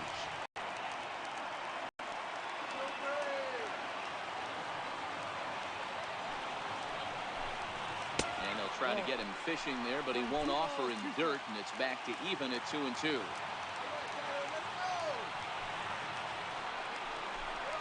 Here's a fastball that's wrapped out to left center. This is going to get down for a base hit.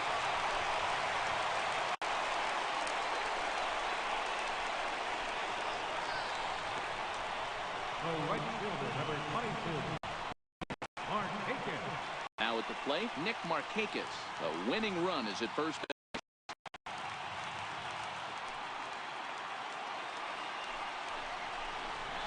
Pulled toward right center field. Buxton sprinting after. He gets there to make the play. The first out of the inning. And the next in is Johan Camargo. 1 in, 1 out, and 1 on here in the inning.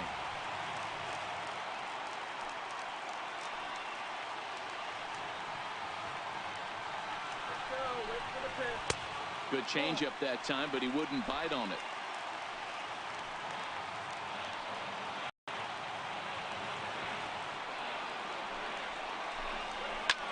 This is hit high in the air out toward left center.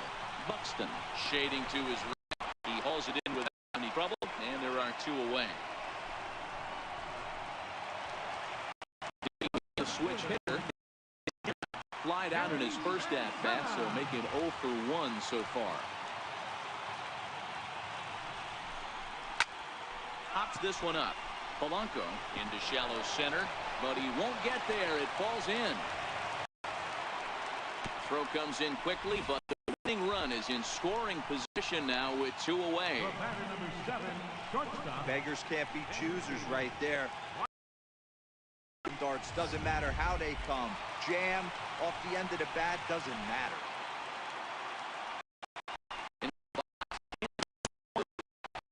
Action on the 2-seamer there, and it's 1-2.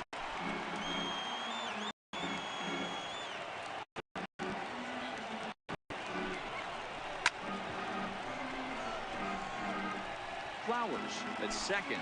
Santana on at first with 2 down.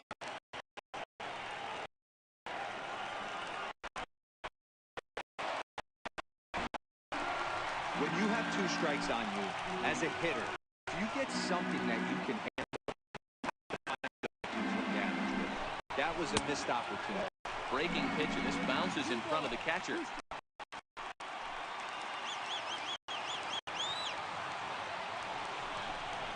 Breaking ball, and he gets him. Chase it in third. They throw to first in time, and the inning is over. Imagine there's a full moon tonight, judging by this bunch. More baseball on MLB Network right after this.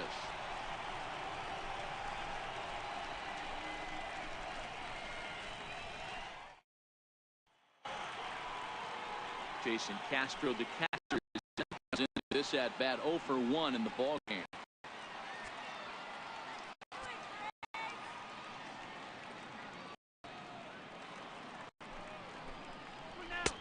Trying to shave that outside corner with the fastball, and he missed it. You can bet they love ball 4 here. That gives the pitcher on deck an obvious bunt situation to move the runner into scoring position. Ready on 3-1. Here it comes. 3-2 now.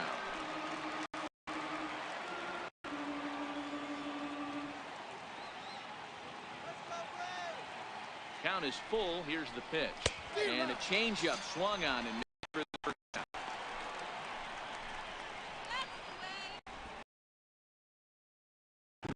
Robbie Grossman will move into the on-deck circle now to try to get something started here with 1 gone in the inning.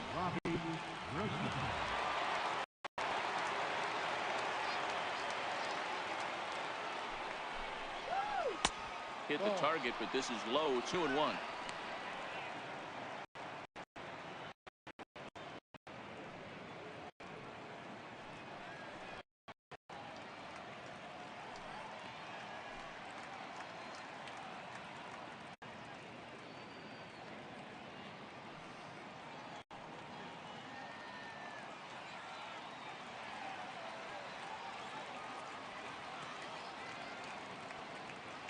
The 2-1 is taken for strike 2.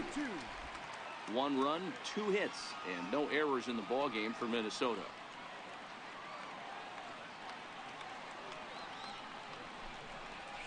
Swing hard liner to left center.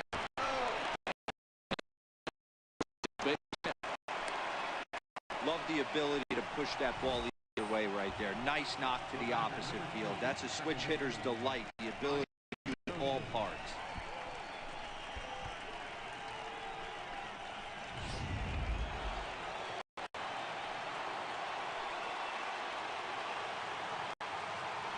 Standing in now, Brian Dozier. And he looks at one in there, 1-2. Runner on first here with 1 gone and a 1-1 tie.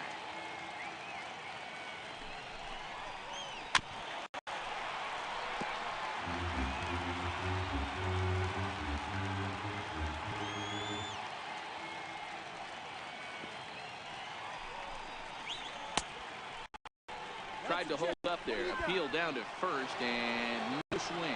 It's ball 2.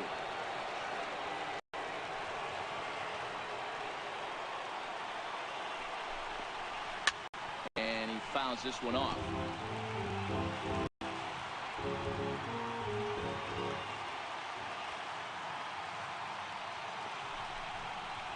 And a fastball swung on and missed as he just reared back there. 2 away. That swing tells me he was really trying to get a pitch out front, but that wasn't a great pitch to do it on. It's really not the best 2-strike approach either.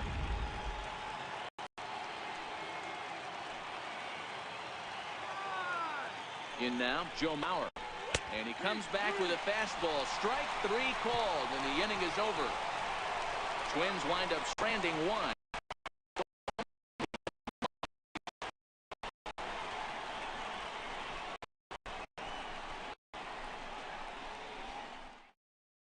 Trevor Hildenberger, a 2-inch right-hander, jogs in to take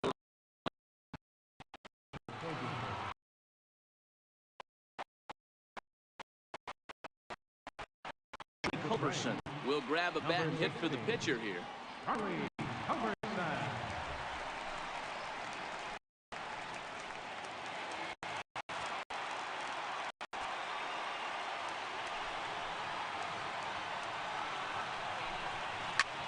Skied down the left field line.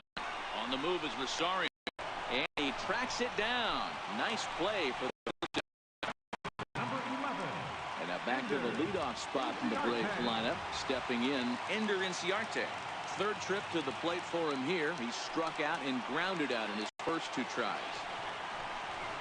A fastball that he's way out in front of. A swing and a miss. Now the Twins are going to get a lefty up and throwing in the bullpen.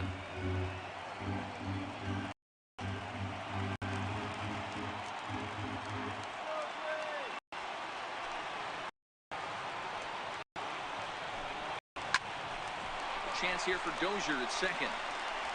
And there are 2 away now. The batter, number 1. Standing in, Ozzie Albies. He's hitless in his 2 at-bats. The 3-1 pitch. This should end the inning as it's sent out to second. Whip this one to first in time, and that ends the inning. Braves are set down 1-2-3. We've played 5 full, tied at 1 aside.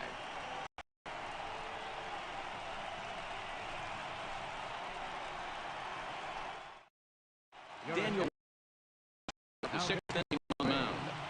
Number 58. Daniel.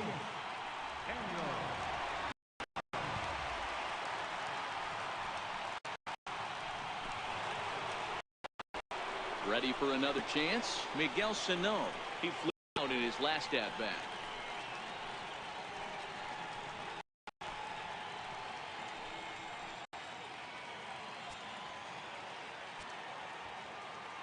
The 1-2. Gets him looking up around the letters. Well, we've seen some really good pitching from these guys in this one. Bullpen is sharp and it backed up a nice effort turned in by the starter. These days, pitching has become a full staff effort, and I've been impressed with the job these guys have done so far.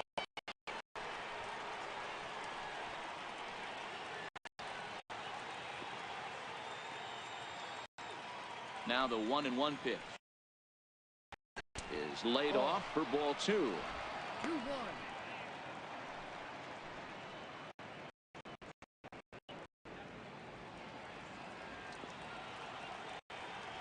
Now the 2-1. Sent on the ground out to second. First, and there are 2 away now. The batter, shortstop, Jorge. Ready once again, Jorge Polanco. It was a walk in his last trip. Into the windup. Here comes the 0-2 pitch. And they'll try to bounce a curveball on 0-2, but he holds back. It's 1-2 now. Those 0-2 curveballs are really tough for guys to lay off. There's a reason common pitch in that count, but he did well to spit on it there. This is pulled right.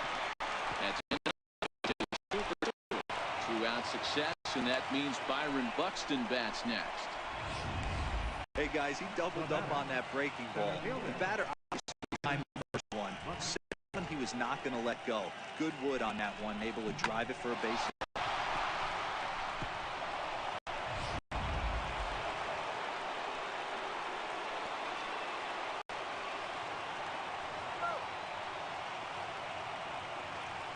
Stepping in now, Byron Buxton. Can't do much with that one. It's 1-2.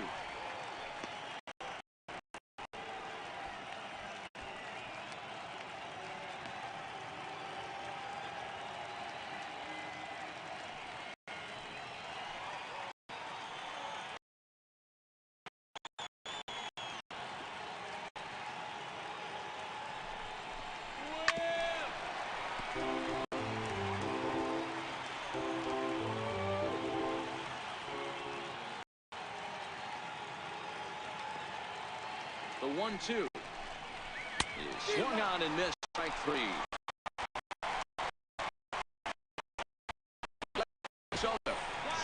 remains tied 1-1.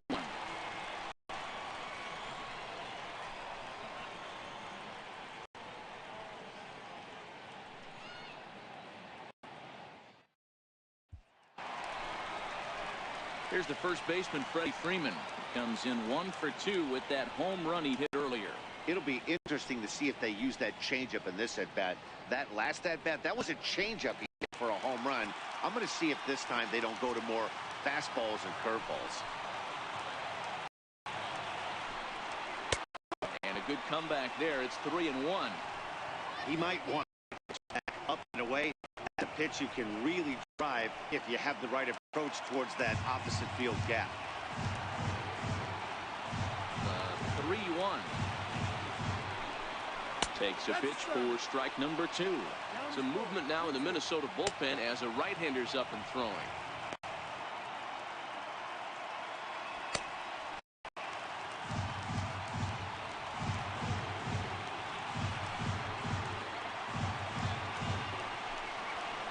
And that one misses, so the leadoff man will head on ball 4 to start the bottom of the 6th.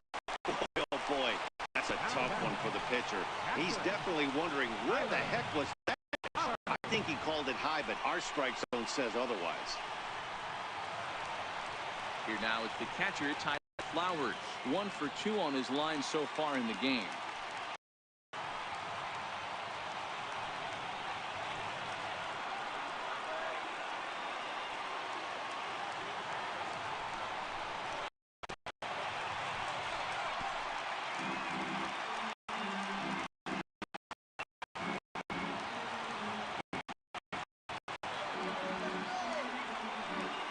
Payoff pitch.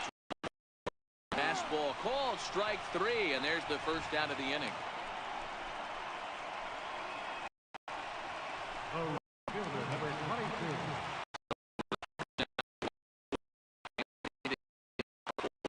22. Nick Markakis.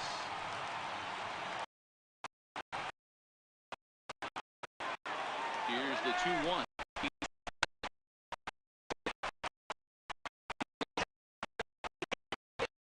Throw comes in quickly, so the winning advances to second now with only 1 away.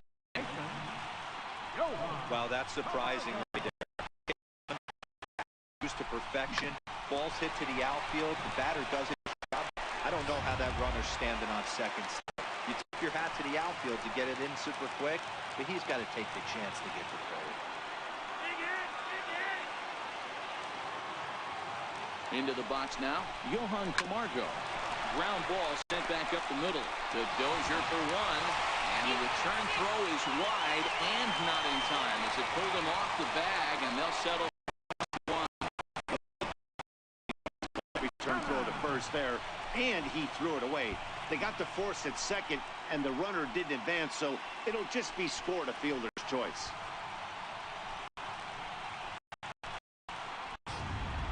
Ryan Presley trots in from the bullpen here as he inherits a tough spot with 2 on and 2 away. Ryan Presley.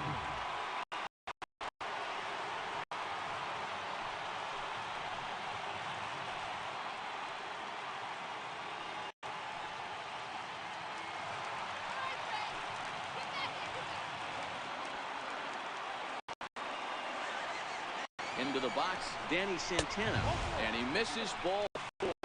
Comes out of the bullpen and immediately walks the first man he faces. That's a big no-no. He had to work carefully with 2 men on, but he did not want to walk him to load the bases. Now he's really got to work for him. We'll see how he fares here. And next will be Dansby Swanson digging in as he'll hit with the go-ahead run at third and 2 away.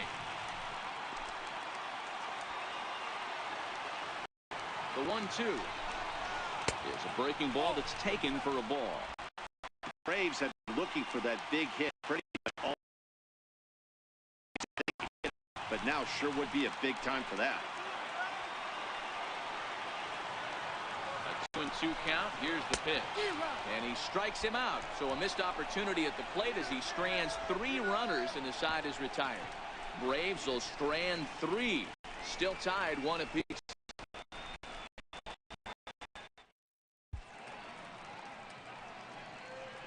back here at SunTrust Park. All set at 1 as we get set to start the 7th. But before we do, let's take a look at the game summary to this point.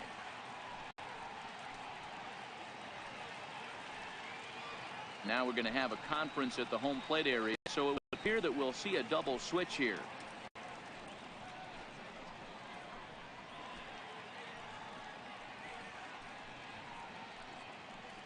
Sam Freeman will come on to pitch now as he'll move into the 8th spot in the lineup on the double switch here.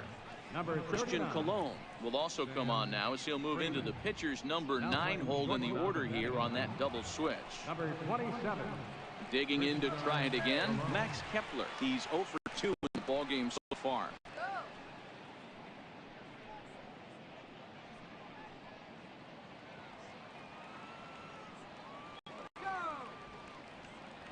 And 2, here it comes. And this is chopped foul at the plate, and he stays alive, still 0-2. Now another 0-2. And a waste pitch there, 1-2.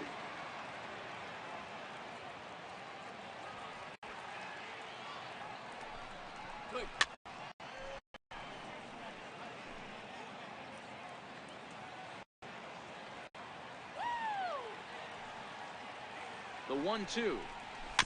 Good swing on a tough pitch, and he'll stick around to see another one.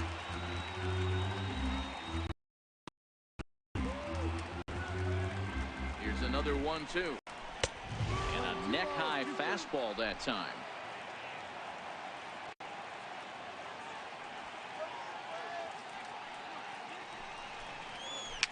Fouled away.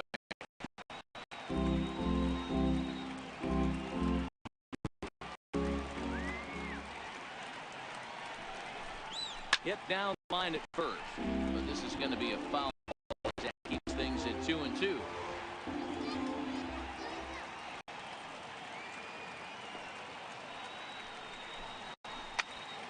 And again, he's unable to keep it fair, but he's putting together quite a battle at the plate.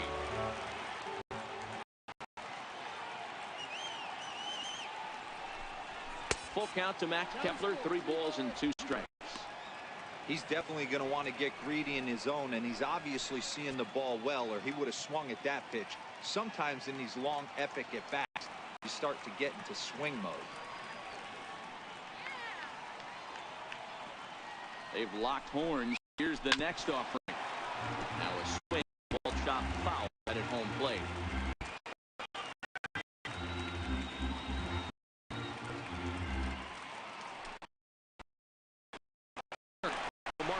Got it. And the throw is in time, so the off man is gone here to 7.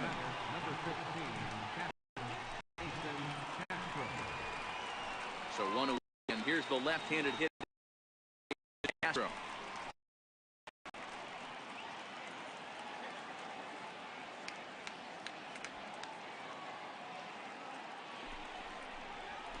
Hit on the ground to third.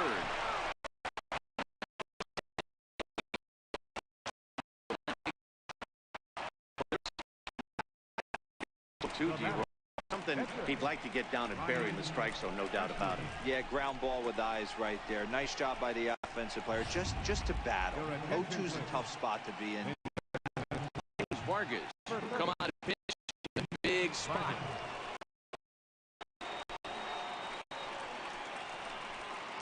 Possible go-ahead runs on first, 1 away.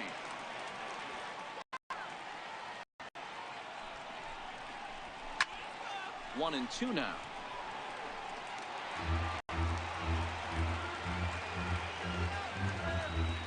Here's the 1-2. Oh, and he can't catch up to the fastball as he swings and misses for the second out. Hey, I'm not sure what he was sitting on right there.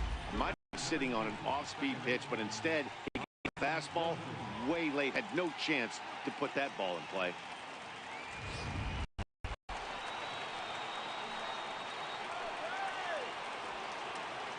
Standing in now, Brian Dozier. Now a fastball as he just reared up and let that one fly, and the inning is over. Twins wind up 1. Score remains deadlocked at 1. Zach Duke gets the call from the pen to take over. mound and start the Number home 32, seventh. Zach Duke.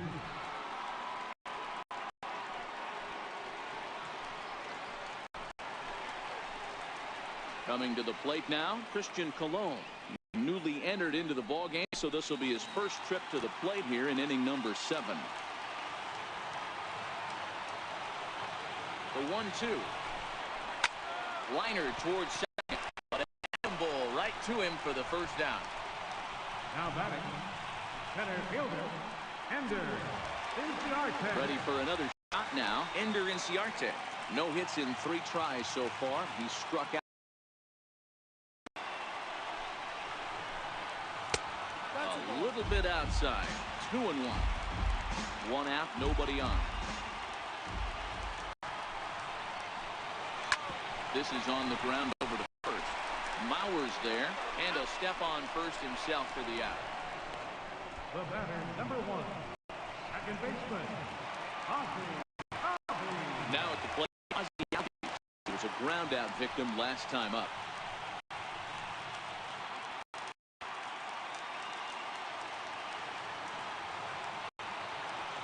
The 1-1 home. Chopper foul.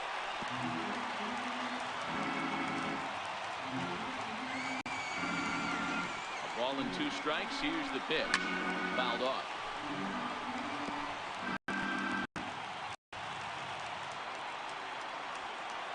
Again, a 1-2.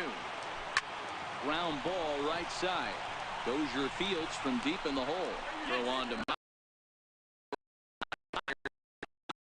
Painless half of the inning all told. 8th inning coming up. All tied at 1-1. Your attention, please. Now New pitcher coming on now. It's a southerner from down under. Seems the Australian-born.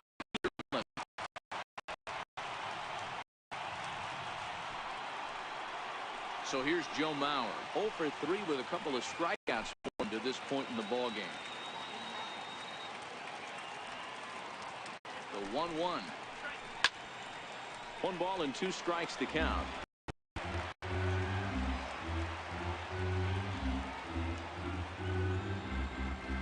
The 1-2 home to Mauer. To 2 balls and 2 strikes now.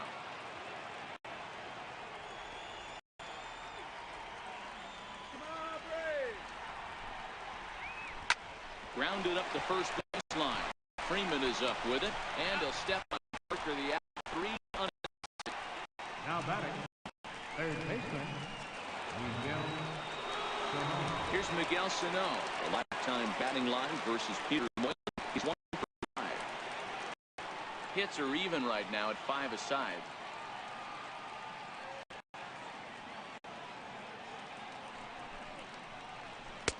Slider can't find the zone here, and he's behind now 3-1. Now it looks like the Braves are going to get a lefty up and throwing in their bullpen.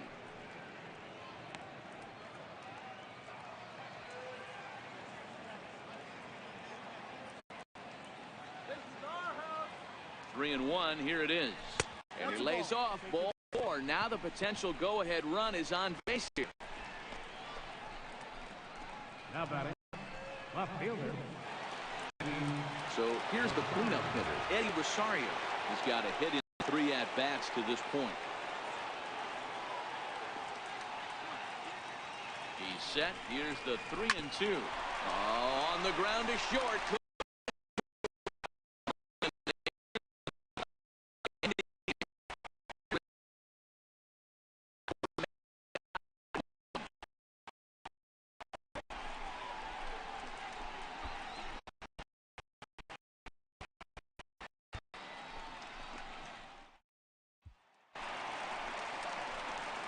Now at the plate, Freddie Freeman in his last trip.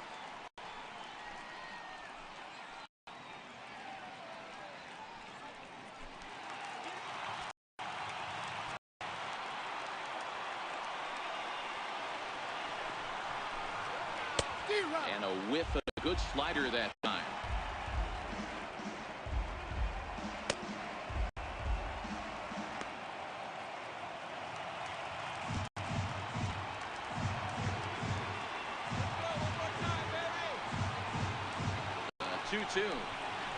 It's laid off, and the count runs full.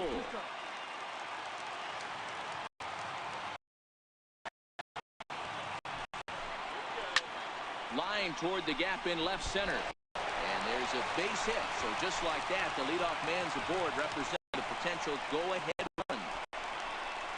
I guarantee you at release point, on to pull this middle of the plate, usually gets the in seats.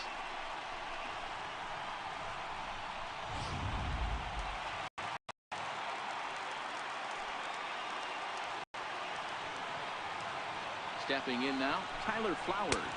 Oh, they have him looking awfully confused up there right now. It's 1-2. Hey, that's a really good pitch right there, and that's one of those off-balance swings. As a pitcher, you want to look in and say, howdy, if you're waving at me. A real ugly swing, and it gives you a lot of confidence when you make a guy look that bad. So hopefully he has another pitch left in his repertoire to bury this guy and get him out of there. And this is handled by Mauer, and there's your first out. Stepping up now, Nick Markakis. Last time through was a base hit. Possible go-ahead runs on first, 1 away. And Markakis lays off here. It's 2-1. Well, it's 2-1 now, and we haven't seen a fastball from him in this at-bat yet. As a hitter, you've probably got to sit on that right now.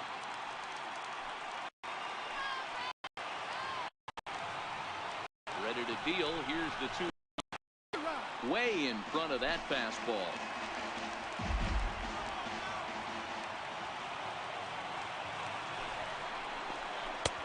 And a neck-high fastball that time. We could see the runner in motion here on a 3-2 count with 1 out. There's a chance he's going to get a pitch to swing at, and if not, it's ball 4 anyways. Oh, this is hit to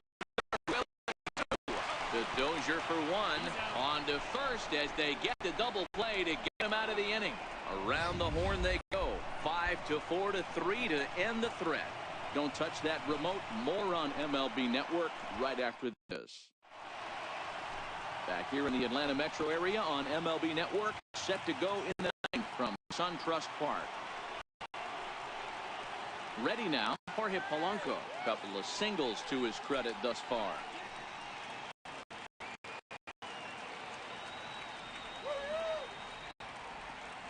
The 1-1. That misses for a ball.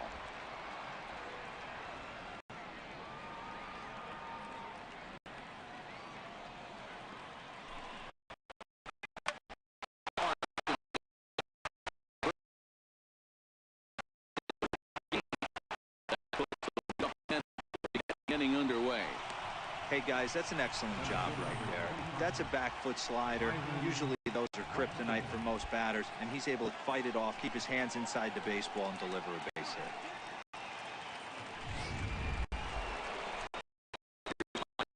hit. Batting line versus Peter Moore. He's 0 for 4.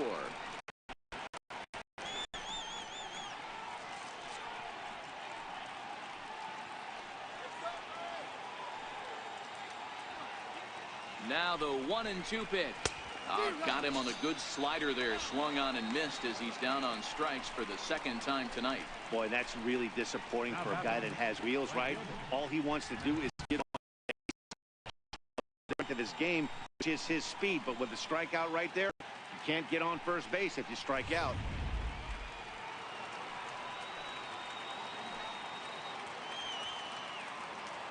Into the box now, Matt Kepler. Oh, and look at this. High in the air and deep. And when this ball comes down, they'll have taken the lead. Home run.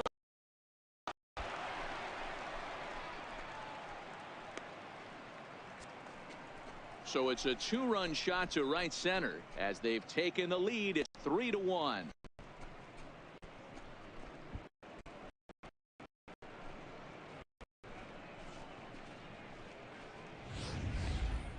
Well, as always, he wanted to spot that sinker at the knees or lower, but this one was up in the zone. So it's like a flat fastball that didn't move.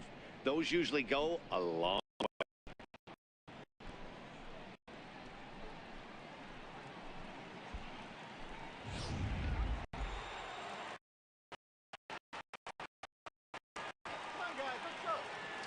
Into the box, Jason Castro. Sent on the ground out to second. He lays out, but he can't make the play, and it's through into.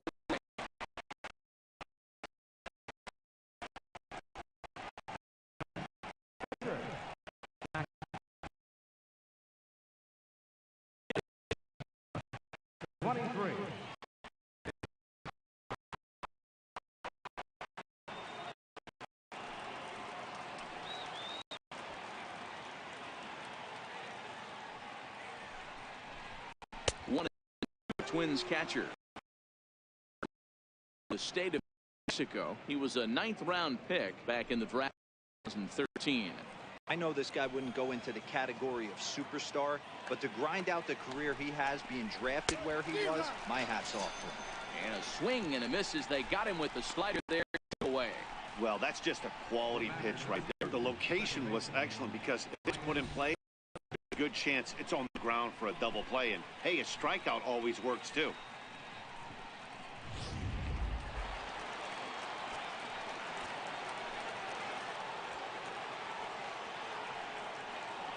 In now, Brian Dozier.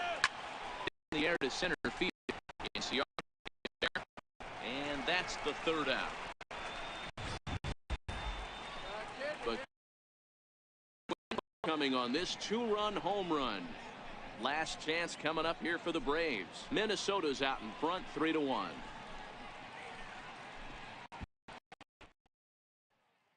Fernando Rodney is the man on to close this one and earn a save.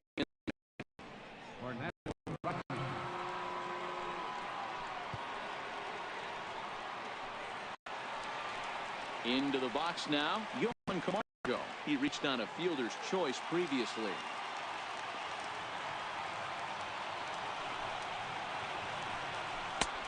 Swing and a miss out in front of a changeup.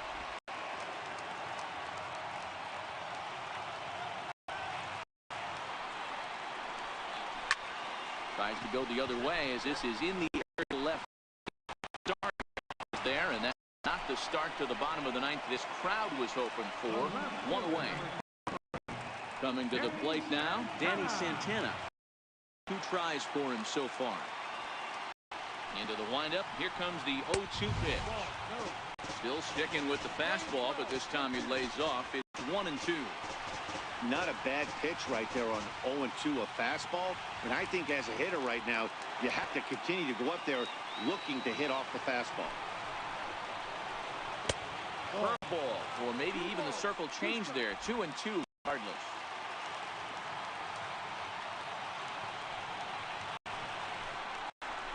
Down the first baseline, but a foul ball as it holds it 2-2. Bases are empty, 1 man.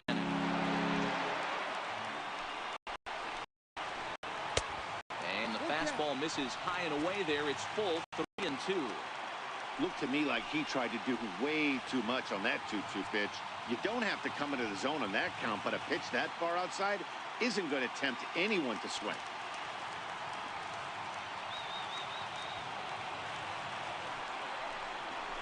Now he gets on top of one here and chops it foul right at home plate.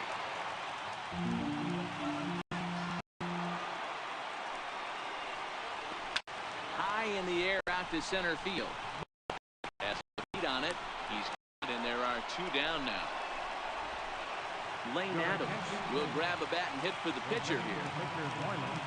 Number 18, Lane Adams. Final strike for the Braves. Swing and a miss. He struck him out, and that'll do it here as the ball game is over. Well, it's getting more and more common these days. A ton of pitchers to get through a game, and it took 6 here to get the job done, but and get a W.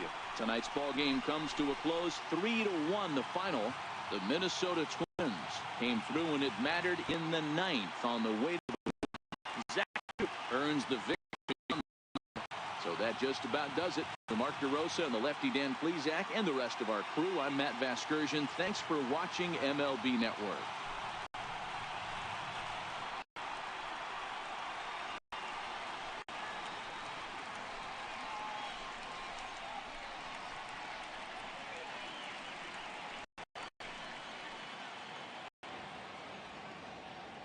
Final line score for our ball game tonight.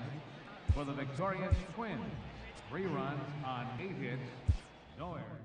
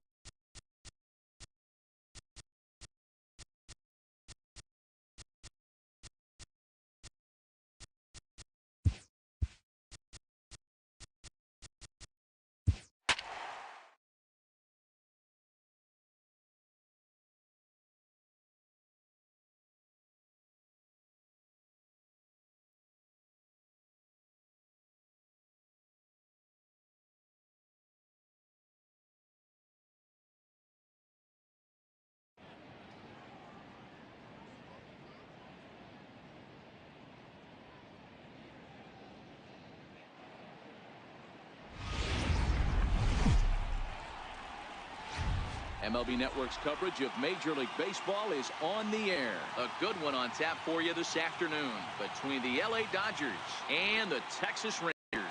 2 next on MLB Network.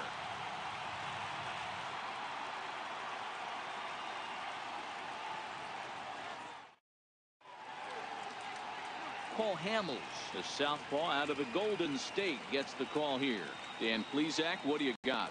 Cole Hamels, one of the top left-handed pitchers in the game of baseball.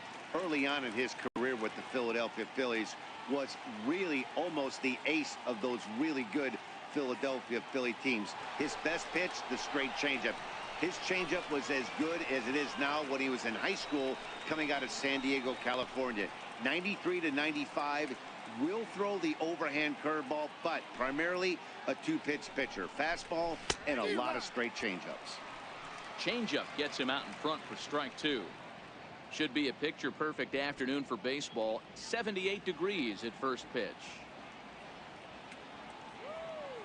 Here's the pitch.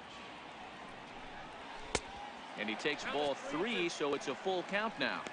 Looked to me like he tried to do way too much on that 2-2 pitch. You don't have to come into the zone on that count, but a pitch that far outside isn't going to tempt anyone to swing.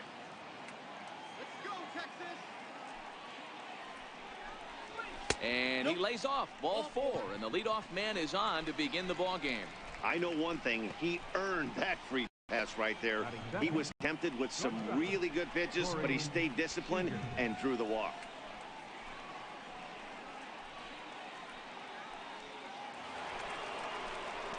Here's Corey Seager. Go ahead run at first, nobody out.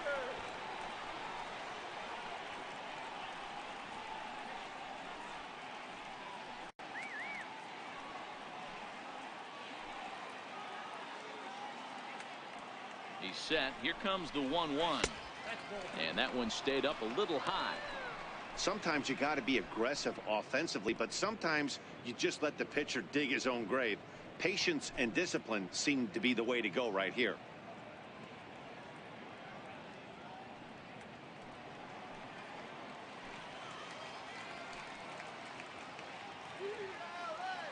He's set, and the 2-1 pitch. Never tempted to swing at that ball down low. It's ball 3. He's having a really hard time finding his rhythm and finding the strike zone. It's going to allow this offense to keyhole him in big situations. He's got to figure it out pretty quick. The 3-1. Full count, 3-2.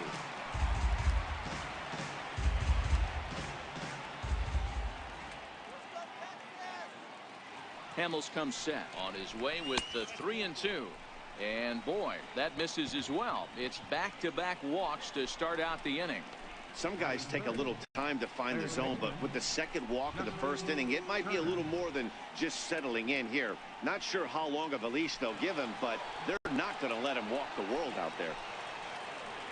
Coming to the plate now, Justin Turner, and he could give his guys an early lead if he can come through here. The 1-1 pitch. And misses badly on a pitch down in the dirt.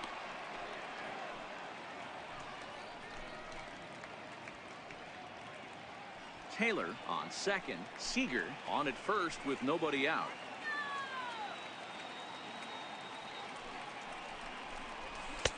Two and two.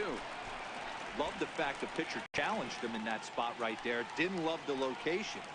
But I got to be honest with you, I think he's got him on his heels right now. Don't be shocked if he attacks the zone again. This one's down to third. Beltre's there. A tag for one. On to first to complete the double play. Time now to check out the lineup for the visiting Dodgers. Who do you have your eye on, Dan? Well, I know these guys love what Justin Turner brings to their offense. He hit over 320 last year, and that will get any pitcher's attention. They knew it when he was coming up, and they knew it when he was on the on-deck circle. Really impressive hitter. And next will be the Dodgers cleanup hitter, Cody Bellinger. Great chance to drive in a run here in the early going. Here he comes on a ball and 2 strikes. Very weakly on the ground, but that one rolls foul.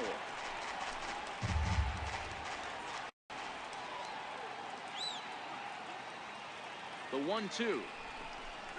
Swung on in the dirt, strike 3. And that ends the inning. A couple of walks, but no damage. Bottom of the first, straight ahead. We're scoreless on MLB Network.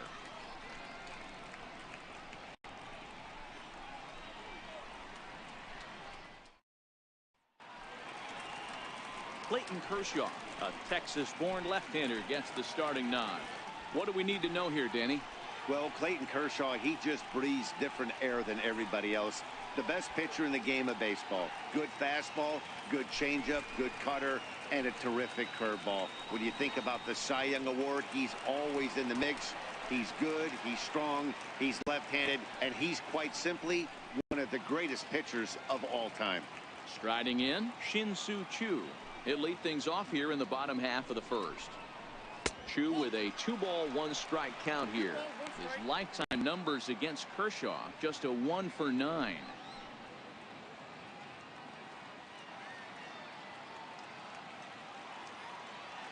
Now the 2-1 pitch is in there for the second strike. Well, that's a tough pitch to take right there, right down the middle. But I think that happens when you're facing a good pitcher like this guy. The last thing you're expecting is one right down the pipe, and unfortunately, he let that one go, and he'd like to have that pitch back to take a good swing at that one. Pulled high in the air out to right field. On the move is Puig. And that's the first out of the inning. A moment now in Arlington to have a look at the Rangers starting lineup. Anybody catch your eye, Dan? Matt, I can't wait to see what Nomar Mazara has in store. The guy is in the middle of the lineup, and when he's in the middle, things just happen. Guys in front of him get on, he drives them in, and if not, he has the ability to get things started and set the guys up behind him. He's a force. Here's Elvis Andrus now. One out, nobody on.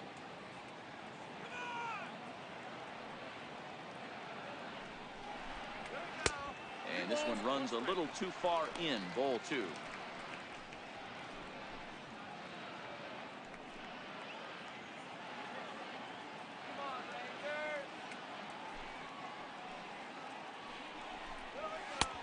Ball 3. Nomar Mazara is on deck.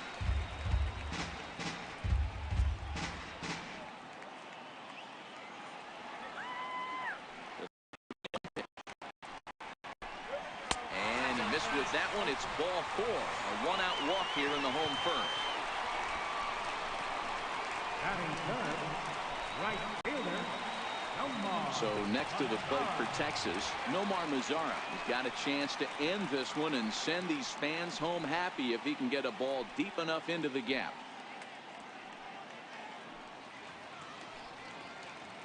Runners on the move for second. Pitch is a called strike. The throw.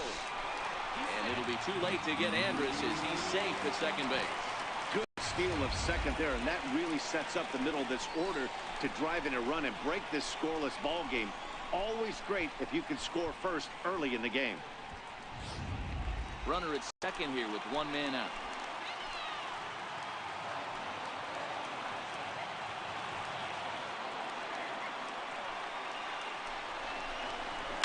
This is on the ground over to first.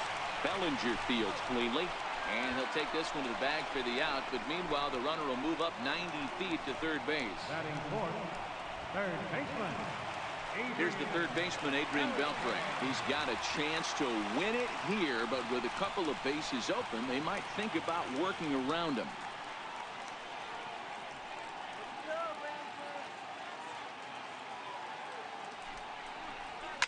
Now Beltre swings and lifts a high fly ball out to deep left field. And it's a foul ball.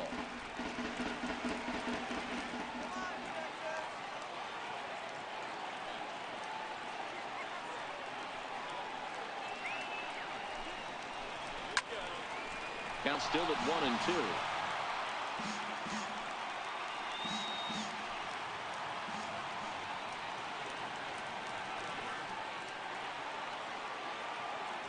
The 1-2 is a swing and a miss. That's strike 3.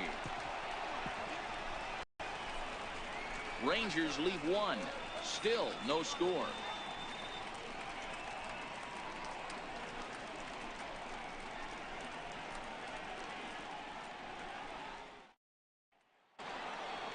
In now is Yasiel Puig, as it'll be 5, 6, and 7 due up to kick off the second inning.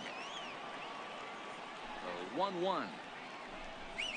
Takes a pass and misses. That's strike 2. So let's take a peek at the officiating crew in this one. Behind the plate is Kenny Jansen.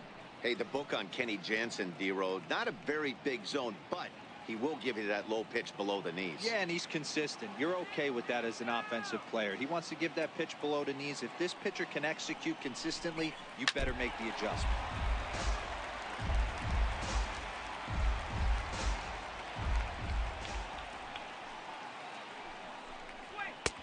Lays off 2-2 now. Wow, that was a close pitch on 1-2. The count's now on 2-2, but boy, that one very easily could have been called strike 3. Really close pitch. Hamels has his sign. 2-2 on its way. Strike 3 on a pitch in the dirt. Chirinos corrals it. The throw to first is in time. 1 down. So here's how the Rangers are positioned defensively.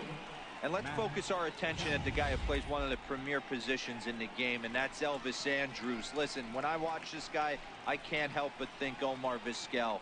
Came into the league, was all glove, and figuring it out at the plate, and has consistently gotten better offensively while never losing a step with the glove. So here's Matt Kemp now.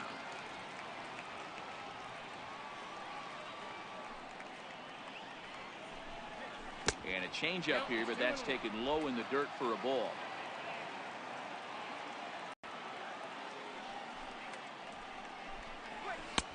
And it's 2 balls and 2 strikes now. He might want that pitch back up and away. That's a pitch you can really drive if you have the right approach towards that opposite field gap. Still looking for our first hit in the ball game. Looked like a cut fastball there, and he got him to swing through it for the second out. This is a pitch I think we'll see a lot from him in this game. A cutter darting in on the hitters in the opposite batter's box. It can be a real effective pitch when it's located well, and that one was right there. Standing in now. Foul plate. The count moves now to 1-2. The 1-2. Misses low. Good take on the curveball there. He executed that 1-2 curveball pretty well. I think that's right where he wanted it to end up, but he couldn't get the chase at it. We'll see what they go with now after that didn't work out. Looking to set down the side on strikes. Here it comes. Outside in a full count, 3-2.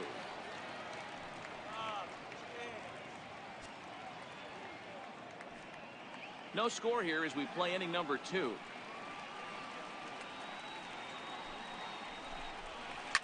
Shoots this one over to first. Gallo is up with it, and he'll step on the bag himself, and the inning is over. So Hamels had it work in that half of the inning. Still 0-0.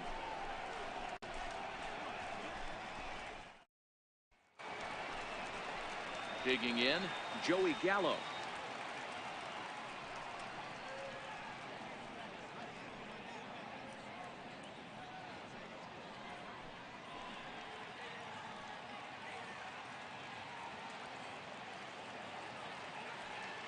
From the windup, the 1-1 pitch. Missed with a slider. Well, it's 2-1 now, and we haven't seen a fastball from him in this at bat yet. As a hitter, you've probably got to sit on that right now.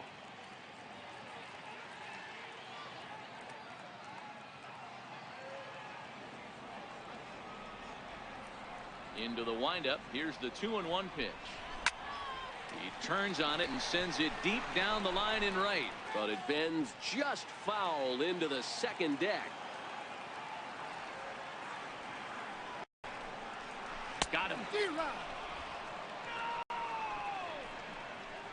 All right, guys, here's the defensive alignment for the Los Angeles Dodgers. The guy I want to spot shadow today is Cody Bellinger. Versatility is his game. The bat plays no matter where he hits in a lineup, but a guy who can play Gold Glove first base and move to the outfield. Here's Rougned Odor now. Bottom of the second here with no score.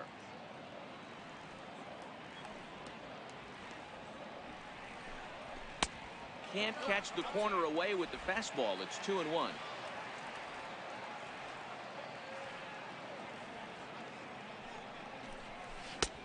Strike 2 called, and it's even at 2.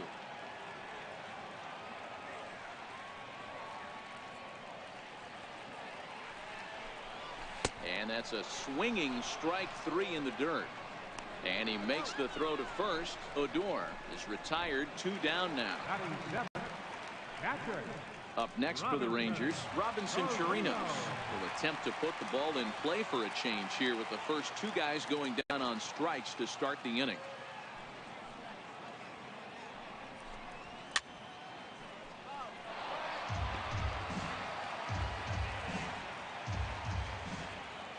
The next 3-2.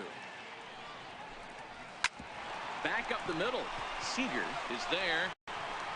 Throw in the dirt, but a good scoop at first saves an error as this side is retired. 1-2-3 go the Rangers. We'll move to the third with no score.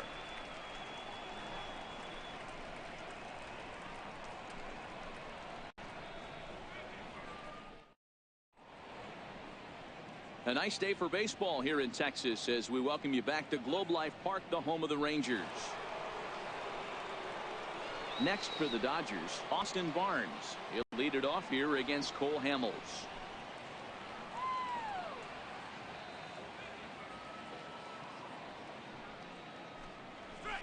Line towards center field. DeShields patrolling center makes the play. 1 out. Good contact to start out the inning. Thought he might be on base with some sort of a hit, but it hung up there too long. Just unlucky that time.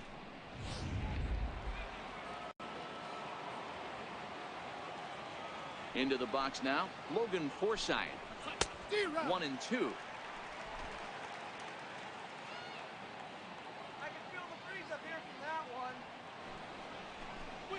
Now a swing and a miss here as he's down on strikes. So it's 2 up, 2 down to begin the third. Center fielder number 3. Digging in for his second at bat, Chris Taylor. 2 away in the inning, and Dan, it looks like this could be another 1, 2, 3 inning form. Yeah, he has really found a groove on the mound, and it's been impressive to watch. It'll be interesting to see how long he can keep this dominance up. Come on, Texas, let's go.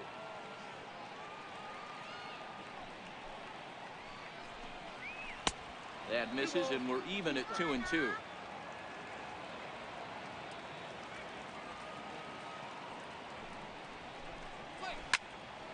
Turned on that one and crushed it. Just pulled it a little foul.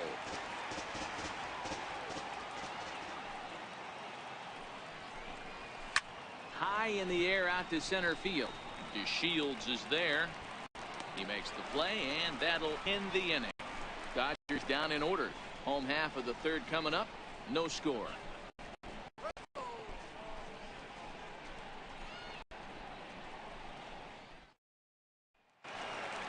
Here's Jurickson Profar as we move on to the bottom of inning number 3.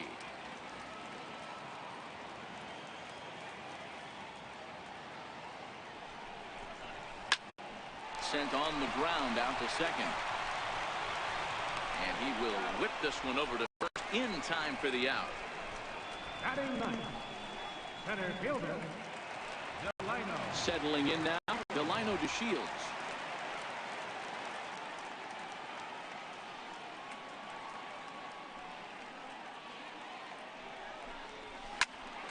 Count is 1-2 now.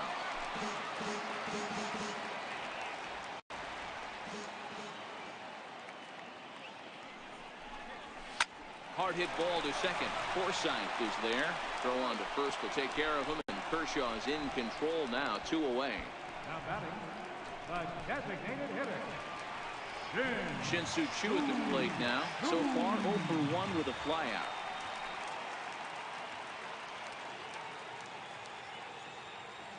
The 1-2 is a fastball that misses. Both teams so far yet to crack the hit column.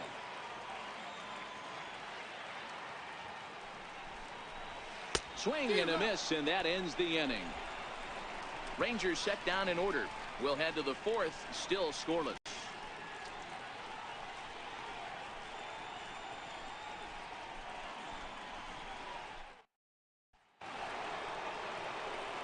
Matt Vasgersian back with Mark DeRosa and Dan Plesac as the 2016 National League Rookie of the Year, Corey Seager, settles in to start things out.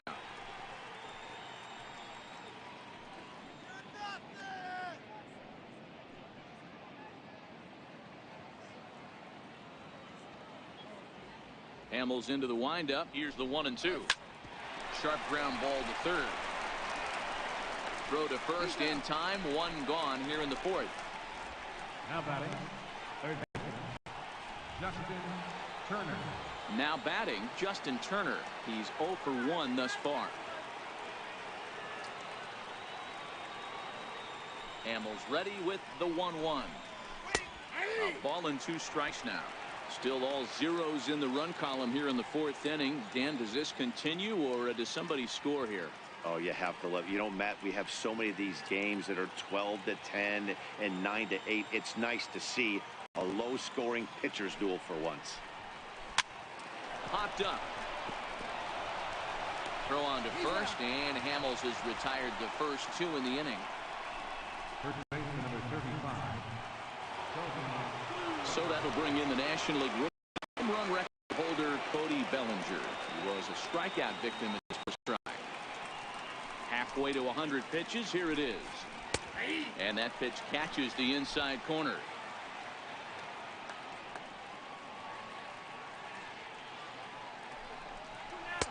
To 2 balls and 2 strikes now.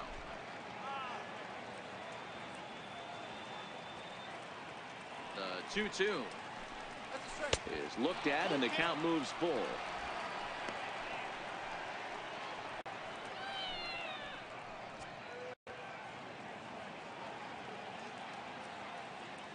Now the payoff pitch home.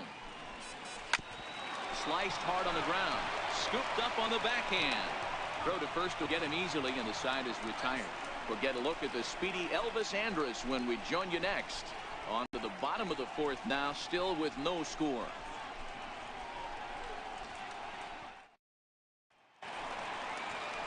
So striding in, Elvis Andrus. He drew a base on balls his first time up. The 1-1 home. And it's fouled away.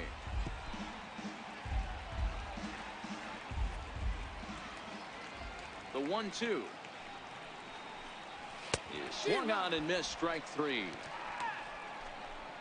Boy, there's nothing like seeing a good power pitcher that has a good fastball. What does he do? He just throws this good fastball right by, brings the express. No chance to put that ball in play.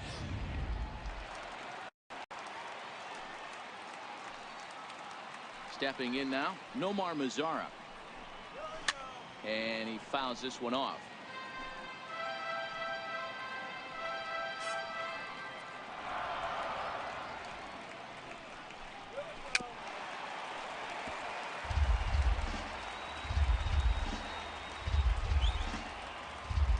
The 2-2 one more time. Popped him up. Forsythe has a play. Makes the play, and there are 2 gone now.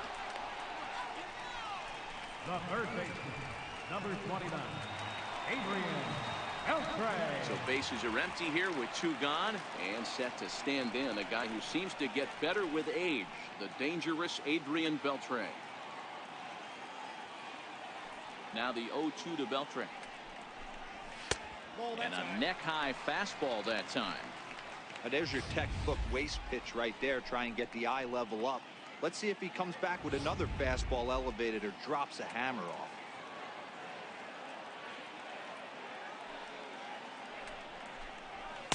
The fastball down near the shoe tops. Kind of pitching him backwards in this AB. Soft stuff early, then those last 2 were fastballs, trying to get it right by him. No runs, no hits, and no errors in the contest for the Rangers so far. A swing and a miss on a ball way outside the strike zone, and the inning is over. 1, 2, 3 go the Rangers. Through 4, still tied, 0-0.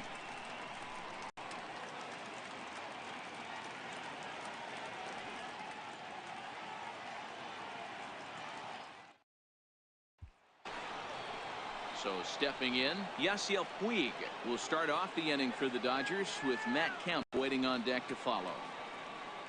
The 3-1 pitch. Count full, 3 balls and 2 strikes. All right, that's when you got to tell yourself to slow down a little bit right there. Out in front on a fastball, hit it hard, but pulled it foul. Strikes for the 2nd time today. Leading off the inning, your job is to get on base and set the table for the inning. That was a pretty good at bat, that he pushed the count to 3-2 and made the pitcher work, but I think he'd like to have that 3-2 pitch back. Pretty sure that was ball 4 he went after. In now, Matt Kemp. Kemp in front at 3-1. Well, it's a pretty well-known fact that your batting average goes up as you get into more favorable hitters counts, and that's especially true when we're talking about this kind of hitter. Not a great spot to be in if you're the pitcher. It's a swinging bunt up the line. Foul ball, strike 2.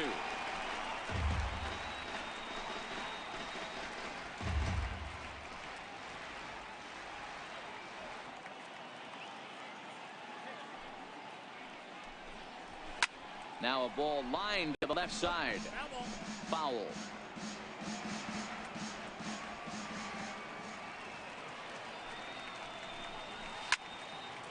Another one sent foul.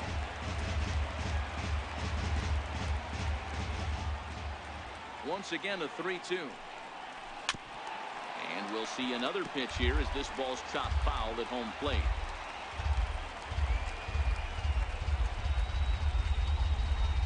And a wave and a miss on a ball that was way out of the strike zone. There are 2 away now. Still a little early to start talking about these things. There you go, right there. A big goose egg in that hit column, worth keeping in mind as we get later into the afternoon.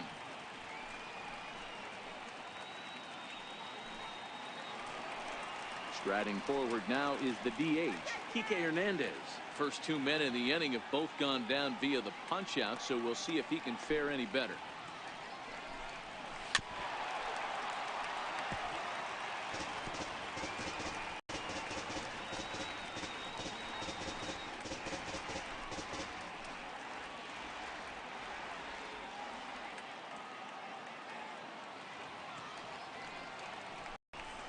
And he struck him out, his 7th of the ball game, and that ends the inning. 3 up, 3 down, 3 strikeouts. Not too shabby. More baseball on MLB Network right after this.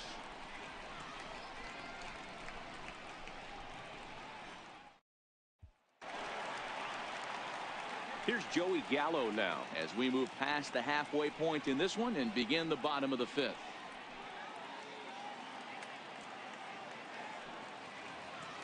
Now the 1-1 pitch. Popped him up.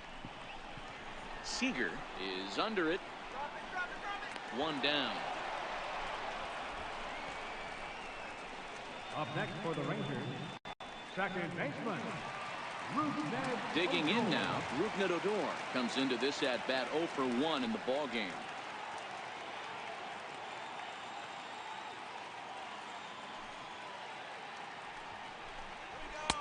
And there's one well above the zone for a ball.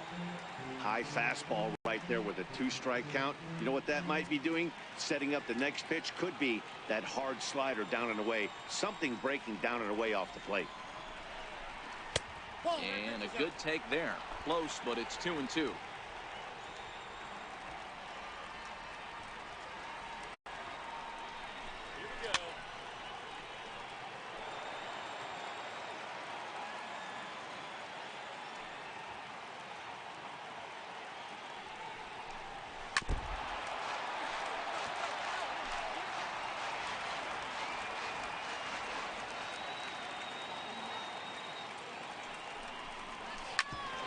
Anticipated. Here's a ground ball now to the right side. And he'll step on first for the out. 3 unassisted. Up next for the Rangers, catcher, Robinson. Into the box, Robinson Chirinos. 0 for 1 for him here in this one. Rangers still searching for hit number 1 in the ballgame. 1-2 to the Rangers catcher. Well, he's done a great job on the hill throughout this game, and it's something to be proud of anytime you can pitch a good game in this ballpark, especially when it's not your home ballpark.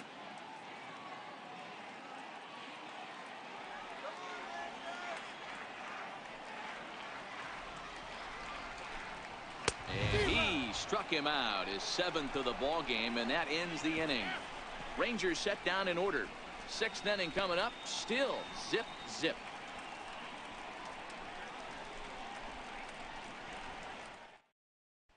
That'll bring in Austin Barnes. He starts off the inning against a guy who struck out the side last inning. How did they get to him here? I'm not sure, Matt, that they want to stay as patient. He's been throwing a lot of strikes. They might want to start swinging a little bit earlier in the count.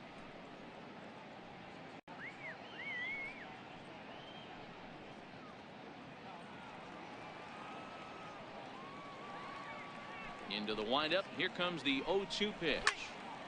Ball swung on and hit high down the line in left, but it'll get back in among the crowd, so the count holds at 0-2. That misses. 1-2.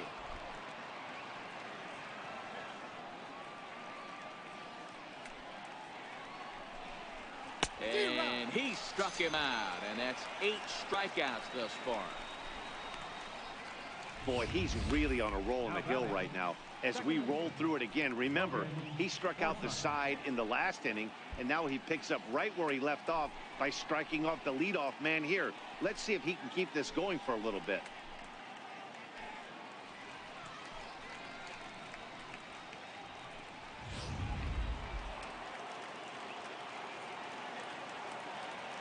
Standing in now, Logan Forsythe.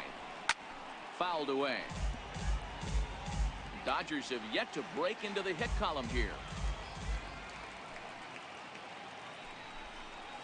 Forsythe with a full 3-2 count. You could pretty much book it that a fastball's coming. A challenge fastball right here. He cannot allow the 9-hole hitter to get on base with the top of the order looming. Line drive to left. That's a hit, the first in this game for the Dodgers.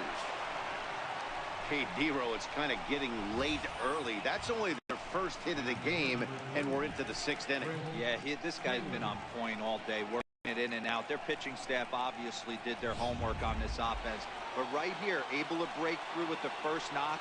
Hopefully the pass the baton mentality goes into effect, and we get some offense. Into the box, Chris Taylor. And it's 1-2.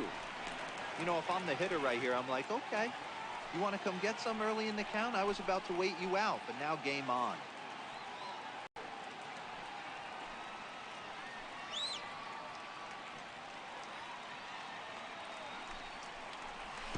And this one gets away. And a very big mistake, as that'll move the possible go-ahead run into scoring position. Well, when you throw a breaking ball in the dirt, that's the danger. You have to trust your catcher, but this one skips away, and the open base takes the double opportunity away with it. Might prove to be costly. Forsythe, a runner at second with one away.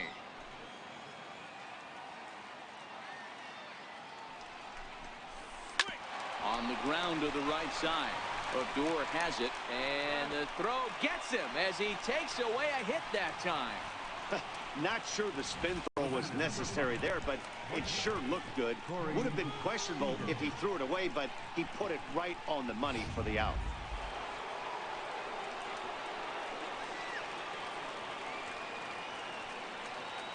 Into the box now, Corey Seager. Popped him up. Chirinos is there, and he puts this one away for the third out. So a great job there of working out a potential trouble. Make it 6 shutout innings as he continues to give them fits out there. On to the bottom of inning number 6. And we still have no score. Here's Jurickson Profar. He'll be the one to start things here against Clayton Kershaw.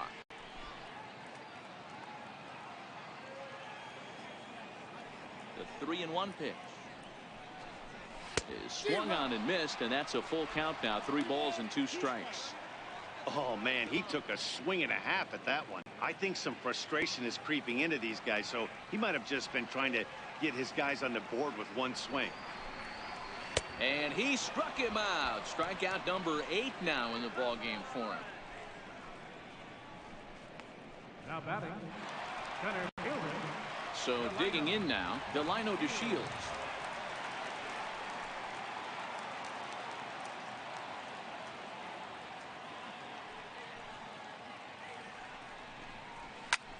Heading out towards shallow right. There to make the play is Puig for route number 2. Now batting, a designated hitter. So the Rangers batting order turns over and set to go. Shin-Soo Choo. He'll look to bounce back after striking out his last time up. Tough one to lay off, called a strike.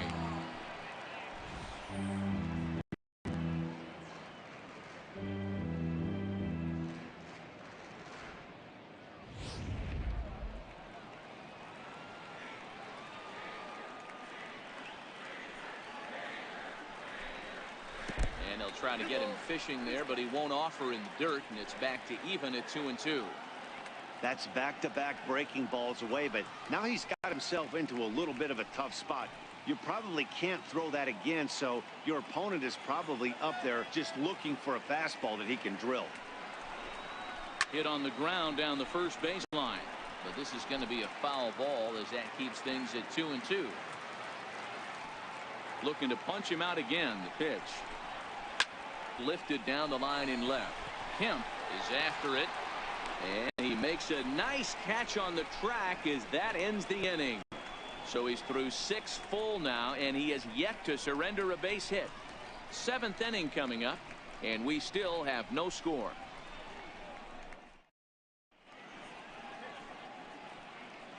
Welcome back to Arlington.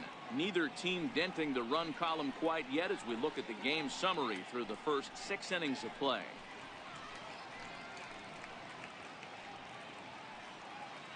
Next up for Los Angeles, Justin Turner. He'll start the 7th, and Dan, as a former pitcher yourself, you must be enjoying this. Lots of good pitching and defense today. Oh, that's one of the keys. We're seeing a lot of strikes. We're seeing a lot of swings. We're seeing some great plays on defense. This has been a snappy one up to this point.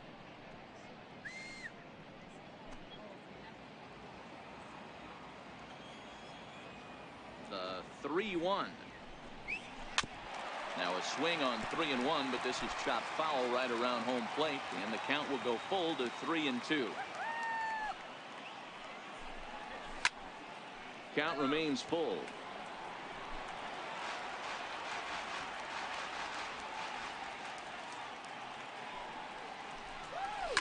High in the air down the right field line, and foul. Hamels is ready on his way with the 3-2. And he can only battle for so long as he's finally set down here after an 8-pitch at bat. When you're this deep into a start, it can be really exhausting and annoying when a hitter makes you work as hard as he did right there. He got the strikeout. That's great, but he's probably thinking, get that guy out of here.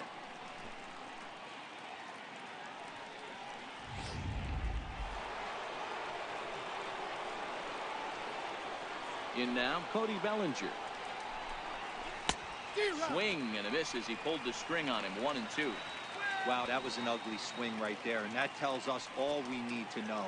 Nobody's picking the baseball up off this guy. Ready to deliver the 1-2. And he'll try to get him fishing there, but he won't offer in the dirt, and it's back to even at 2-2.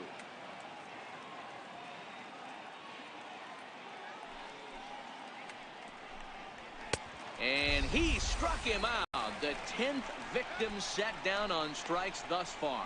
Certainly not showing any signs of intimidation with these middle-of-the-order guys. That's back-to-back Ks, and the 3 and 4 guys are harmlessly back in the dugout. In now is Yasiel Puig. No runs, just 1 hit. No errors for the Dodgers thus far. No offer on that one. 2 balls and a strike.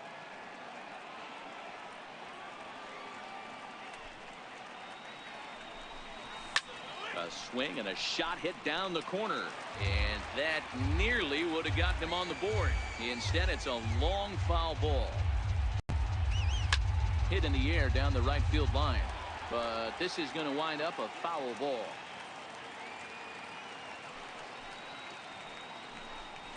And yet another strikeout here. His 11th of the ball game, and this one ends the inning. 1, 2, 3 go the Dodgers. And this is still a 0-0 ball game.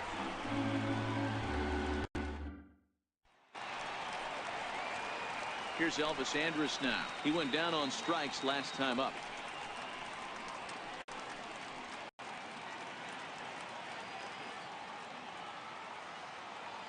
1-1. Misses, ball 2.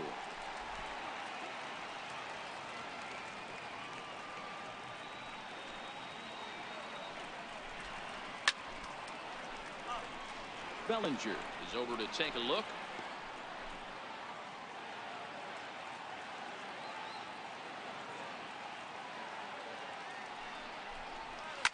Hit hard to the right.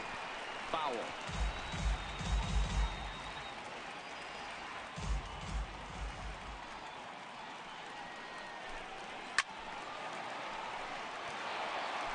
I know it's a guessing game, but usually when you flip that coin, it better come up fastball at this level. You cannot be late right there. That was right in the wheelhouse.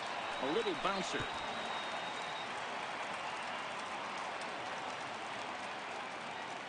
Trying to send him packing for the second time.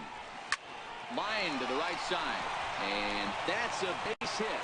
So the no-hit bid ends here in the 7th. They finally break through for their first hit of the ball game, so the no-hit bid will end right here. Yeah, Matty V, and this is when you start thinking about that no-no. You get into the 7th inning, D-Row. As a pitcher, you start looking ahead to what might happen. And that donut stares at you from an offensive standpoint as well. This guy's had his A game. You can't deny the fact that he's pitched a heck of a game, but from an offensive standpoint, you never stop grinding to get a crooked number up on that board.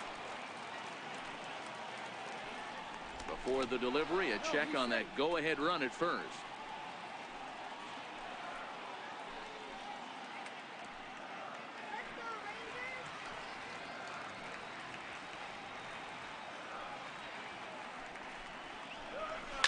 Soft liner towards first.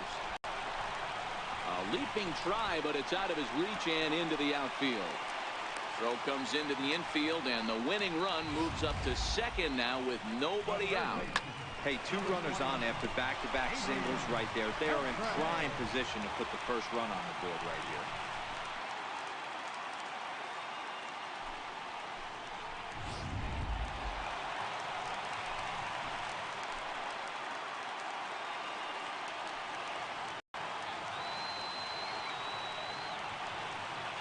Stepping in now, Adrian Beltre.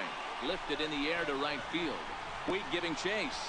He gets there to the runner tags and breaks for third. And he'll move up to third now. Runners at the corners here with one away. Good read at second base to know he could make it to third on the flyout. Now he's only 90 feet away with one out. Stepping in and ready for another shot, Joey Gallo. He's looking to bring home the winning run from third. Kershaw still unscored upon here through 6 1/3 innings.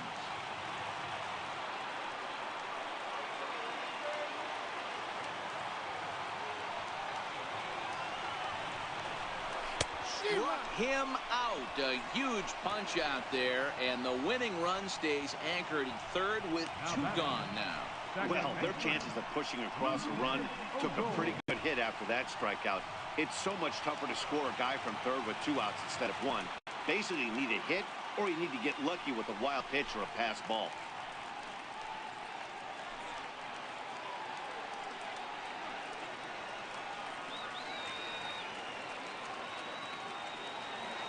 On its way, the 0-2 pitch. Swung on in the dirt for the third strike. And a good throw is in time, and they escape the jam. Back-to-back strikeouts keep them out of danger. Don't touch that remote. More on MLB Network right after this.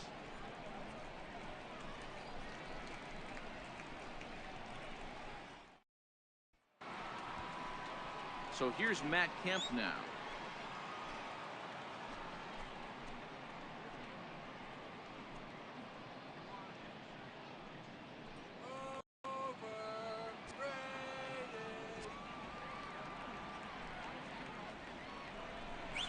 And a fastball in the dirt that's taken for a ball. A couple of righties starting to loosen now in the bullpen.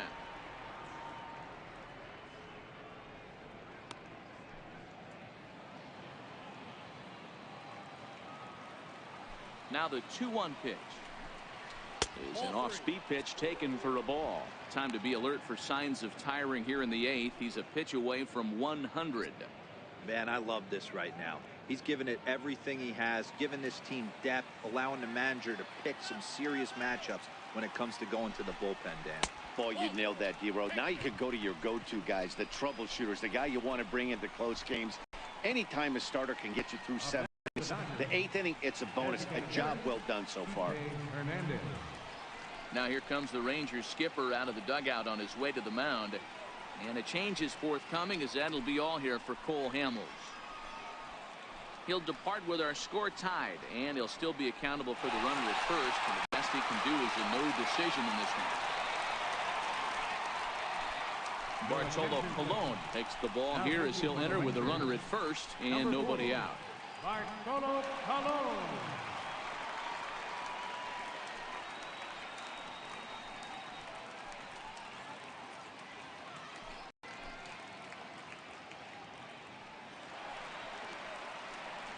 Kike Hernandez will be the first to stand in against the new pitcher, as he'll do so with a runner at first and nobody out. Go-ahead runs aboard here at first with nobody out.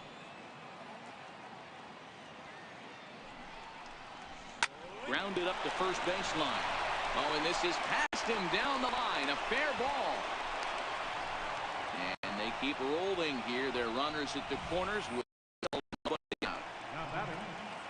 Hey, Debro, looks like they might finally have something going after that base hit. First and third, one out, and maybe now they can get something started. Yeah, you could tell the third base coach was going to be aggressive right there, right? A nice read by both him and the base runner to take that extra base and put them in scoring position. They've been struggling right now to get guys in scoring position.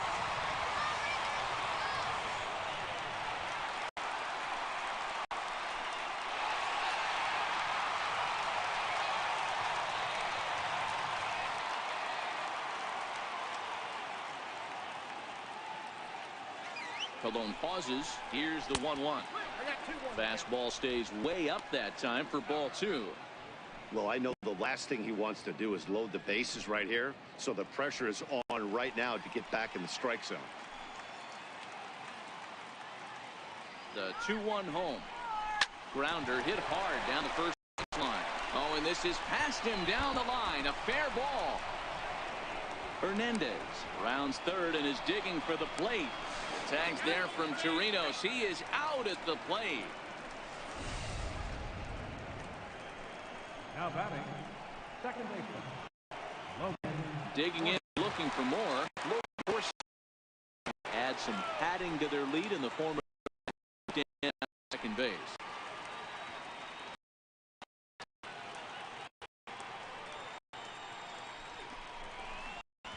And he misses 2-1. In today's game, everybody's trying to work off the mound north-south. Elevate that heater. He wanted that pitch right there, but I can tell you as an offensive player, I'd rather give you 6 inches off east-west than to have you call that high fastball. The 2-1. 2-2 the count.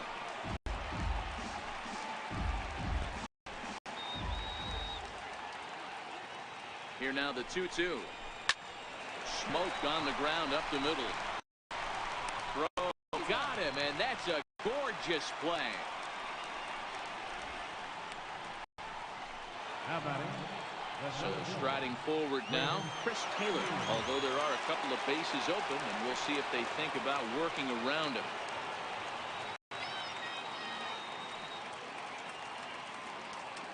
Looking to keep this a one-run game. The pitch. And he missed with it there. Ball 4. It's a 2.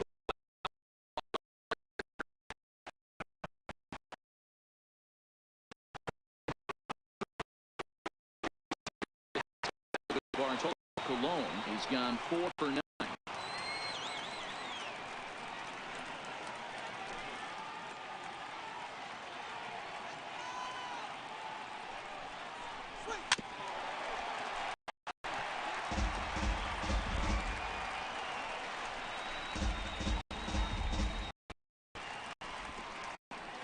Runners at the corners, 2 men out.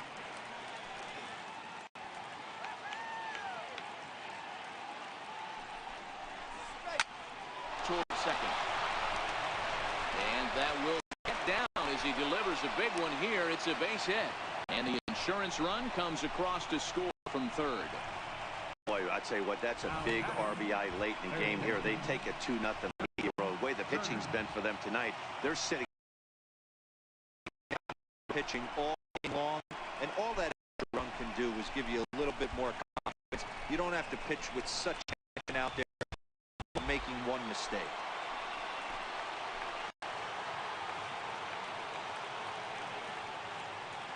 Into the box, Justin Turner. Hit sharply toward the right side. That's in there, base hit. And they'll put the brakes on that runner at third, and that means the bases are loaded now with 2 away. Boy, so frustrating as a pitcher. You make a quality pitch on the inside half of the plate right there. Try to bust him in, D-Row, and he fights it off the other way. Yeah, you tip your hat to the pitcher right there. He executed his pitch, but nice job by the offensive player. Fighting. It doesn't matter what it looks like. Not. Into the box now, Cody Bellinger. Bounce to first.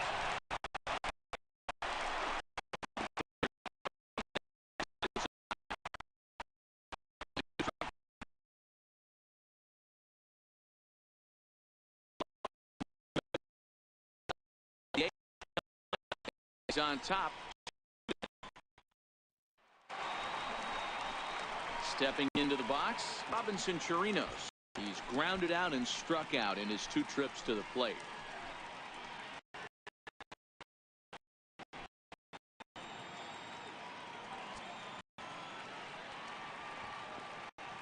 Now the 3-2 pitch.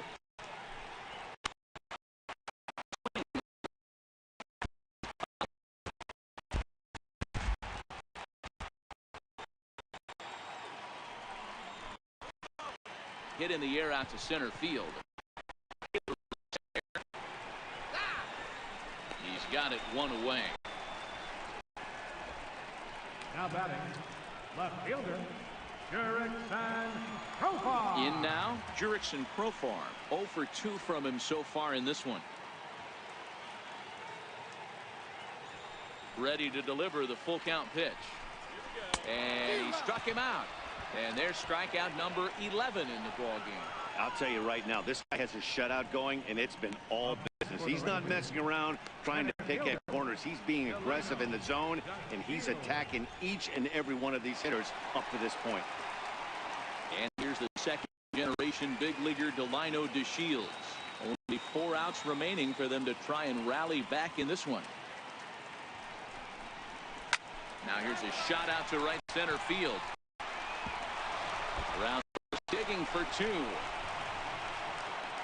And now he'll get into scoring position with 2 away. When you're struggling as a team to put the ball in play, every base hit is welcome, but a double will really help wake everyone up. That's just their 3rd hit of the game, but it's Shin-Soo Choo at the plate now, and his guys are looking to erase that donut on the scoreboard with runner in scoring position. Yeah, Matt, they've been really shut down so far in this one. They've had runners on base, but haven't been able to string anything together.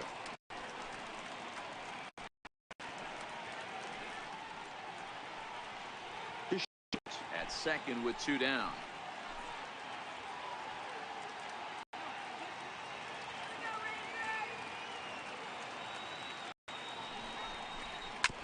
On the ground toward the hole, and it's through. A base hit. The throw to the plate.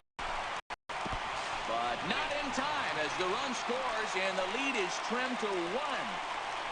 What a frustrating inning from a pitcher standpoint, Hero. You get the first 2 out of the inning. The next guy doubles, and then you give up a 2-out base hit to drive in a run. Yeah, and you want to talk about on the complete flip side, firing up an offense. You see your 2 quick outs. You mix in a gapper right there. Double finds himself on second base, and he's able to come through. Next guy's able to come through with a big 2-out knock. Now, out of the dugout on his way to the mound, and we're going to have a pitching change, as that's going to be all for his starter at the number 46. And he'll take over on the mound in relief.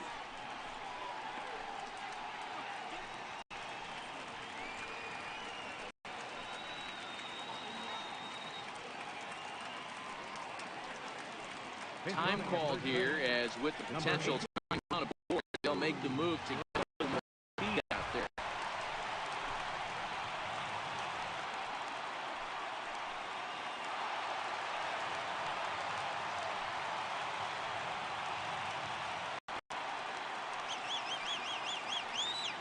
Standing in now, Elvis Andrus. They'll try to shorten up maybe and protect the plate.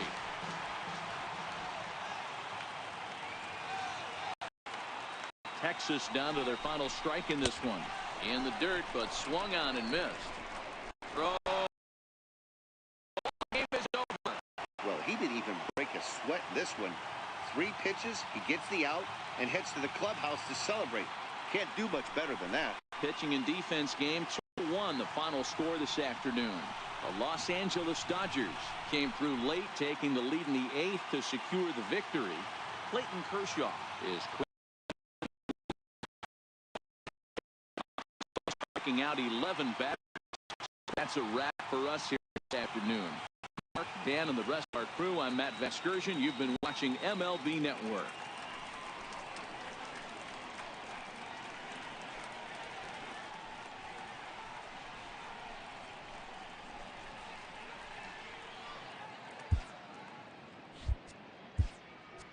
Here now is our final line score this afternoon for the victorious Dodgers. 2 runs on 5 hits.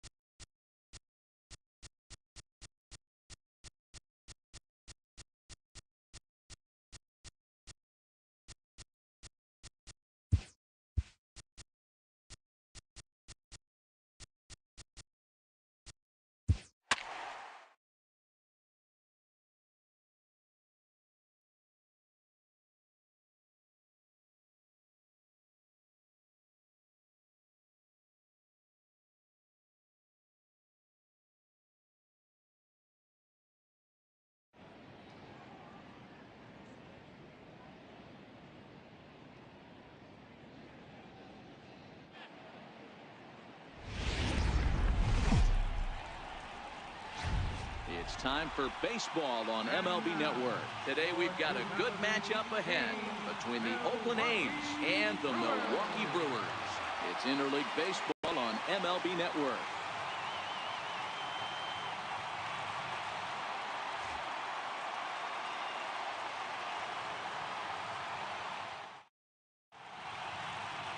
Zach Davies gets the start for Milwaukee in this one. What's your take on him, Dan? Hey, thanks, Matt. Zach Davies coming on the pitch. Not a big, strong guy, but he's a control guy that pumps the strike zone full of strikes. 89 to 92 miles an hour with sink. Has a curveball, has the slider, and also the straight changeup. He needs all 4 of his pitches, not overpowering. You'll know if he's on early, he'll be throwing a lot of ground balls. Striding into the box, Marcus Semien. He will lead this one off today. Breaking ball, strike 3 called as he drops in a beauty there, and that's the first of the afternoon. And here's a shot of the Athletics starting lineup for this one. Who are you focused on, Dan Plesac? Well, Matt, they have to be very happy so far with the performance they're getting out of that guy in the 8th spot. He doesn't let the pressure of the big moment get to him. I love watching this guy hit in clutch situations. It's like he takes a deep breath and everything stops in front of him. He plays like the Zen man. Outfielder Stephen Piscotty the next to hit. Head-to-head numbers against Zach Davies. He brings a .353 batting line. He's also gone down on strikes 5 times. Clear skies in the forecast this afternoon. 62 degrees here at first pitch.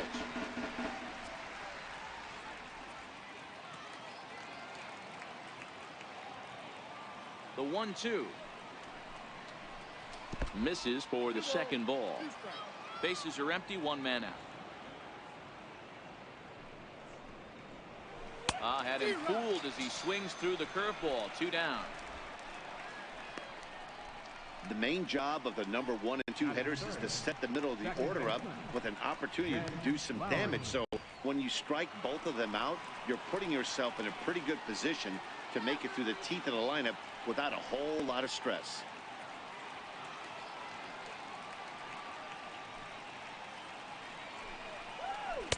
Outside with the fastball as the count moves to 2-1 now.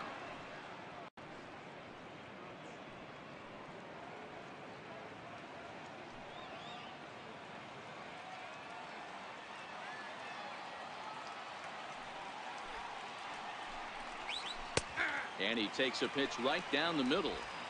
Wow, not sure what you're looking for right there, but that one was pretty much middle center cut.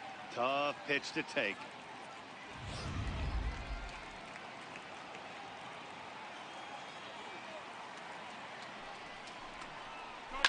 Just hung in there on that one.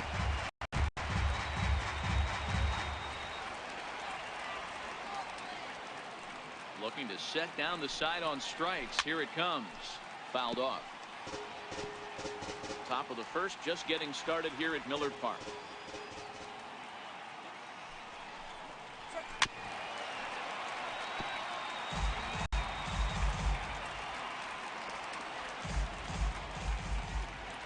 The 2-2 one more time. This is flared out towards second, and this is taken for the out. A's are gone in order. And now the Brewers will get their first cuts. No score.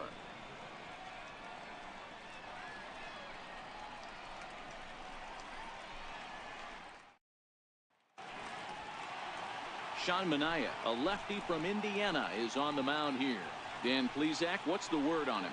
Hey, on the mound now is Sean Manaea, the pride and joy of Indiana State University. Low three-quarter arm angle. He reminds me a lot of former Met pitcher Sid Fernandez. Mid to upper 90s fastball, a true slurve. He also has a straight changeup and a funky arm angle. He's really tough on lefties. In is Christian Yelich. He'll lead things off here in the bottom half of the first. The 1-1.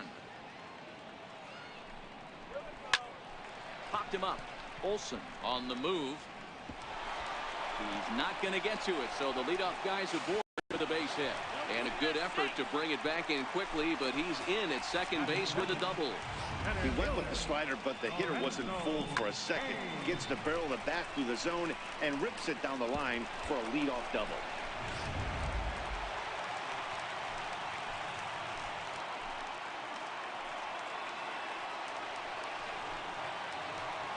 Stepping in now, Lorenzo Cain. He's fallen behind now, 3-1. Travis Shaw is on deck.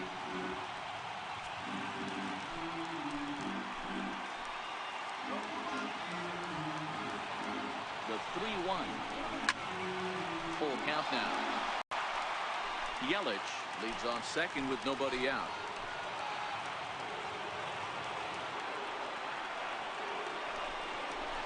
Swung on and lifted in the air to left center. Howell's on his horse. Looks it into his glove, and there's one gone. And with that, time to take a glance at the starting nine for these Brewers. Dan Plesac, who you focused on? You know, I think everyone should keep an eye on Christian Yelich. He's certainly a guy to watch out there in this lineup. Everything he does makes them click.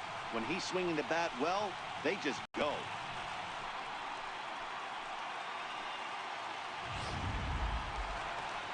Next for Milwaukee, Travis Shaw, and he's got a chance to bring in the winning run. Question is whether they'll even pitch to him.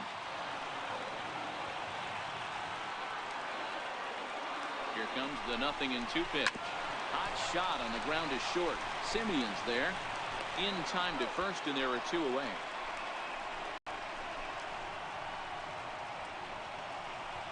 Batting fourth. So coming to the plate, Ryan Braun, as he'll look to get the ball into the outfield and bring home what would be the winning run from second base. A drive to left. Get out of here. Get out of here. Gone. They win it. Santa Maria.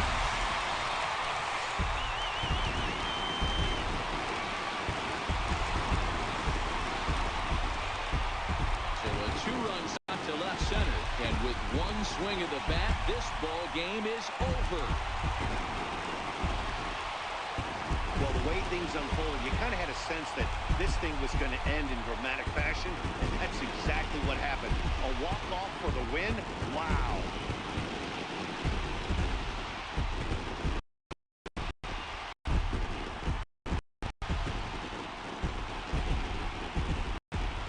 And when you pitch an entire game and throw up a scoreboard full of zeros, there's no debate. You're going to be the player of the game.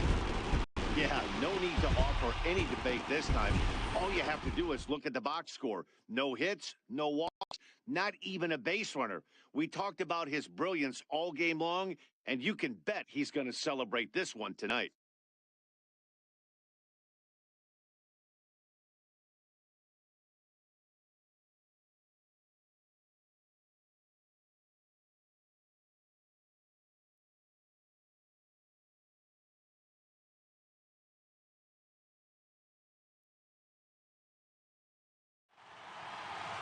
A 2-0 finish today.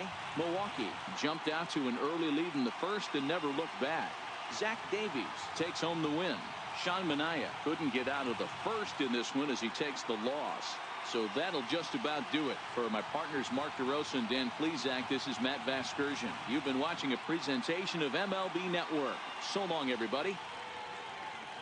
The final line score for our ball game this afternoon for the victorious Bruins, 2 runs on just 2 hits. No errors. They left no runners.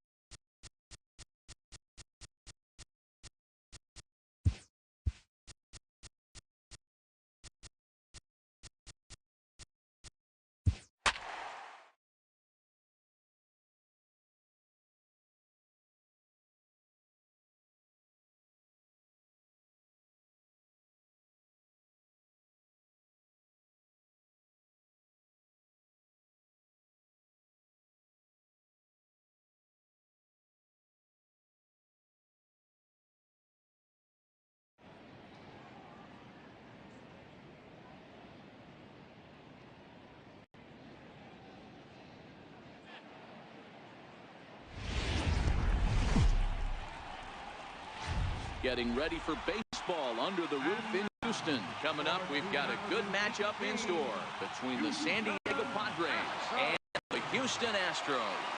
It's interleague baseball. Next.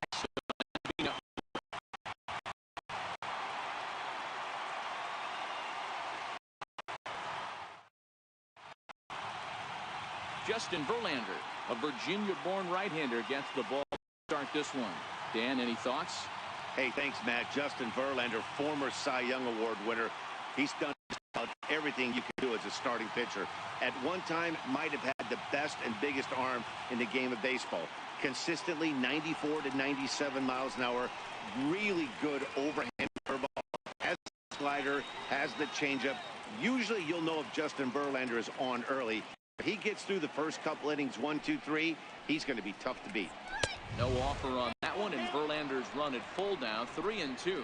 Verlander has worked his way through more than 2,500 innings in his career and sports a respectable ERA just under 3.50. Count still full, 3-2.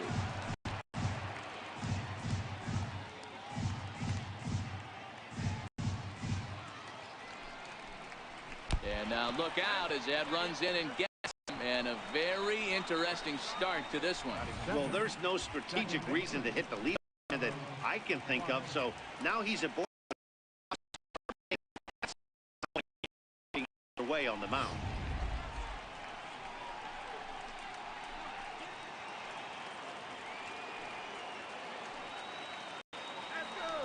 Verlander will turn and go to first, and he's back in standing. In now, Carlos. And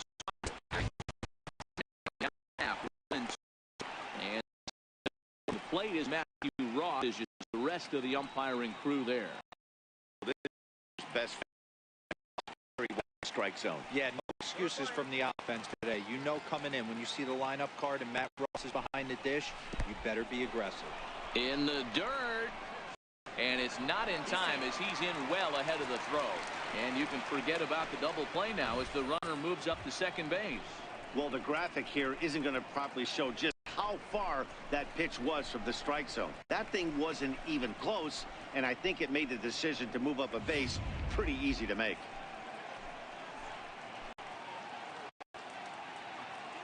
Hoping to send him packing. Pitch on its way. In the dirt, and now let's see. The tag's there, and he's out trying to steal third. Great throw. 3-2 pitch.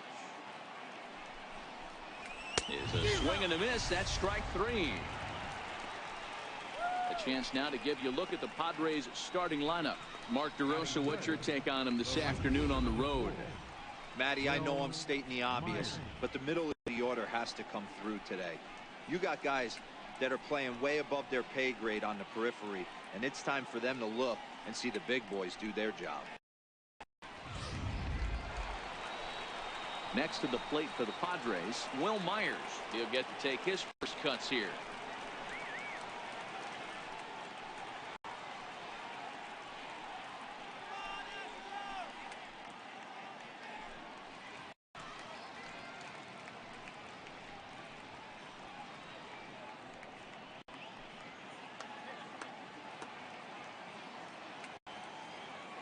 2 balls and a strike. Here it is. And a check swing here as he couldn't help himself, and it's ruled strike 2.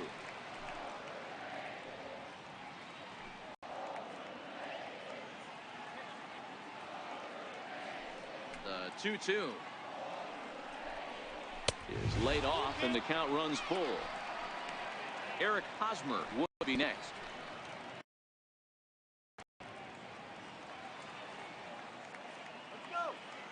Something has to give. Here's the payoff pitch. Oh, and this one's the other way and deep to the corner. And it'll fade just at the end and winds up a long foul ball. Throws him for strike 3, and that retires the side. Padres go down quietly. Now the Astros will get their first opportunity. No score.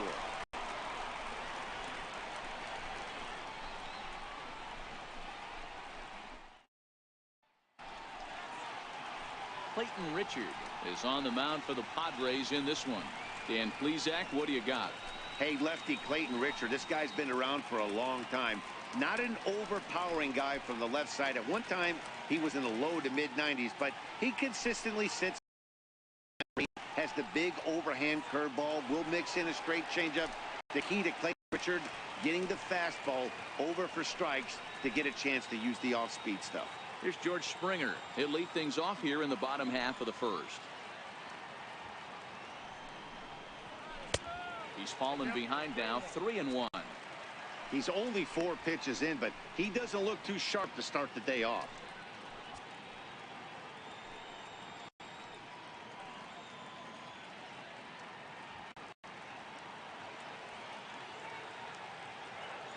Set to deal. Here's the 3-1. Fouled off wide at first, but boy, that had some zip on it.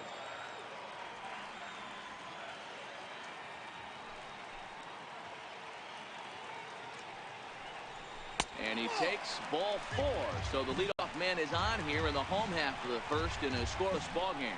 And I'm sure the manager is just fine with that. I mean, it's better to battle a slugger like that to the end and end up walking him than serving one up where he can really hurt you. And that'll bring up the former first-rounder Alex Bregman. The winning run is at first base.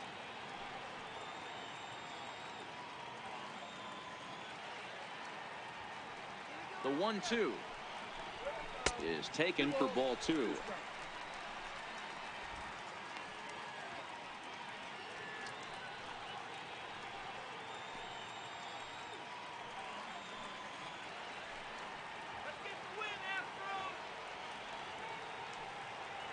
The 2-2 doesn't get the zone. Count full now. That was another good pitch and a tough call that could have gone either way. He couldn't get him to bite on it again, so the count's gone from 0-2 to he's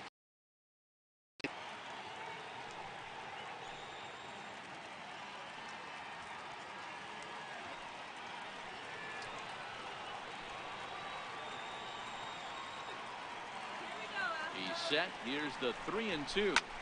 Hit in the air down the right field line. Myers sprinting after it, but no chance to run it down. It's a foul ball. Another full count pitch on its way. And another foul ball.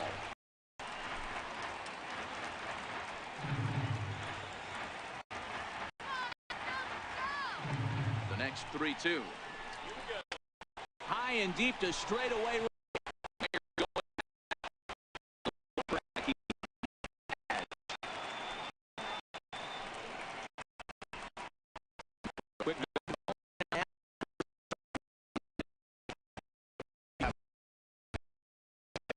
to this team. This guy hit over 340 last year. An incredible season. I watched him one day take a ball to left field, then he took one to right field, then he took one back up the middle. He puts together so many hits and has such a great swing that there's no wonder he hits over 340. Striding in for Houston, Jose Altuve. He's got a chance to end this one and send these fans home happy if he can get a ball deep enough into the gap.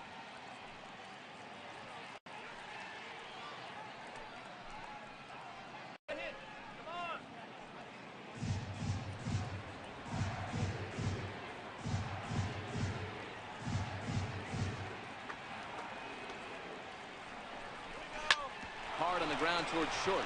There's one. Play to first in time, and just like that, the side is retired. An inning in the books tonight, still scoreless here on MLB Network.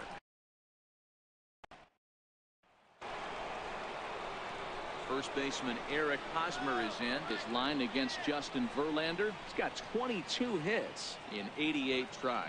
He's also hit a couple of home runs against him.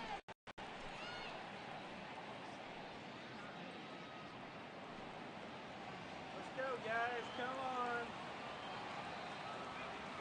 Here's Verlander now on 0-2. Inside, as that perhaps will back him off a bit. 1-2. Verlander is a strikeout master on the mound. It will not be uncommon to see him reach a double-digit strikeout total when he goes out there. He uses that to his advantage in just about every start. He sure does, Matty. And I think one of the keys for him is he gets ahead in the count early.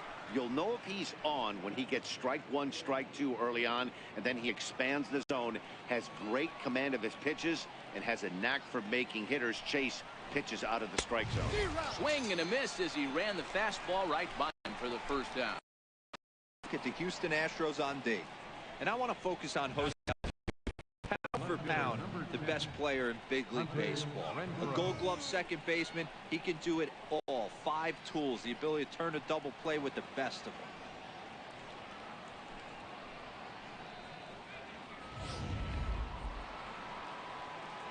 Digging in now for San Diego, Hunter Renfroe. Let's go, Houston.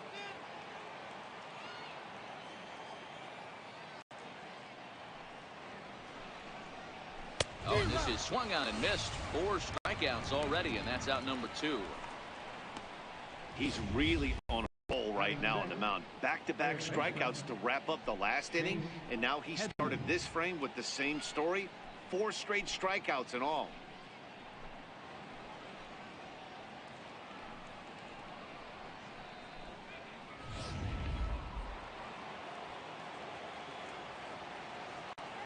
Into the box now, Chase Headley. Turned on down the line, but this will get foul. It's a ball and 2 strikes. Here's the 1-2 pitch now to Headley. And he got another one here. He strikes out the side. He set down 5 in a row via the punch out, and the inning is over. 3 up, 3 down, 3 strikeouts. Not too shabby. Through an inning and a half. No score on MLB Network.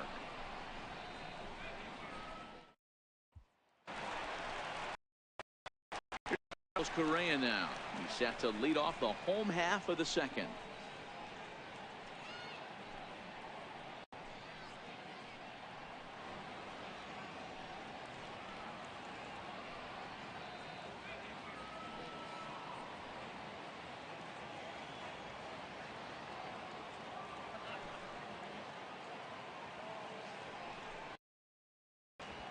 Good action on the 2-seamer there, and it's 1-2.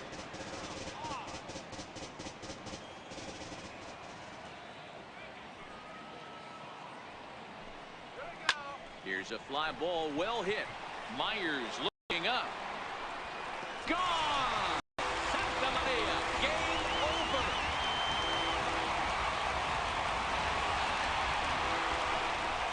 Solo shot to right center, and none bigger than that one as this ball game is over. Hey, this game looked like it was going to be one of those wild ones right from the beginning. But when you can win this thing in walk-off fashion, what a way to win a ball game. A walk-off win?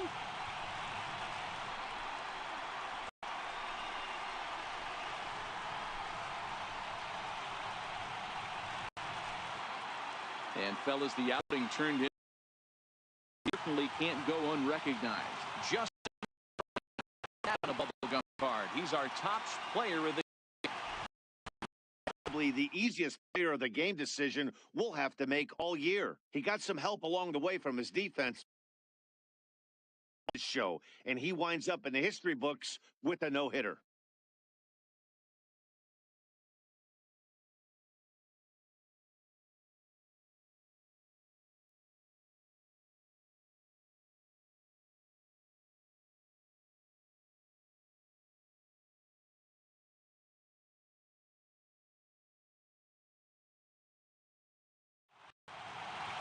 A single run good enough to do it. Nothing the final score. Houston Astros get the win despite only mustering one hit. Justin Verlander, pitcher of record, Clayton Richard, lasted only an inning in the losing effort. So that'll just about do it for us this afternoon. Thanks to this is Matt Excursion, and you've been watching a presentation of MLB Network. See you next time. One run on just one hit.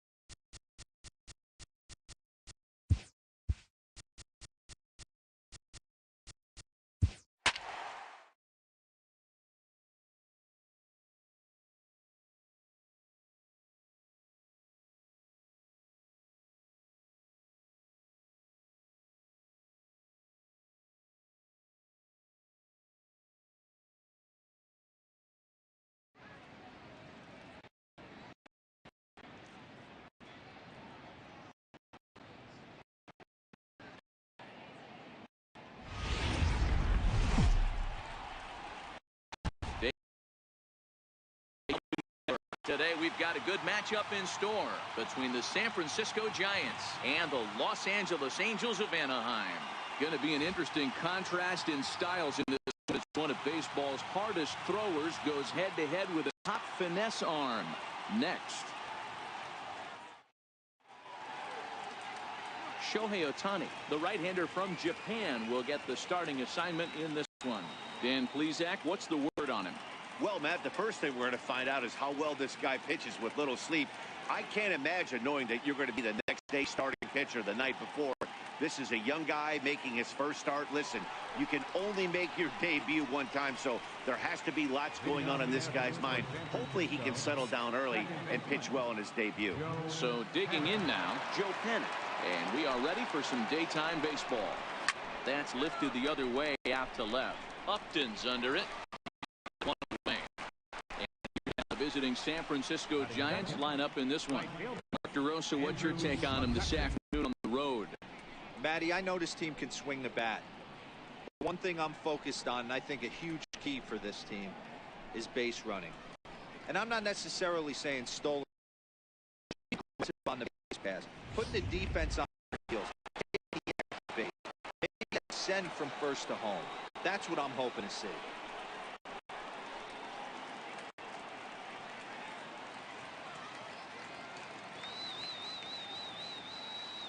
First pitch bad. Off the plate and low here, ball one. Can't complain a bit about the weather here. 75 degrees our temperature at first pitch.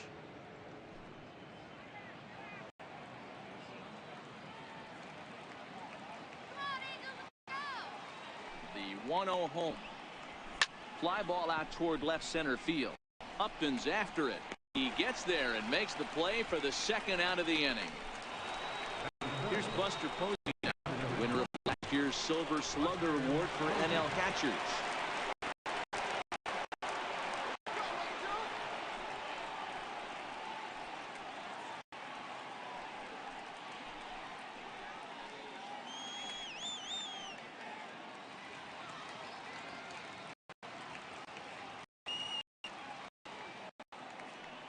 Comes the first pitch. A ball and no strikes.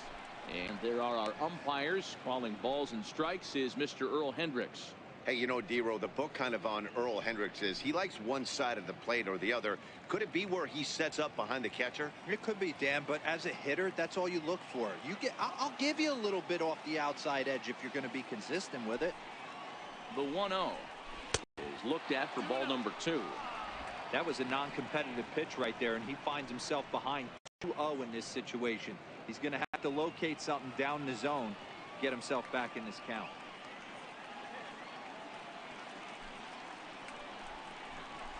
Look out. All over the place now. 3-0.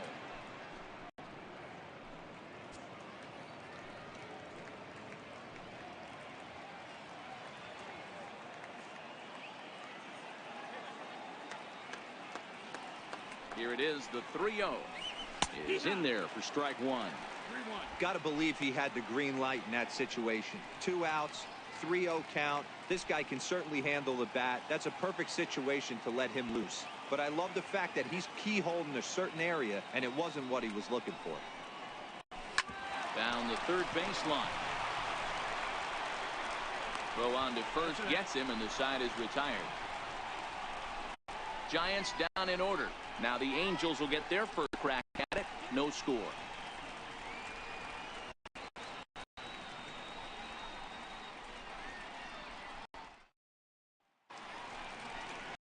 Madison Bumgarner will be the man on the mound for the G-men. What do you have for us?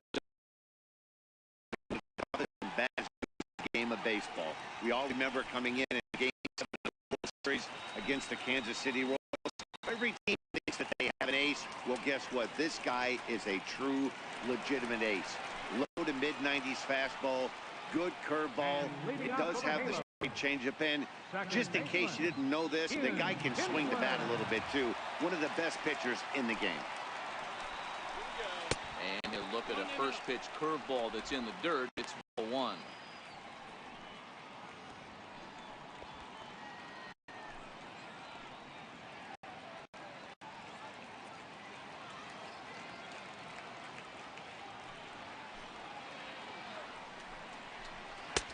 And that pitch catches the inside corner.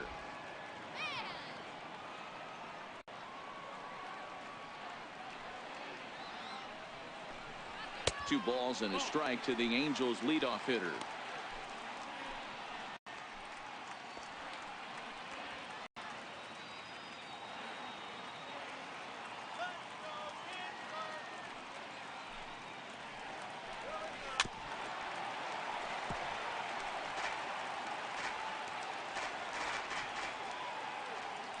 The 2-2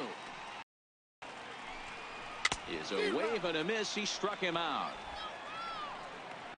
Well, here's a look now at the Angels starting lineup. Mark, what's your take on him against one of the best starters in the game? Well, Matty, if I could tell this lineup one thing, it would be let's get on this guy early. Day game in this ballpark starts glaring, starts getting later in the day. Those shadows start creeping in right around the time that bullpen starts getting warmed up.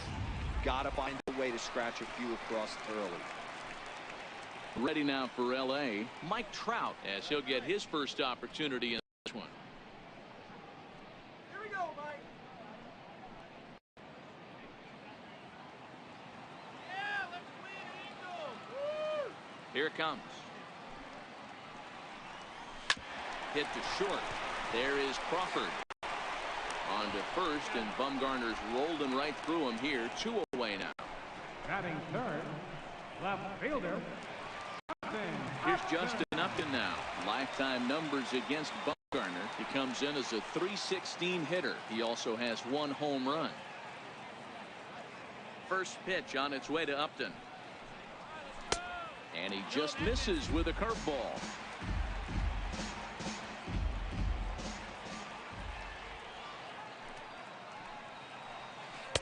There's a breaking ball over the outer half.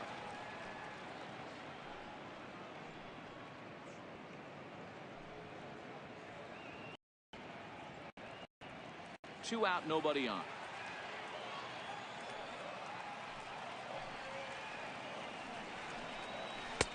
And that's high and off the plate. 2-1. That's back-to-back breaking balls away, but now he's got himself into a little bit of a tough spot. You're probably so your opponent is probably up there just looking for a fastball that he can drill. Into the windup. Here's the 2-1 pitch. Missed with a breaking ball. This is a good at bat so far here. 2 away. If you're going to go 1, 2, 3, make the guy work for it. He's doing himself into a good hitter's count. And a job there to lay off. It's ball 4 as he becomes their first base runner of the ball game now with 2 away. Looked like he might have got right there. And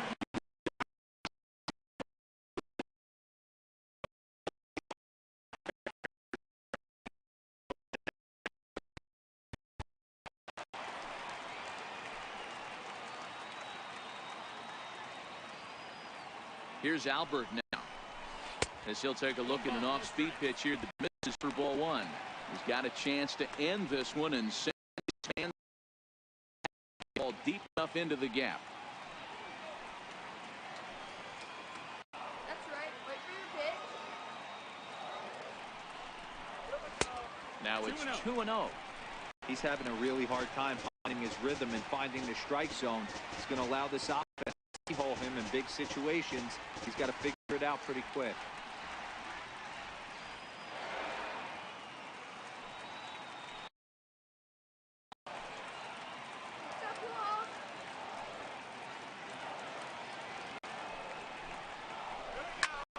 Liner towards second, and that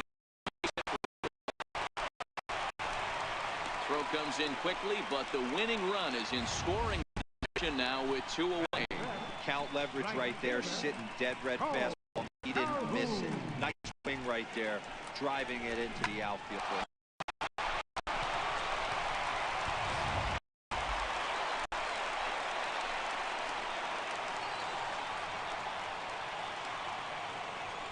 Cole Calhoun will stand in now as he will look at a first pitch fastball for ball one.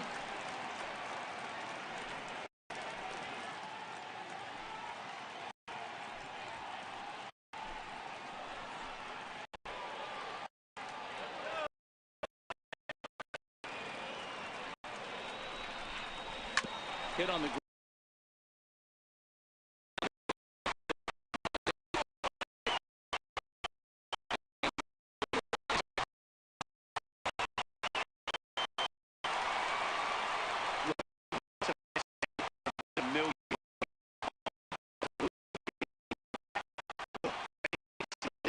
But in the other dugout, they'll take it any way they can get it.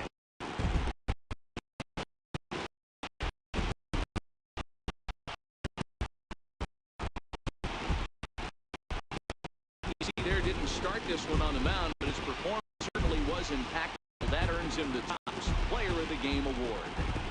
Yeah, no need to offer